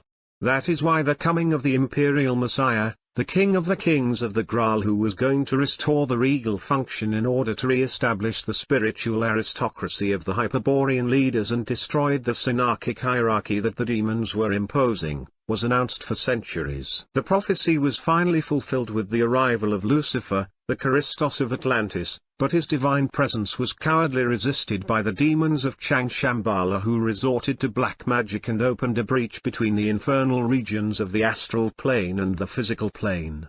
From there, a terrible conflict was generalized, which only concluded when the continent of Atlantis had sunk into the waters of the ocean. It is pointless to recount events here that today no one remembers and that, perhaps, are not worth remembering. We will only add that when the demiurge, as I already explained, conceives the sinister idea of copying the presence of the Christos of Atlantis, he also decides to announce the arrival of a Messiah by imitating, in his own manner, the figure of the imperial Messiah. But the differences are enormous. Here are some. 1. The imperial Messiah comes to restore the regal function, the Hebrew Messiah comes to exercise the priestly function. 2. The imperial Messiah credits his right through the blood, the Hebrew Messiah credits his right through the heart. 3. And that is why the imperial Messiah will be recognized by the people through the blood, and that is why the Hebrew Messiah will be recognized by the people through the heart. Let us pose a question: what has become of the Graal and its imitation, the tablets of the law? We provide several elements that it never hurts to repeat that we refer to another blood distinct 35 contribute to its answer. In summary, we have said that the Graal, from the origin, still rests on the rune of gold, and we mention that the La Hacheur was given in custody, in the 13th century, to the Cathars of the French Languedoc. What has become of the rune of gold since then? This is what we will try to respond in the next articles when presenting the A2 strategy of the Siddhas. And about the tablets of the law, we said that they remained for 21 centuries buried under the ruins of the Temple of Solomon, in Jerusalem, where they were found in the 12th century. We will also talk about this discovery and subsequent fate in the next sections. N historical A1 and A2 strategies of the loyal Siddhas. The O strategy is a general or totalizing strategy, the A1 and A2 strategies are partial or field strategies. The A1 strategy, which at first we attributed to John Dee and Wilhelm von Rosenberg, and which in truth was designed by them, as we have seen in the secret history of the Thule Giselska, was finally connected with another field strategy, much earlier, thanks to the role of Genghis Khan. This other strategy, which we have denominated A2 for the sake of simplicity, is carried out in history until the middle of the 13th century. From that moment on, it is no longer in effect, and only in the 17th century, with the A1 strategy, that some of its power emerge on the surface of history. We must note very clearly that the O general strategy, which is esoteric and transcendent, differs fundamentally from the A1 and A2 partial strategies, in that the La Hacheur are dynamically directed toward influencing history. In other words, the A1 and A2 are strategies that attempt to divert social variables in the long term in order to force the restoration of the regal function. They rely, for this purpose, on the action of Hyperborean leaders who charismatically guide their peoples against the synarchic plans, using war if necessary. These strategies, then, are related to that racial and collective part of the O strategy, i.e., with the functions of the Graal. The A strategy, especially, has had to do with the last historical destiny of the rune of gold, as we will see next.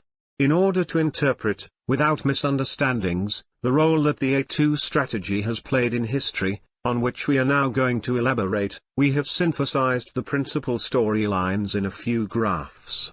Figure 104 shows how events would have unfolded if the A2 strategy had triumphed. Figure 105 expresses, on the other hand, the actual strategic situation in the year 1250. For the time being, we will dedicate ourselves to comment on the A2 strategy by referring to such figures, and later on, when the A1 strategy's turn comes, we will use other equally synthetic graphs. Figure 104, Figure 105, 12th tome, Fundamentals of Noological Runics. A Noological Runics and Numerical Kabbalah. It has been affirmed, on repeated occasions, the existence of two Kabbalahs, and that both deal with the creation of the world by the one demiurge.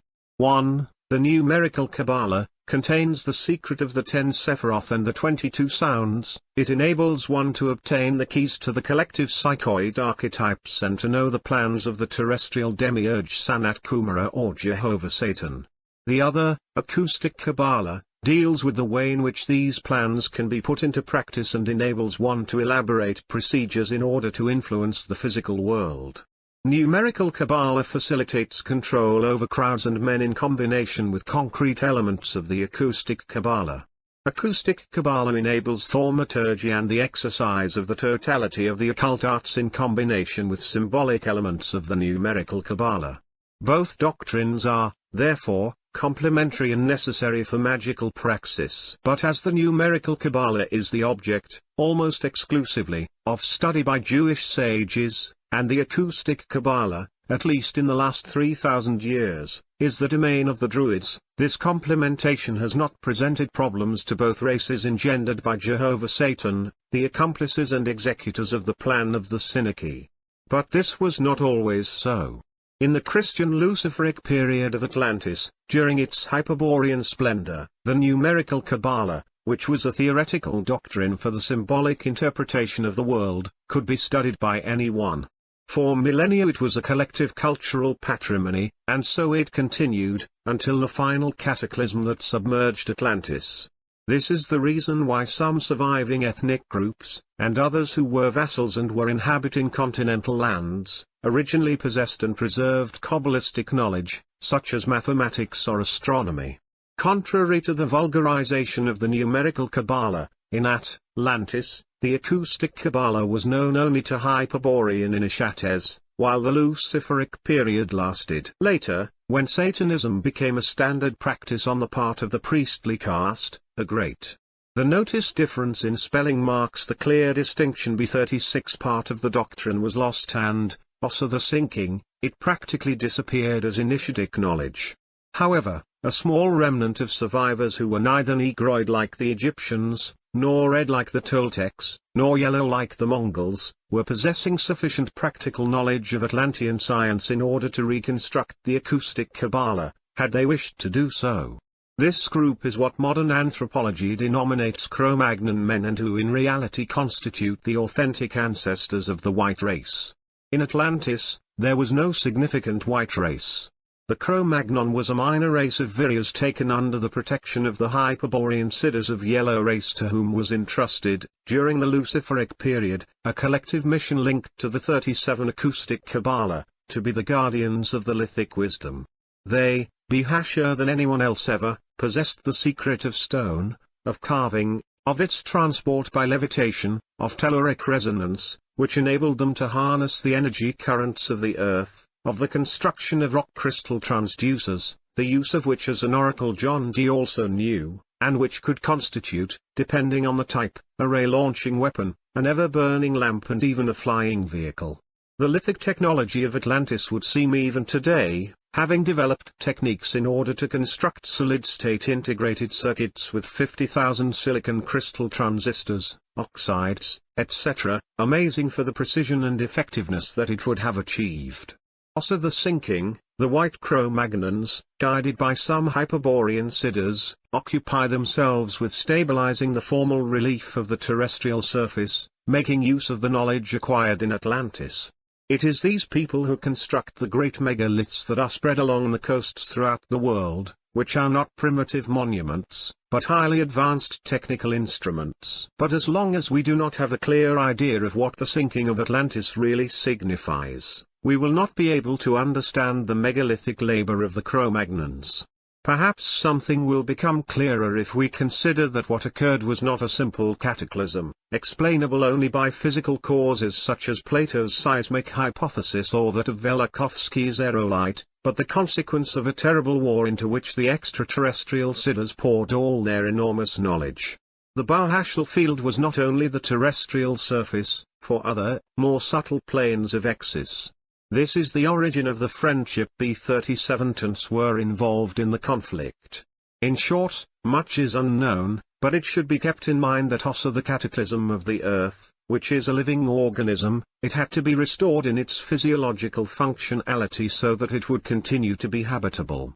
In this task, the Cro-Magnons worked using menhirs, dolmens, and cromlechs, and other telluric instruments that will be described later on. 38 It is now worth quoting a page by Louis Charpentier, where he imagines the possible function of the menhirs. Some 5,000 or 6,000 years ago, the Chinese had discovered, and perhaps not only them, that the human body is the seat of currents other than nerve impulses, and that these currents take roots outside all known anatomical channels. In a healthy human being, these currents, there are two of them, and they are opposite in nature, balance each other out, but if, for whatever reason, external or internal, these currents become unbalanced, illness sets in, and so does one microbe or another. The Chinese physicians of the time had also discovered that it was possible to act on these currents by pricking certain points along their pathways with flint needles. They are now metallic, and thus re-establish the necessary balance or voluntarily create certain disturbances. This is the Chinese therapy known as acupuncture. Now, just like the human or animal body, the Earth is flowing with currents other than magnetic currents, the nature of which is relatively unknown, but which cannot remain without action on the geological layers they pass through. And they cannot remain without action on vegetation. I find it impossible not to make the connection between the acupuncturist's needles and the stone needles of menhirs, large or small, which seem to have such an influence on vegetation. Moreover, some eons ago, agronomists say attempted, with some success, it seems, to activate crops by erecting antennae capable of collecting atmospheric static electricity, which was then distributed in the soil by various means. Although stone is not a good conductor, it is possible that a menhir has a similar effect, particularly when it's damp, for example through dew, the water of the moon. We could then imagine that menhirs were erected higher or lower, depending on the intensity of the telluric current, to establish a beneficial balance. There would be some very interesting agronomic studies to be undertaken. Undoubtedly, we are on the right track here. But, as will be seen in the following commentaries, the terrestrial acupuncture is only a secondary objective of the megalithic construction. B. The guardians of the lithic wisdom. In order to comprehend what we refer to when we speak of the lithic technology that the Cro-Magnons applied, also the Atlantean cataclysms, we should first consider certain aspects of the human habitat on the terrestrial surface. But here we will not deal with the ecological habitat, which the natural sciences are occupied with, but with the psychic relationships that man establishes with the environment that he inhabits, and the way in which this habitat has been chosen. For this, we must define the psychoregion concept as that habitat chosen by man in pursuance of a psychically appreciable telluric quality. This definition excludes the choice of the habitat out of necessity or obligation. Because in his multiple displacements, man usually chooses the precise place where he will construct his dwelling, found a city, elevate his soul to God, etc., motivated by transcendent experiences that surpass the mere physiological necessity to feed or protect himself. Thus, a psychoregion is the chosen site, par excellence, in order to perform acts of greater or lesser transcendence. In principle, the psychoregion can be personal or social. We wished to climb a hill, we chose a certain one, among many others in the mountain range. Psychological motivations of extreme complexity influenced this choice, but above all we must emphasize the interaction between the chosen hill and the fact of choosing, because this interaction precisely converts the preferred hill into a personal psychoregion. Perhaps another person prefers another hill, but, out of a whole landscape of hills, for me, the chosen hill is different, it stands out in some mysterious way, it acquires an enhancement that transforms it into an object of appreciation, into a personal psychoregion. Personal psychoregions are, then, as many sites one chooses for motives of telluric interaction, from a lover's corner, a fleeting transit, to a home in which one is to live for many years. On the other hand, a social psychoregion is a site that has been chosen on the basis of communal or collective psychological motivations. For example, a place that exerts a certain charm on more than one person is a social psychoregion. The cave chosen, among many others, by a tribe as a communal habitat is also a social psychoregion unless this choice was motivated exclusively out of necessity. In antiquity, the sites on which cities were erected were chosen for transcendental, religious, or esoteric reasons. Nowadays, humanity inhabits large cities that are also collective psychoregions because, although the current citizens have not chosen the psychoregion, their ancestors have done so at some point when, for certain motivations, they decided that this was the preferred place, the exact site, on which the city should be erected and the foundation stone laid. It is evident, then, that every city has once been a primordial psychoregion, chosen by the founders, and that the same must have occurred with the sacred places, on which the religious temples are erected, which were also selected at some primordial time. In a city with many temples, we choose the one that we like, which constitutes, for us, a personal psychoregion. But the place where the temple is located has been, since its foundation, a social psychoregion, and it still is, since many faithful who feel the same attraction go to it.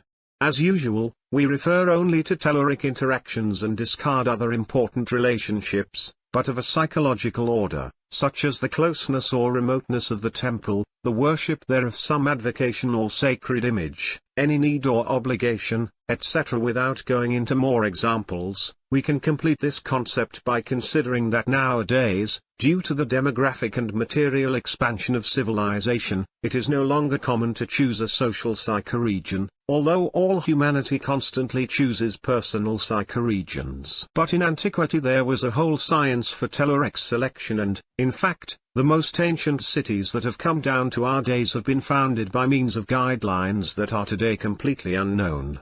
Modern rationalism, as always, provides dogmatic explanations that history, archaeology, etc., rigorously sustain. In order to elaborate such explanations, the traditions of the peoples, whose wealth of myths and legends could surely come closer to the truth, are never consulted.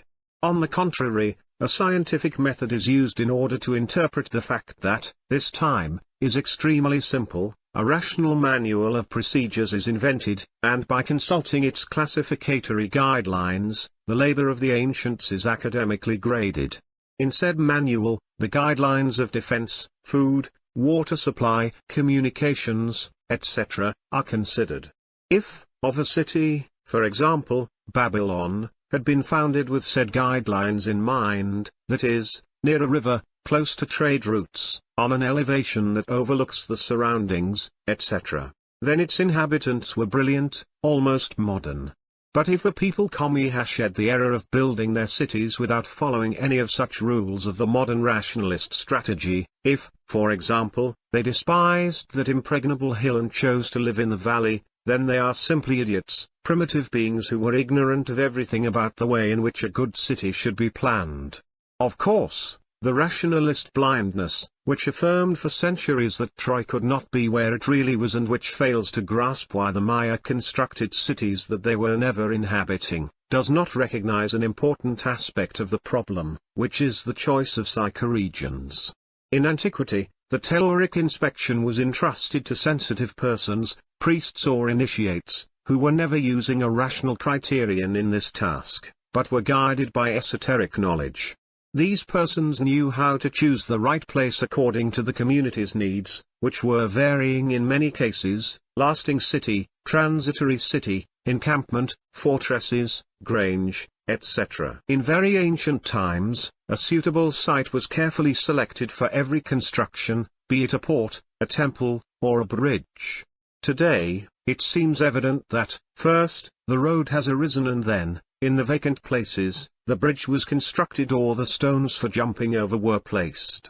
However, it would be surprising to know how often very great detours were made in order to cross the river at places that were neither the most beached, nor the closest between banks, but the psychoregion was predominating over any logical or rational guideline. A river should not be crossed anywhere. Just as the land should not be plowed and cultivated in its totality, there were zones, negative psychoregions, where the telluric influence was harmful and which should be carefully avoided. Many of those precautions of the N39 science have come down to our days as complements of myths and legends, but they are taken for meaningless superstitions. The fact is that, in antiquity, the existence of hostile places was well known and accepted, which explains many of the mistakes that would have been made in the choice of useful places, according to the guidelines of the Procedures Manual of Modern Rationalists. Because many times, a place endowed with all the evident advantages, in terms of security and food, was presenting, instead, the esoteric disadvantage of containing a negative psychoregion that was effectively preventing the lament because it did not guarantee the communal well-being. Spite the earthquake of 63 AD, was rebuilt at the request of its inhabitants, who could not bear the idea of abandoning it, and that is why they perished in their totality 16 years later, in 79 AD, when a new eruption buried it under the fiery lava and ashes. We will not dwell any longer on a subject of easy comprehension. It only remains for us to add that in Atlantis, During the Luciferic period, there existed a whole science of psychoregions on the basis of which the Hyperborean Siddhas were instructing the Viryas on the techniques to use in order to master nature and to strategically reorient themselves. Nature, according to this science, is only a perceptible aspect, a concrete appearance, of that infinite multiplicity of evolutive processes in which consists the macrostructure of a Manu age. That is why mastering nature signifies knowing how to operate on the evolutive processes and achieve the independence of the psychoid archetypes. The science that was enabling such a mastery of nature was forming part of the acoustic Kabbalah, and this, as we already stated, was only known by an elite of Hyperborean initiates. Also, the cataclysms the Earth experienced a very great alteration in the functioning of its systems of vital energies and subtle fluids. The contrasts between psychoregions were accentuated to such an extent that the unbalances were easily perceived by man and were also dangerous. In order to equilibrate the psychoregions and make them habitable for humanity, the Cro-Magnons used their knowledge of acoustic Kabbalah externally. But for such an exterior action to be effective, it must be accompanied by an interior work, for humanity interacts with the psychosphere of the Earth, the seat of the psychoid archetypes, and this relationship can attenuate or excite the contrasts between psychoregions. Today, the possibility of effectuating a collective control over the environment by using psychic powers will be taken with skepticism, since the advance of the Kali Yuga, the demographic expansion of confused rational elements, the generalized predominance of the animal tendencies of the Pasu, etc. has produced a humanity immersed in a materialistic stupor that prevents it from becoming aware of its mental potential and the power with which this potency could act on the psychoregions.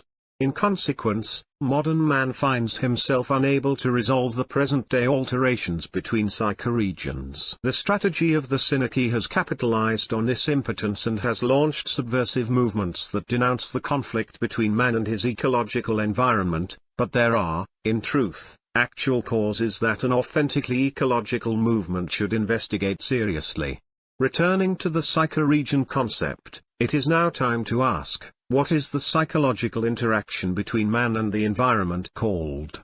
We have already defined it indirectly. There are harmful places that we denominate as negative psychoregions, just as there are also places that possess a certain charm, which we are now going to denominate as positive psychoregions.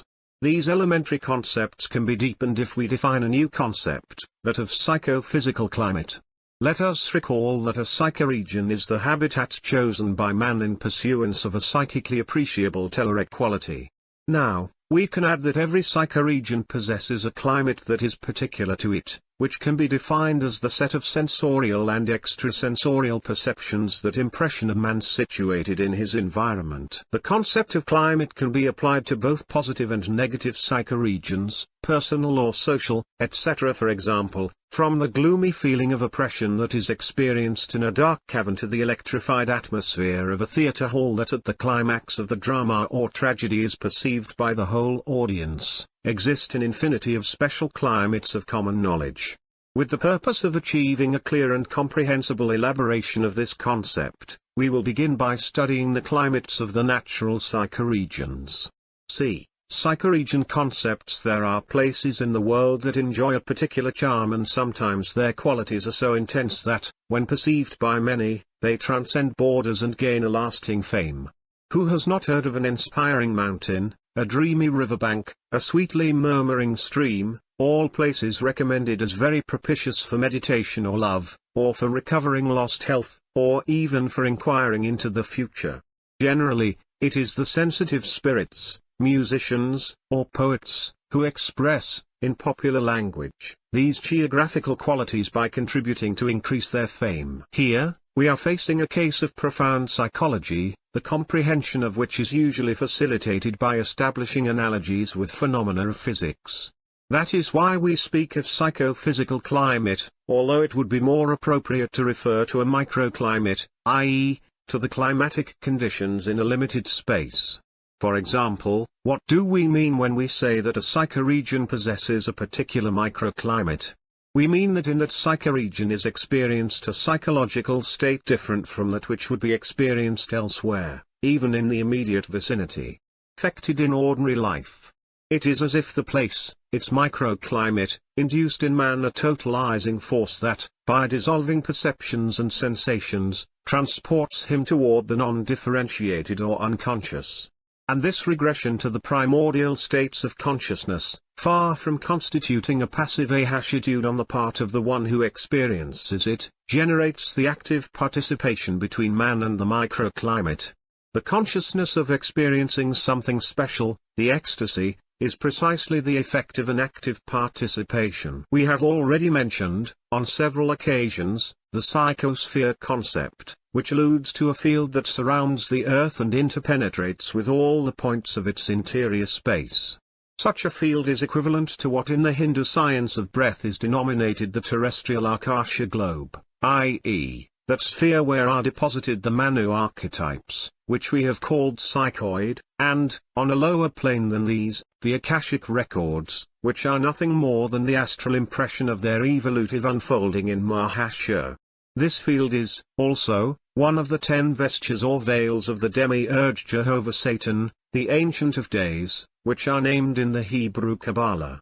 The universal collective unconscious, where the psychoid archetypes lie, takes place in the field of the psychosphere, and this interacts with the personal collective unconscious of each individual. In this way, human evolution is connected with the development of the planetary archetype, since the psychosphere is the substratum of the terrestrial physiology, the subtle body that serves as the vital nervous system constituted by a complete ice of telluric energies with millions of vortexes or chakras and distribution channels or nadis, etc. Later, these concepts will be duly defined and substantiated. The important thing now is to grasp that a certain part of the human psyche, called the personal unconscious, participates in the universal or psychoid collective unconscious. In fact, the PUSU is absolutely linked to the psychosphere, and only the Virya can transcend the archetypal determination that the psychoid collective unconscious exerts, through the personal collective unconscious, on the ordinary consciousness. That transcendence, that awakening, that liberation that is Ahashandosa transiting the path of the return to the origin, is a subject that we have already dealt with elsewhere. We are now in a position to define a psychoid island, starting from the psychoregion concept already studied. A psychoid island is the counterpart of a psychoregion in the field of the psychosphere. Graphical area. From this point of view, it can be affirmed that a psychoid island is the archetype of a psychoregion. It is thus understood that we have first needed to allude to the psychosphere concept only for defining the ambit of the existence of psychoid islands. In previous sections we posed the distinction between a natural fact and cultural fact. Of the Lahashur, we then said that it was the form in which a psychoid archetype was concentrated in evolving toward its entelchi, but as the cultural fact is essentially structural, we call the structure that supports said form a superstructure. We also studied how the superstructure of the cultural fact captures anyone who establishes a cognitive relationship with it, incorporating him as the subject of its drama. With its greatest potency, the psychoid archetype of the cultural fact attempts to unfold itself through the captured human subject and by exteriorizing its own cultural structure.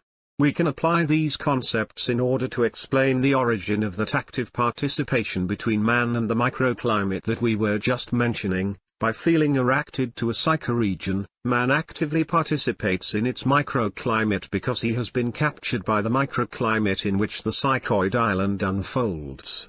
There is not yet a cultural fact per se, but every cultural fact begins with the choice of a psychoregion.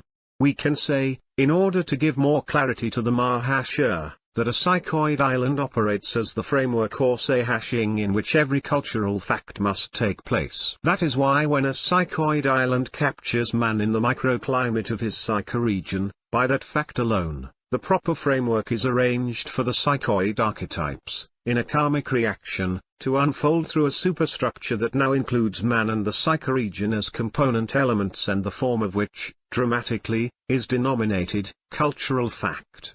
The archetypes that we call psychoid islands evolve concretely in the psychoregions, and these are exclusively geographical areas. The microclimate is the natural structure, for man, that supports the psychoregion. Hence, the microclimate of the psychoregion is equivalent, in another degree, to the superstructure of the cultural fact. Both are expressions of the psychoid archetypes. The former is that of a psychoid island, the lahash of a Manu archetype. An archetype can be known, i.e., made conscious, through the description of one of the concrete forms that it adopts during its evolution. In this sense, we can affirm that every psychoregion is a concrete form that adopts the corresponding psychoid island during its evolution and, therefore, every psychoregion is a natural description of its psychoid island. Graphical projections of psychoid archetypes are graphically representable. Duly trained sensitive persons, initiated in the Hyperborean wisdom, can draw on a map the outline of the psychoregions or represent, in a mock-hashi, their embossed surface. In the SS, for example, there was even a corps of officers trained in order to trace the polygonal outline of any psychoregion in Europe.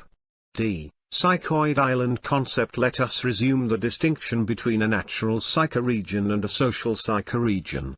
A natural psychoregion is a place made by the demiurge's own hand, i.e., where a psychoid island archetype evolves, like, for example, a landscape, grow-hasho, chasm, river, mountain, etc., all sites in which a particular microclimate can be perceived. A social psychoregion is, on the other hand, a place chosen by man to establish his habitat, build lements, temples, gardens, or palaces, to which he has modified its natural character in order to adapt it to communal aims.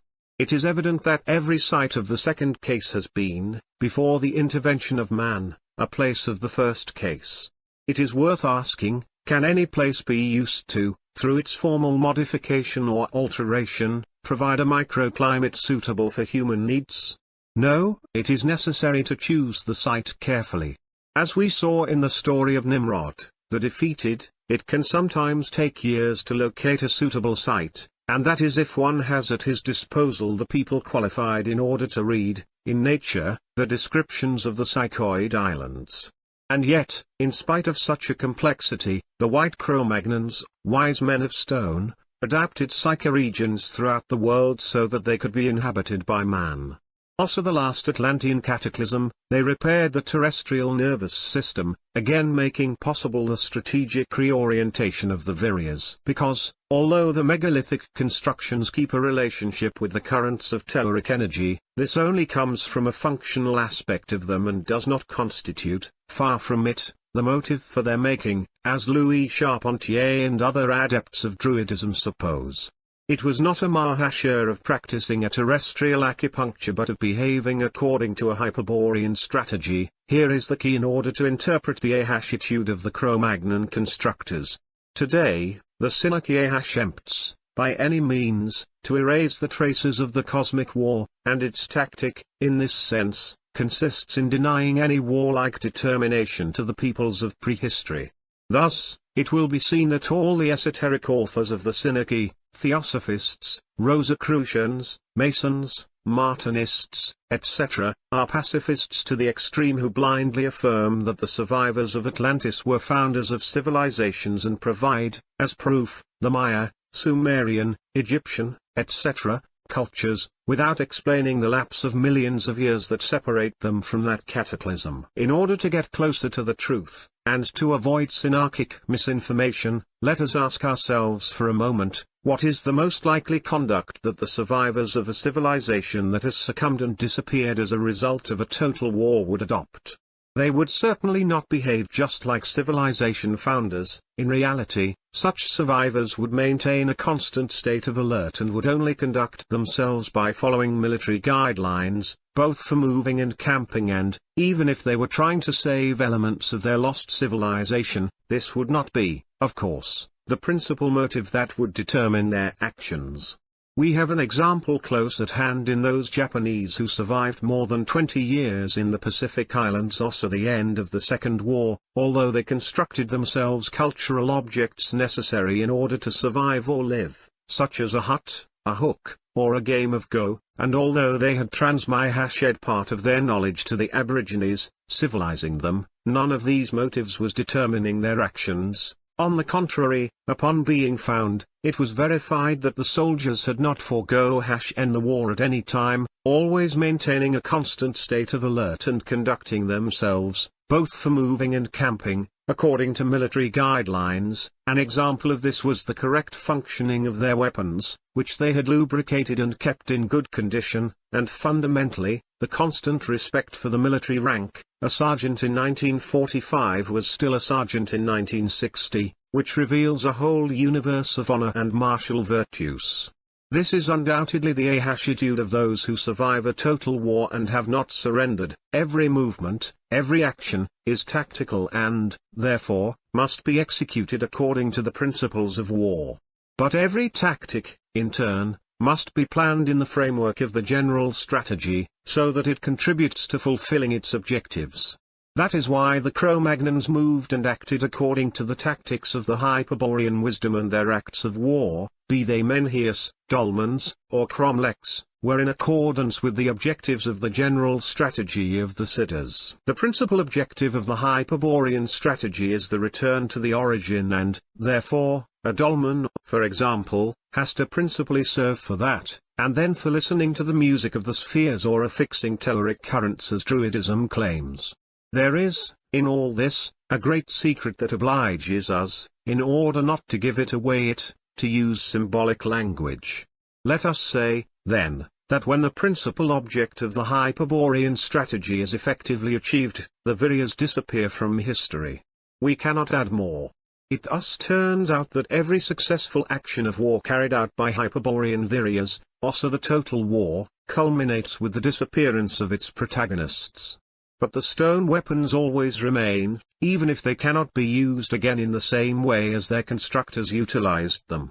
Louis Charpentier has discovered that, suggestively, the megaliths of France are distributed on an enormous spiral that encompasses the whole country. He has also verified that, since time immemorial, there is a whole esoteric migration of people, who, like a gigantic goose game, move naturally, something that Charpentier does not know. Such a migration begins a posteriori to the stone constructions because the constructors disappeared when they placed the last stone in the center of the spiral ori.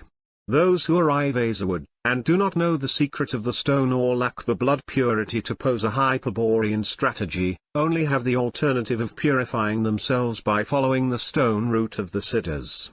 As the origin is common to all Hyperborean lineages, it is possible that by following a path toward the origin, opened by other Viryas, it is possible to remember the secret and thus be able to pose a strategy of one's own. In order to neutralize these lithic weapons, and the possibility of strategic orientation that they offer, the Druids have occupied themselves for centuries with a magical blockade, engraving signs or performing rituals that aim to alter the surrounding psychoregions. But, since they infiltrated the Catholic Church, their actions have been tremendously effective because, also destroying the lithic weapons, on the site where they were located, they erected other stone constructions specially designed according to the principles of the acoustic Kabbalah, in order to achieve the strategic goals of the Synagogue.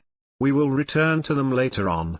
Megalithic work of the Cro-Magnon man. Let us now highlight an element that is closely linked to the transit through the world of the Cro-Magnon whites. If on a map we indicate the world distribution of the megaliths, which will undoubtedly be incomplete because many have been destroyed, and on another identical map we mark the places wherein the ancient sign of the swastika has been found, we will see that the areas of dispersion are identical. Although the swastika is held by peoples who, although inhabiting megalithic places, have not been the constructors of them, this fact does not invalidate the storyline, since, precisely, these peoples of inferior culture have picked up or discovered the swastika from the megalithic construction, since, in a certain sense, both are one and the same thing. We have already declared that the megalithic figure 106 constructions are tactical weapons to be used in the framework of a Hyperborean strategy, and that the objective of such a strategy is the return to the origin. In order to comprehend our previous affirmation, we need only recall that in every strategic action toward the origin, the Graal, a reflection of the origin, must intervene. But the Graal is supported by the rune of gold, and on it is engraved the sign of the origin, from which is derived, through deformations and mutilations, the swastika rune. Hence, a lithic construction, designed to move a warrior community toward the origin, makes it possible for another community, more impure or confused, to perceive the sign of the origin and worship, or consider sacred, the swastika rune. But the swastika, which is derived from the sign of the origin, does not itself represent a solar sign either, despite having been rationalized as such by decadent priests, who also identified it with life, movement, reincarnation, the pole, etc. In antiquity, the swastika was a Hyperborean symbol of fire and blood, when both substances are one and the same thing. Today, fire is combustion, the optical illusion of a chemical process of Mahashia's change of state, and blood, a plasmatic liquid. But the Hyperborean wisdom teaches that pure blood and fire possess a common nature, a knowledge that is at the basis of the acoustic Kabbalah utilized by the Cro-Magnons in order to tame the currents of telluric energy. He who can see telluric energy finds it similar to an igneous vapor, worldwide distribution of the sign of the origin or swastika rune. Figure 107. But blood is also seen in that same form, as an igneous vapor, and by such an analogy it has been spoken of for millennia as the blood of the earth, and even, because in watercourses, rivers and streams, the circulation of telluric energy is greater, water has been identified as a terrestrial blood. There is, then, a lost knowledge about the swastika that only the Aryans of India, the Germanic peoples of Frisia and Saxony, and perhaps the Yucatan Maya, have preserved in a deformed manner until modern times. There is an ancient Sanskrit word for fire that highlights the Hyperborean memory of the identicalness that we have been pointing out. It is the word pu, which, in addition to signifying fire, constitutes the root of pure, a quality of the blood.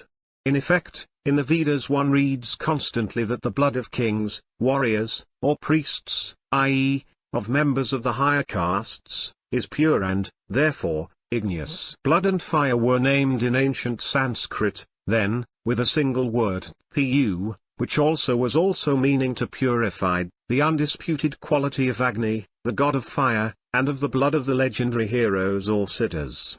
Announced at the beginning of the drama by the creator logos, that is, the verb aspect of the demiurge.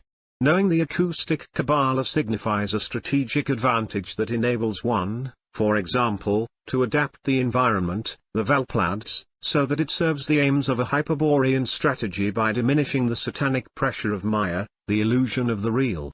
That is why those who were utilizing, as Lahashas, the swastika, and other symbols of the acoustic Kabbalah, were undoubtedly possessing a strategic advantage over other already syncretized peoples. An advantage that today the Germanic people lost because they must submit to the rules of a Judaist, Satanist, and synarchic world, but that nevertheless does not represent an evil as great as that which other Hyperborean peoples have had to endure, such as the Aztecs, e.g., who not only lost their alphabet of Kabbalah symbols, but their culture was destroyed and an attempt was even made to exterminate their race. Megaliths and the swastika rune. We said that the Cro-Magnon sowed the world of megaliths, and we add as an illustrative datum that the swastika appears in the same places in which the lithic weapons were erected.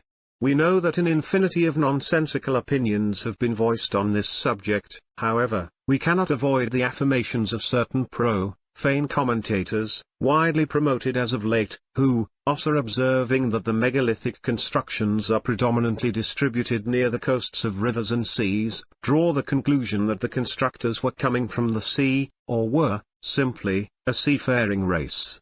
We immediately refute this presumption and affirm, instead, that the work of those leaders of lithic art was much more vast than what is usually assumed, since it was including the entire surface of the continents, and that, because of not knowing, now, what this work consisted of, erroneous and nonsensical conclusions are reached. The key is in the acoustic Kabbalah, which includes the use of lithic resonators, menhirs and dolmens, but also formal devices, like the cromlech, the labyrinth, the profile of large rocks and mountains, the shus and the cavern, etc., which work in a descriptive way on the psychoid archetypes.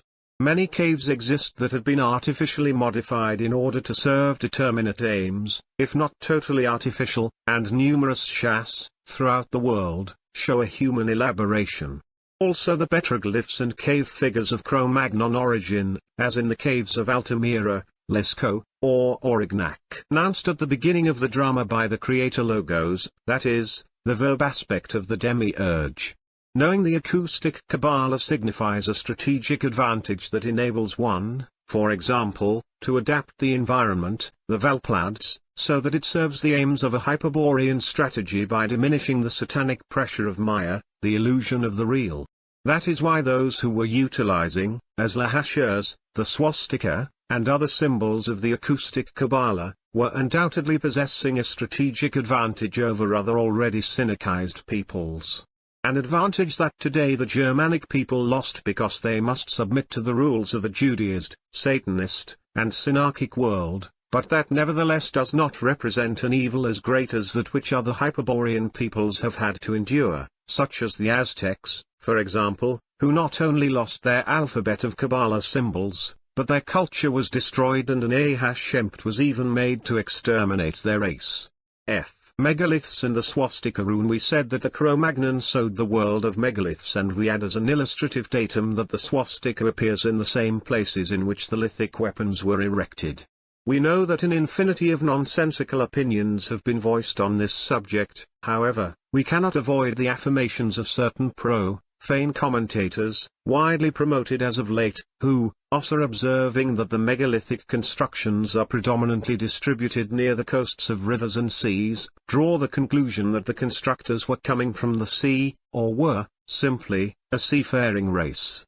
We immediately refute this presumption and affirm, instead, that the work of those leaders of lithic art was much more vast than what is usually assumed, since it was including the entire surface of the continents, and that, because of not knowing, now, what this work consisted of, erroneous and nonsensical conclusions are reached. The key is in the acoustic Kabbalah, which includes the use of lithic resonators, menhirs and dolmens, but also formal devices, like the cromlech, the labyrinth, the profile of large rocks and mountains, the shus and the cavern, etc., which work in a descriptive way on the psychoid archetypes. Many caves exist that have been artificially modified in order to serve determinate aims, if not totally artificial, and numerous shas, throughout the world, show a human elaboration. Also the petroglyphs and cave figures of Cro-Magnon origin, as in the caves of Altamira, Lascaux, or Aurignac, had their fundament in the acoustic Kabbalah. Certain mantram or magic words were enabling them to operate on the group souls, elementals or egregores, of the animals, those that they wished to hunt or domesticate. In Peru, at the site of Marcahuasi, situated on a small Andean plateau at an altitude of 4,000 meters, an authentic Cro-Magnon workshop school can be visited today, where anyone can contemplate, in situ, a whole arsenal of tactical lithic weapons and verified, if one has the eyes to see, that they exceed, in their overwhelming diversity, the Behasher-known menhirs, dolmens, or walls. G. The lithic arsenal of noological runics. We have already referred to the modifications that the Cro-Magnons made to many psychoregions by transforming them from natural to social or suitable for the Viryas to inhabit and strategically reorient themselves. But we also mentioned that in many cases the social psychoregions were once again altered by the Druids, with the purpose of readapting them for the strategy of the Synarchy. For example, it is worth remembering that many of the great temples of modern religions, Catholic, Muslim, Buddhist, etc., have been built over ancient pagan temples, that is, in places that were venerated since the most remote antiquity and at the center of which existed a menhir, a dolmen, a cromlech, etc. Let us now explain the nature of this synarchic counteroffensive. The Druids infiltrate the Benedictine order starting from the 4th century, and then, from Cister and Cluny, they launch the Order of the Temple in the first and most terrible offensive aimed at establishing the world government of the Synarchy. In studying the A2 strategy, we will comment on this synarchic plan, and explain the reasons for its failure. What is important is that, for such a plan to work, the religious psychoregions of Europe had to be prepared centuries in advance so that their microclimates would capture the believers and incorporate them into the process of the Jesus Christ archetype. For this purpose the Druids were counting on the acoustic Kabbalah, of which they were masters, and on the numerical Kabbalah, which the Jewish sages gladly placed at their disposal. By combining this formidable knowledge, they developed a technique of psychosocial control based on the archetypal resonance of enormous stone structures. The concrete expression of this work is the Gothic cathedral that appears, as everyone knows, in the 11th century. This gigantic construction is a lithic instrument, finely calibrated in order to generate a religious microclimate, capable of overwhelming the parishioner with its grandiosity and of suggesting to him an attitude of respect and devotion. The archetype of Jesus Christ needs nothing more than that in order to make the capture, transforming the microclimate into a superstructure and the religious psychoregion into a cultural fact. But the most admirable thing about such an infernal machine, and even if this affirmation scandalizes geneticists, we will say it anyway, is that, once the capture has been made, it modulates the genetic information of the believer, making the archetype of Jesus Christ hereditary, that is to say, genetically Judaizing the unwary. This is achieved because the Jesus Christ archetype, which is psychoid, i.e., belonging to the universal collective unconscious, is introduced into and plasmated in the personal collective unconscious by the action of the cathedral, which involves a chromosomal modification in all the cells of the human anatomical structure. Thus, the cathedrals are machines for psychically programming the population with the purpose of forming a Judaic human type, which act on the genetic inheritance by the transmission of induced symbolic characters. The construction of cathedrals, and other monuments that we do not mention for the sake of brevity, is, from the point of view of the Hyperborean wisdom, an authentic tactic of psychosocial strategy put into practice by the white hierarchy of Chang Shambhala in order to favor the advent of the universal synarchy. Regarding the function of the cathedrals, both the Druid Fool Connelly and the Keltist Louis Charpentier, and many other authors of similar synarchic affiliation, claim that they would be books of stone destined to perpetuate an occult knowledge. Here it would be alchemy, which, due to the reigning obscurantism, cannot be exposed even by initiatic organizations. It is hard to believe that such idiocies can be said in good faith. And we would be tempted to doubt the rational judgment of those who utter them if we were not aware that there is a synarchic strategy and that they are its agents. In order to clarify things, let us recall that with the pyramids of Egypt a similar conspiracy occurs, in which all the esoterico 41 Thors coincide in affirming that, for example, Cheops' pyramid is a book of stone, where the Egyptian knowledge has exploded in order to perpetuate it through time. On what do they base such a statement?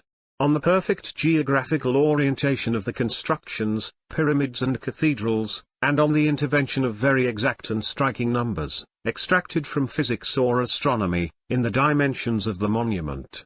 Let us now see what the truth is that the synarchy intends to hide or conceal with absurd theories. Pyramids, cathedrals, and, in general, all temples constructed on the basis of Kabbalistic principles are functional machines, constructed in order to collectively operate on the public. Ask yourself the following question: what machine does not involve measurements and dimensions linked to the laws of nature that it is intended to govern and exploit?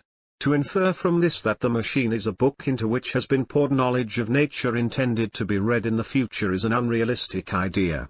A machine is constructed in order to be used in the present and in the immediate future, or so that it functions while it has a useful life, but it is never made thinking about what will occur thousands of years later. It is clear that if said machine passes through the millennia and is contemplated by beings who ignore its functional objective, it would not be strange that they mistakenly reason that it is a book and even read messages in it. Think, to give an extremely simple example, of some future men who, ignorant of everything about our civilization, will find the face of a wall clock, 1 meter in diameter, and that, from its examination, that it is a book made for future generations by some ancient beings who knew the longitude of the terrestrial meridian, were counting to 12, were probably worshipping the circle, perhaps the sun, were in the Bronze Age, etc. All these deductions are logical, but nothing indicates about the clock, nor about the functional objective for which it was designed. It is necessary to understand, then, that cathedrals and other similar monuments must be considered in their structural totality, taking into account the function for which they were designed. And if we do not know what that function is, it is better to keep quiet, because otherwise we collaborate with the synarchic strategy that consists in fomenting confusion in everything that is related to Chang Shambhala and its demonic plans. Each druidic strategy closely connected to this subject is another synarchic tactic, which we will now warn you about. When speaking of the Middle Ages and the Renaissance, a deliberate error is usually made in affirming that indeed a kind of chasm separates the two epochs. It would seem, according to the historians of the Synarchy, that the Middle Ages were an epoch of impenetrable darkness, the blackness of which was abruptly dispelled by Renaissance humanism. It would thus seem that the Renaissance arises by spontaneous generation, totally divorced from the epoch that it comes to surpass. But however well one looks at the thing, one discovers again, behind such opinions, the synarchic tactic. A druidic cultural revolution, we will say it again, the demiurge, his great breath, impulses Mahasha to evolve by following the formal order of his plans, or Manu archetypes. The law of evolution thus governs all orders of existence, human societies included. But the white hierarchy of Chang Shambhala usually hastens this social evolution by means of an alteration called revolution, which is also expressed by a precise law that consists in posing a dialectical opposition to the system that it procures to revolutionize. That is why it should not be surprising that after every revolution, the revolutionaries negate and devalue the previous order. It is a pure synarchic tactic, which can be verified by observing the French, Russian, Cuban Revolution, etc., where one evidences the dialectical clash and the negation, on the part of the new order, of any value to the displaced order. This synarchic tactic is very evident and will not require further commentary, except that the Renaissance does not appear in history as a revolution. However, overlooking the qualifications, we discover at the heart of the Renaissance change, the same synarchic strategy that directs the great revolutions of history, and with it the negation of the previous epoch, which is labeled obscurantist. But, since we dismiss its natural or spontaneous character, we must ask, who launches a revolution as vast as the Renaissance? Because every revolution keeps record, behind the evident protagonists, of a hierarchy of eminences graces who plan and direct the movement. The violent aspect is only the culmination of a long subversive work carried out by professionals, agitators and revolutionaries, who have also been agitated by hidden forces that rarely show themselves to public light.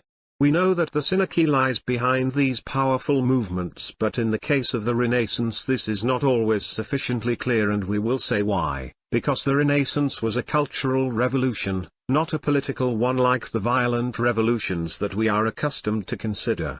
The reaction to such a revolution was called the Cathars and Frederick II Hohenstaufen, and it was fiercely suppressed.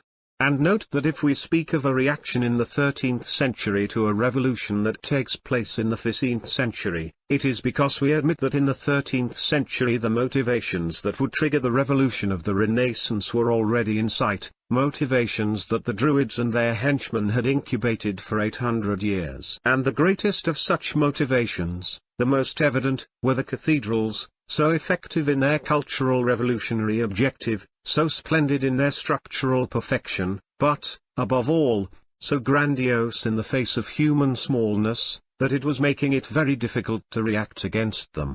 But this inhibition was, undoubtedly, another important synarchic objective.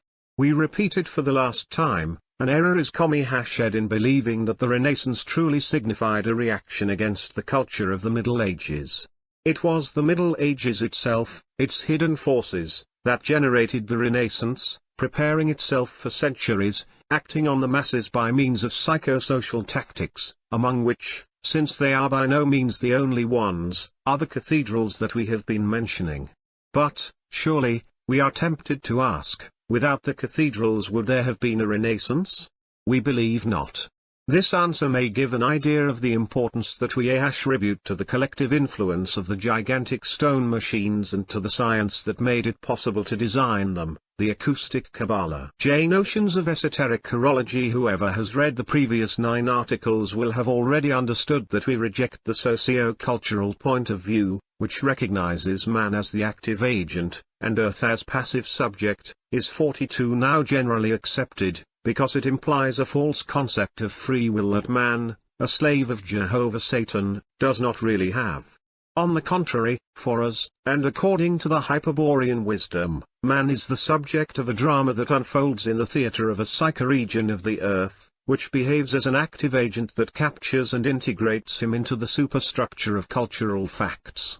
When we made the critique of historical ages and of culture, we demonstrated that the Pusu or lost Virya is, in general, a prisoner of cultural facts, but, later on, when defining psychoregions, we explained that these constitute the primary ambit upon which the process of the historical fact is initiated. The man and the psychoregion would thus seem to be the fundamental and sufficient elements in order to comprehend the drama of human life. However, this is not so because psychoregion, such as we define it, is a spatial concept, which tells us nothing about the temporal dimension of the drama. In order to complete this aspect, the Hyperborean wisdom contributes the complementary concept of geochrony, starting from which, just now, the Kali Yuga can be defined. Folds is, for example, the native village of Vulcan, then he will be able to project his impossible love on one of the village women and to sublimate his sexual energy with which the lady archetype feeds on. But if the psychoregion is, for example, a desert island, the projection will not be concretized outside and the process will take another course. In this extremely simple example, but which exemplifies many other cases, it can be noticed that as the psychoregion varies, so does the process. But what is the nature of this variation of the process? For we do not say that the process will not take place, but that, simply, by changing the psychoregion, the process varies. The answer is, in changing psychoregion the process varies temporally, or, in other words, if a man, captured and integrated into the superstructure of a cultural fact, changes psychoregion, the process of his drama may become faster or slower, according to the geochronic character of the place. The importance that the geographical situation of the Viryas has, from the strategic point of view, is now understood. 1. Geochronic effect on the exterior Kali. There is, then, a relationship between every psychoregion and the temporality that the process of the psychoid archetypes requires when they unfold in its ambit.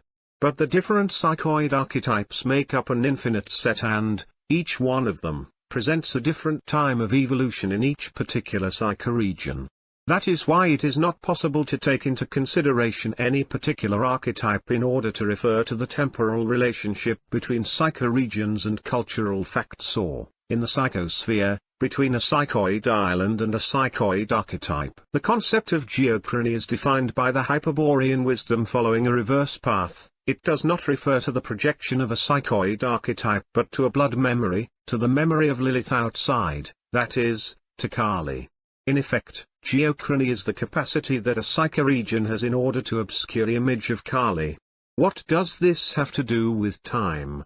That, inversely, a psychoregion where it is not possible to perceive Kali is a site where a maximum temporal synchronization can occur between the biological rhythms of the microcosm and the time of the macrocosm, which is an expression of the immanent flow of the demiurge's consciousness. Therefore, the geochrony gives a negative indication of the possibilities that a psychoregion offers in order to achieve strategic orientation or, in other words, the higher the geochronic index of a psychoregion, the lower the possibility of strategic orientation. Within the Hyperborean wisdom, there is a science that studies everything related to the psychoregions and their geochronic relationship with man. It is esoteric chorology. The theology Zulshas was possessing an important closed circle specialized in chorological studies, which, after 1936, passed to the Aninerba Institute of the SS. And it was the experts in chorology of the Aninerba Institute who carried out a worldwide survey of geochronic indices and discovered that a true root of darkness could be located, or choreographed, on the terrestrial surface. Said root is the current expression of the so-called Kali Yuga and demonstrates, as we stated elsewhere, that its influence is not uniform throughout the earth, as would be expected from the secret root of the Kali Yuga and the triangle of the AAA. Buenos Aires, Algiers, Peking Figure 108.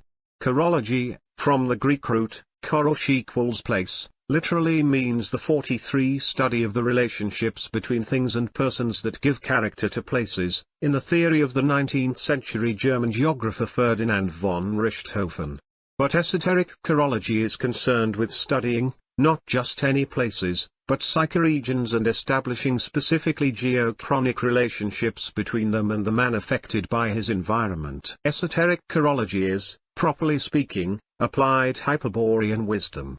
We can say the same of another complementary science, chirography, which studies and develops techniques in order to represent psychoregions on maps or mock hashes.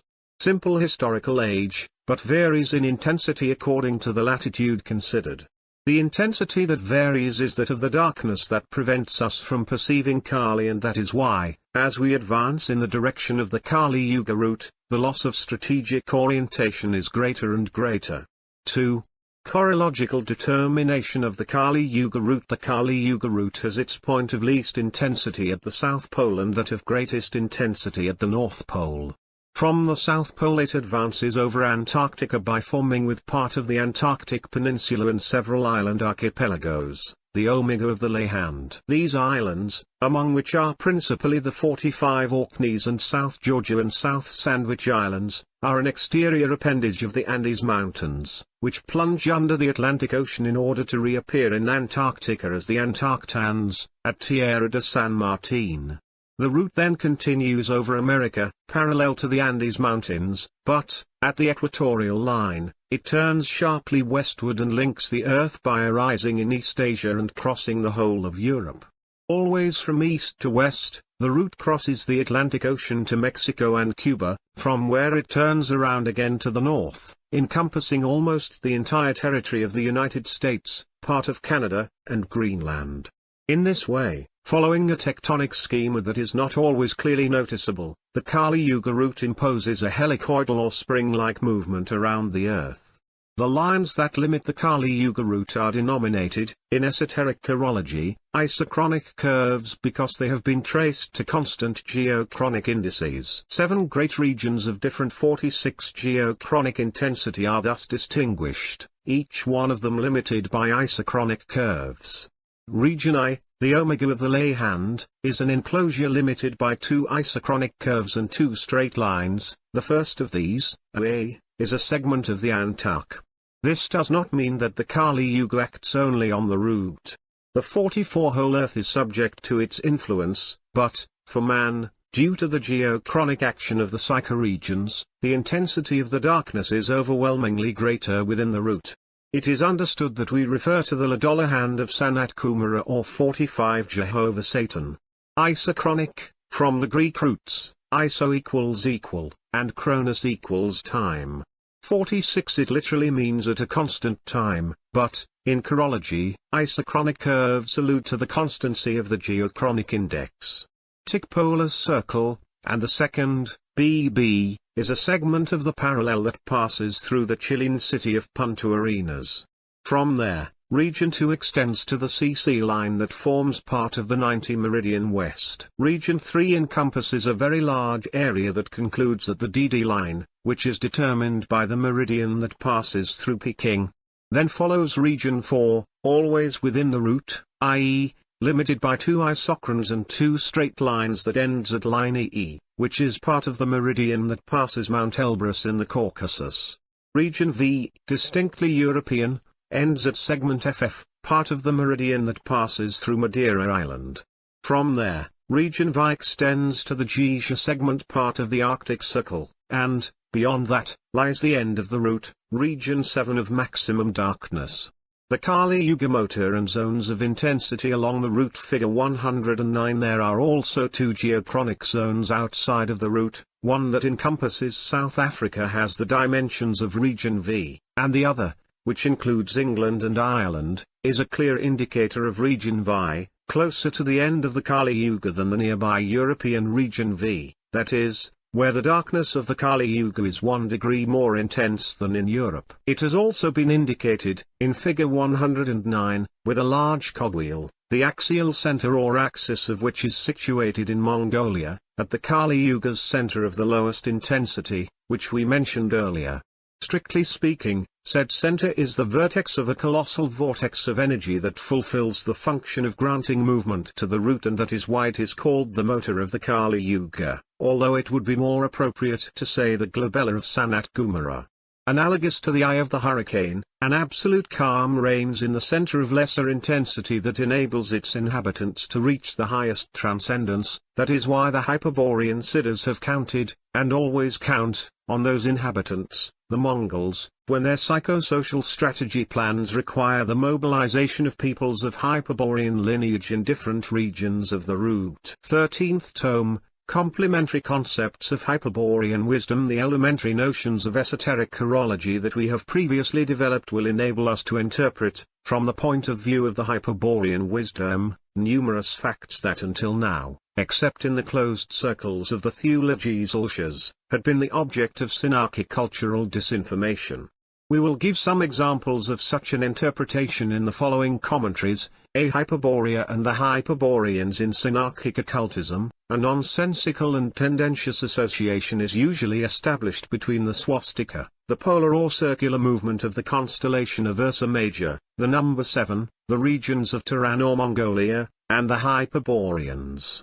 As a product of this, affirmations such as this one are proved or substantiated. Mongolia is a center of the swastika's diffusion, from there it radiated to all the world. Or this other one, the swastika symbolizes the helical movement of the Ursa around the polar star. We will waste no time in refuting these and many other similar affirmations. In the light of Hyperborean wisdom and with the help of esoteric horology, we will go directly to the origin of the confusion. First of all, we must repeat that the swastika is an exoteric expression of the sign of the origin and, as such, does not include a center of diffusion, since every Virya, anywhere in the world, sooner or later encounters this sign when, in his return to the origin strategy, he enters into a charismatic relationship with the Graal. This is what has occurred in historical times with peoples who, inhabiting megalithic areas, have ended up discovering, by themselves, and adopting as their coat of arms, the very ancient sign of the swastika. We are now going to establish a very important distinction about the origin of the Hyperboreans, because there are at least 3 traditions worthy of consideration, but contradictory among themselves. We will mention them in order of antiquity and clarify what class of Hyperboreans each one refers to. But first we will say a few words about the term Hyperborean. The usual acceptance is that Hyperborea, as it appears in Homer and other Greek poets, alludes to a land beyond where the north wind blows. But this is a late etymology, from the epoch in which nascent Greek rationalism was associating with each force of nature a god or myth. So it was with the sun, the moon, Venus, Saturn, the sea, etc., and, naturally, the winds, that of the north, Boreas, that of the south, Noto, that of the east, Euro, and that of the west, Zephyr. Before these mythological reductions, Boreas meant breath of the north, as in Boreos, with a dual meaning of wind and spirit, as is the case with Numa, which has the following meanings: breath, wind, exhalation, respiration, life, soul, spirit, angel, demon, divine breath, Holy Spirit, etc. Hyperborean can be translated, then, in an archaic sense, as a spirit that comes from beyond the north, and Hyperborea becomes the land of the spirits from beyond the north. This definition, evidently inspired by the blood memory, is quite in line with the teachings of the Hyperborean wisdom, which affirms that the captive spirits come from Hyperborea, an extraterrestrial, but also extra-universal and perhaps anti-material racial center. From there the Hyperborean spirits, whose nature is hostile to the material order of the demiurge, entered the universe through a cosmic door known in the mysteries as the Gate of Venus. Why they did so? It is part of the mystery, but some have supposed that they were coming from losing a cosmic war in other unimaginable universes. However, the most sensible thing is to think that the warlike conduct of the Hyperborean spirits is a product of their essential hostility toward the material order. What is concrete is that although the Hyperboreans have always claimed Hyperborea as their fatherland of the spirit and have preserved for it an indelible memory, once fallen into incarnation, because of a mystery of Amor, this memory has become sufficiently blurred so that it is only fly-hashing to speak of a nostalgia for another world. In the memory contained in the blood minna, There is not to be a clear memory of Hyperborea because the Lahashur can only be seen by the pure spirit or vril. What there is in the blood is the memory of the origin, i.e., of the spirit's place of origin, and this memory responds to a magic word, which it is not advisable to manipulate too much so as not to increase its semantic degradation, which is Rai-Hashen, Thule.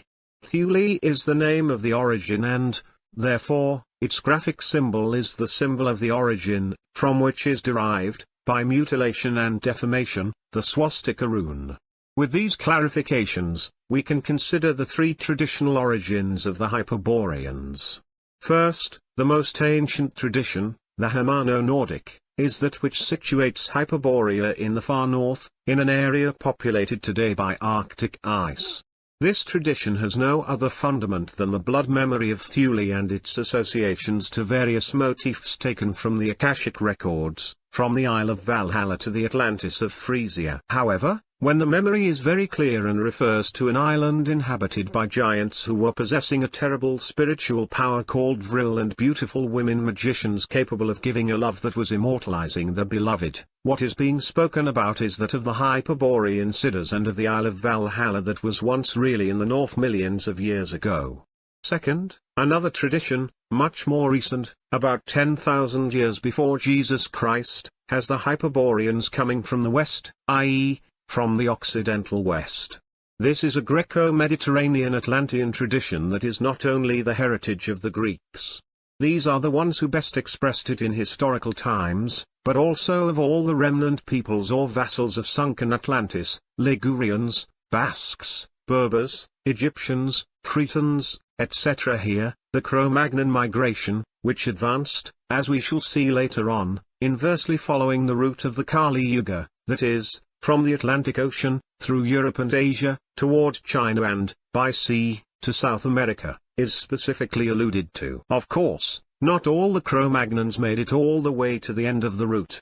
The indicated trajectory demanded thousands of years, because the masters of stone were adapting the psychoregions, and diverse groups, also remaining for centuries in one place, ended up forming many of the historical peoples of white race.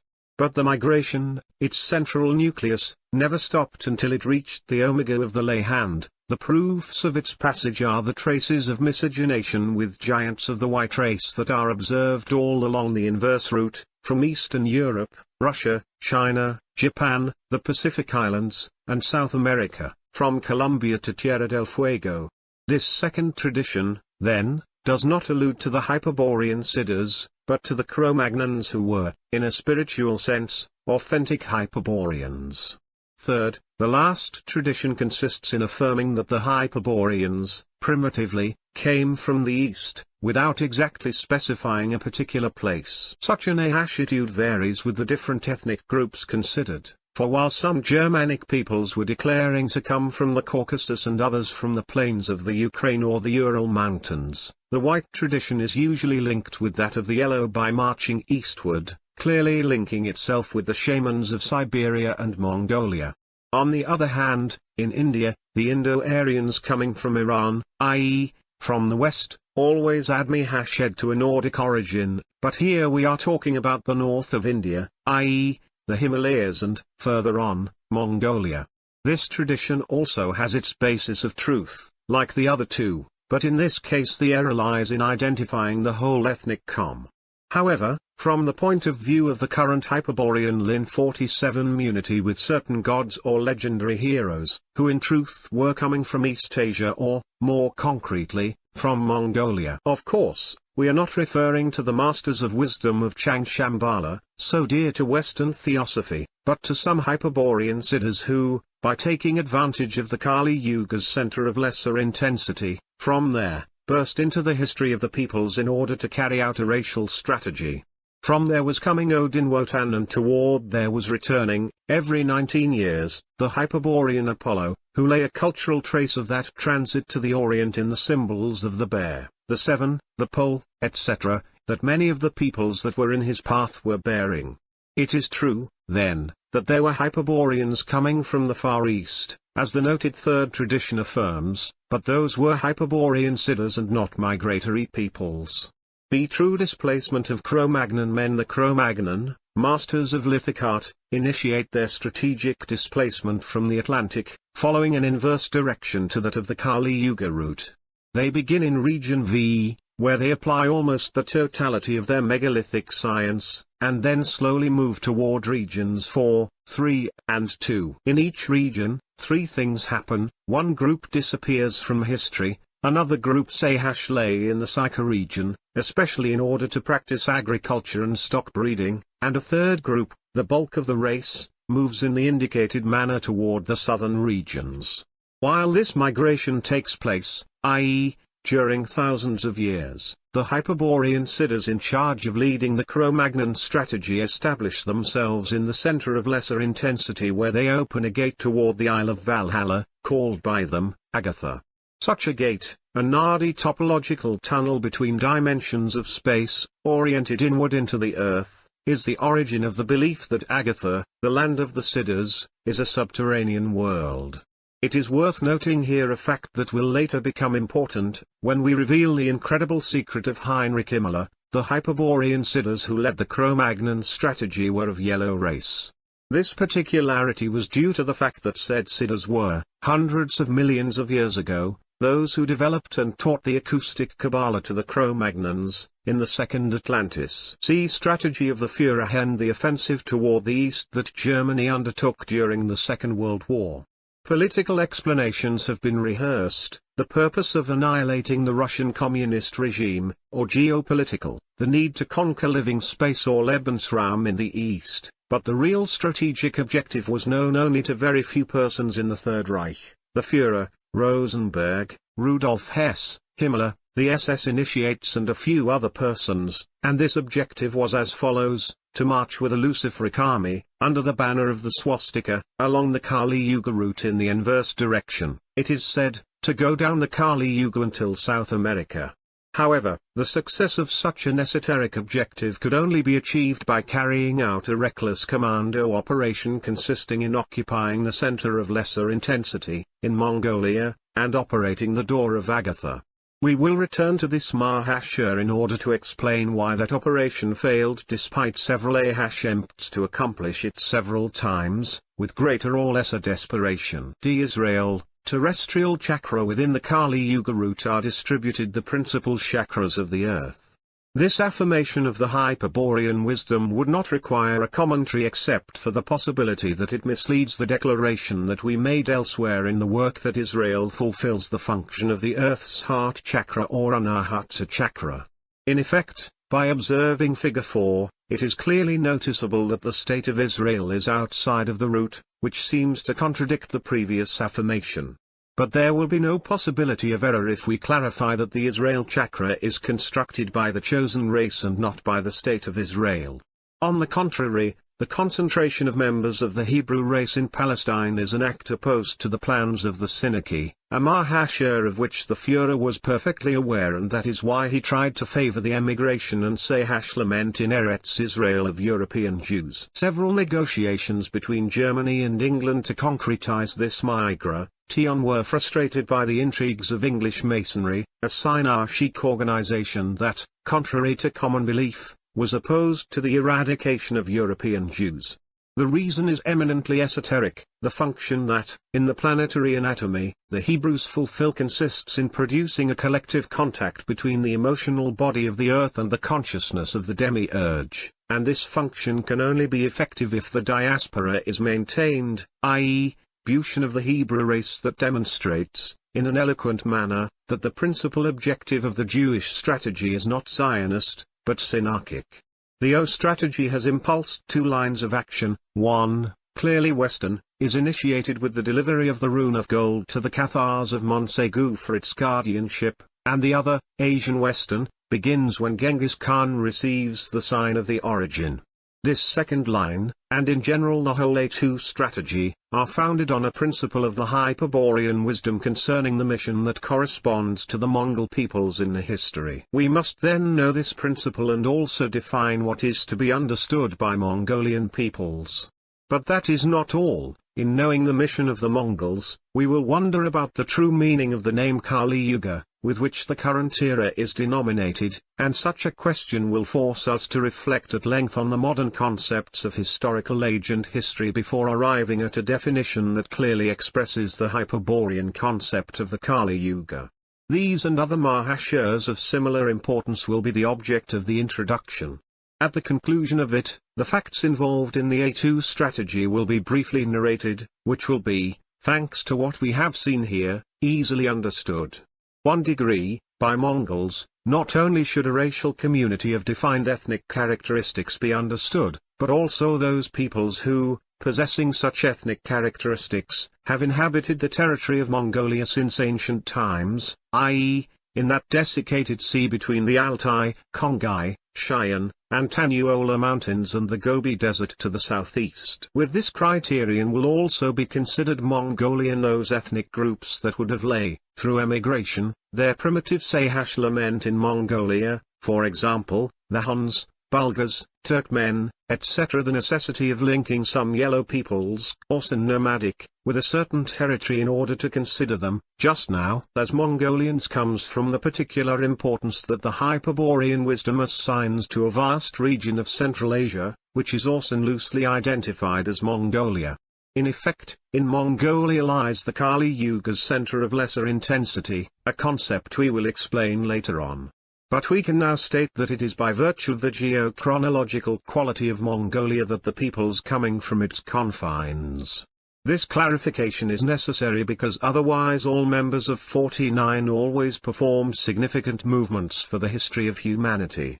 Mongolian origin, that is to say, the fact of coming from Mongolia, is a fundamental sign in order to comprehend the strategy of the Siddhas. Therefore, 2 degrees, the mission of the Mongols in history is to push the Hyperborean lineages of white race toward the Kali Yuga. The mission of the Mongols in history in light of what has been seen so far, it should be clear by now that it is indeed possible to advance toward the Kali Yuga by traversing the different regions of the route. And that is what has occurred, an advance toward the Kali Yuga, for many peoples of Hyperborean lineage every time a Turanian invasion forced them to abandon the lands of the East. Although such a push toward the West has been repeated on countless occasions since the most remote antiquity, let us recall only, by way of example, some of the events protagonized by the Turanian races in the present Christian era, thus verifying that the displacement always follows the route of the Kali Yuga. In the 4th century, the incursion of the Huns into Europe leads to the Germanic invasion of the Roman Empire. In the 9th century, the Magyars, coming from the Ural Mountains, invade Transylvania, pushing westward the Germanic and Slavic tribes that were inhabiting that region. In the 13th century, a Mongol empire under the command of Genghis Khan attacks Armenia, Russia, Poland, Hungary, Silesia, etc. From the 14th century, a great Turkish expansion begins to press on the west, ends with the Eastern Roman Empire in the 15th century and, in the 17th century comes to occupy Vienna, etc., etc. If history is eloquent with regard to the affirmation of 2 degrees, on the other hand, it is not evident, and we will try to clarify it, what objectives such invasions of the Turanian races pursue, given that they have always been provoked by the Hyperborean Siddhas. The strategic objective, which, naturally, was also contemplated in the Führer's general strategy, was the following: to put an end to the Kali Yuga.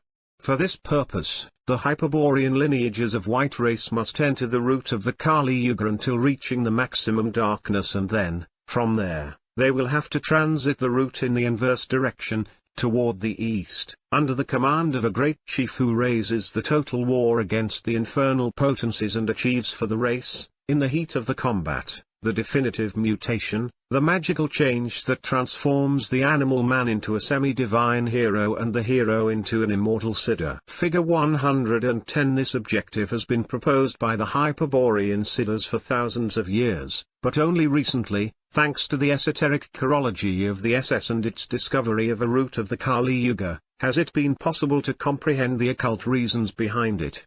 And that is why, based on the Hyperborean wisdom, which is the mother of the sciences of the SS, we can affirm that the Führer's general strategy contemplates a last attack on the west by the Turanian races, before reaching the end of the Kali Yuga. That time it will be the Siddha who, at the head of enormous Mongol armies, once again hoisting a banner with a polar sign, will irresistibly advance along the route of the Kali Yuga. But the Lihashla Judaized men, sunken into the darkness of blood confusion, will not see the sign or understand that the end has arrived. They will believe until the last moment that they witness the advent of the Synagogue and will foolishly rejoice in it. They will only react when, incredibly, from Berlin, they see arise an army of immortal men who wear the uniform of the eternal SS, but then it will be too late, for they will deploy in all directions, possessed by a berserker fury, and will only respect the sign of the pure blood. F. Christopher Columbus Hebrew strategy objective, the Synagogue has at all times procured to keep the horizon of the Kali Yuga at a distance by deepening the exploration of the regions of the path. And with such a motive, one of its infernal agents, a Jew known as Christopher Columbus, in the 15th century, prolongs, in the 15th century, the European transit toward region via the route, see Figure 109. This is the secret objective of the discovery of America, which we mentioned when outlining Dr. D's Project Thule, but which was then impossible to explain without resorting to the elements of esoteric chirology, such as the geochronic concept of the Kali Yuga or the chirography of Figure 109. The Synagogue has thus tried to ensure that the strategy of the Siddhas, to march toward the west and then to return, by blood and fire, toward the east, is hindered by the water barrier that the Atlantic Ocean places between regions 5 and 6. In this sense, the discovery of Columbus has been successful. South America's mission in history in Figure 108, a tricontinental triangle has been outlined, the vertexes of which are located in Peking, Algiers and Buenos Aires, and which, taking into consideration the continent's initials, is called the Three As. We already spoke, in the second dissertation of the secret history of the Thule-Gizelska, of the Honorel Order of South America, founded by the Hyperborean Siddhas of the catastrophe of the Second World War. According to the directives given to the order in 1946, the Siddhas would promote in the world 3 focal points of conflict outside of the Synagogue's control. These 3 focal points would not be located on the route of the Kali Yuga, where the parody of an East-West confrontation would be executed in order to favor the Synagogue's plans of world government, but outside of it, and that is why the peoples involved in the conflict would be called Third World or supporters of the third position. The 3 focal points, which in the Honorel Order were denominated as liberation vertexes, went into effect also a few years, that of Peking in 1949, also the revolution of Mao Zedong, that of Buenos Aires in 1946, also the electoral triumph of President Juan Domingo Perón, and that of Algiers in 1962, because of its independence from France. In order to comply with the proposed objectives, these liberation vertexes should be organized on the basis of a national socialist or fascist principle, i.e., with a policy that favors social justice. Objective: the Synagogue has at all times procured to keep the horizon of the Kali Yuga at a distance by deepening the exploration of the regions of the path. And with such a motive, one of its infernal agents, a Jew known as Christopher Columbus, in the 15th century, prolongs, in the 15th century, the European transit toward region via the route, see Figure 109. This is the secret objective of the discovery of America, which we mentioned when outlining Dr. D's Project Thule, but which was then impossible to explain without resorting to the elements of esoteric chirology, such as the geochronic concept of the Kali Yuga or the chirography of Figure 109. The Synagogue has thus tried to ensure that the strategy of the Siddhas, to march toward the west and then to return, by blood and fire, toward the east, is hindered by the water barrier that the Atlantic Ocean places between regions 5 and 6. In this sense, the discovery of Columbus has been successful. South America's mission in history in Figure 108, a tricontinental triangle has been outlined, the vertexes of which are located in Peking, Algiers and Buenos Aires, and which, taking into consideration the continent's initials, is called the Three As. We already spoke, in the second dissertation of the secret history of the Thule-Gizelska, of the Honorel Order of South America, founded by the Hyperborean Siddhas of the catastrophe of the Second World War. According to the directives given to the order in 1946, the Siddhas would promote in the world 3 focal points of conflict outside of the Syndic's control. These 3 focal points would not be located on the route of the Kali Yuga, where the parody of an East-West confrontation would be executed in order to favor the Syndic's plans of world government, but outside of it, and that is why the peoples involved in the conflict would be called Third World or supporters of the third position. The 3 focal points, which in the Honor order were denominated as liberation vertexes, went into effect also a few years, that of Peking in 1949, also the revolution of Mao Zedong, that of Buenos Aires in 1946, also the electoral triumph of President Juan Domingo Perón, and that of Algiers in 1962, because of its independence from France.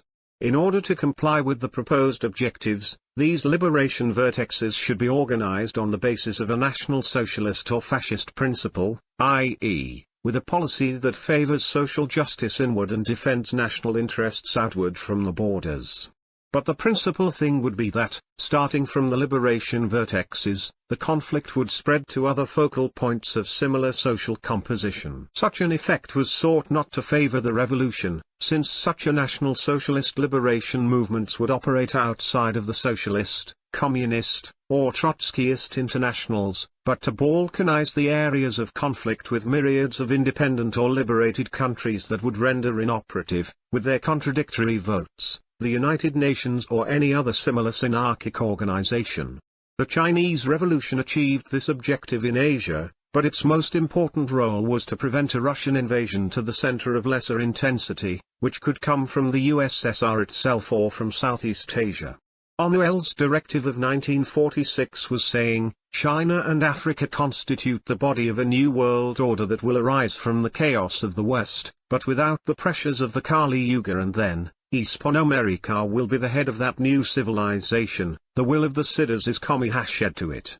China and Africa fulfilled their part of the Siddhas' plan in the 50s and 60s, what then occurred with Hispano-America? Here the project was not new, for already in the 19th century Simón Bolívar had understood that without a South America united in pursuit of nationalist and patriotic objectives it would be impossible to resist the pressure of the great imperial potencies, and without such a union, any possibility of political, economic, or cultural independence would be a pure utopia. The Orwell directive for Hispano-America was based on similar considerations, and that is why, from 1951, powerful spiritual forces converged on 3 important personages who were fundamental pieces of the Hyperborean strategy. We are referring to the Chilean President Carlos Ibáñez, the Brazilian President Getúlio Vargas, and the Argentine President Juan Domingo Perón. These 3 leaders tried, between 1951 and 1954, to carry forward a geopolitical plan denominated ABC, elaborated by the Honor Order of Brazil, which consisted, simply, in forming with the 3 countries an axis, the inclined L, that would allow resisting the pressure of the Anglo-American imperialism. The ABC axis was contemplating the political, economic, and social integration of the 3 countries who would thus consolidate the third liberation vertex. Naturally, that plan failed. Also, a sinister conspiracy would lead Getúlio Vargas to suicide in 1954, and another no less sinister synarchic counter-revolution overthrew President Juan Domingo Perón in 1955. Ritual centers, the Peking vertex has moved to the Kali Yuga's center of lesser intensity, in Mongolia. The Algiers vertex is now in Tripoli, Libya, and the Buenos Aires vertex, although it is not yet completely clear why, has moved to Santiago, Chile. From this last country will arise, then, the head of a new Hyperborean civilization of a tricontinental scope, although, in order to do so, it must first rise above the nations of Hispano-America and convoke them around a joint project of liberation. The current secret route of the Kali Yuga and the Triple Triangle. Santiago, Tripoli, Ulaanbaatar. Figure 111.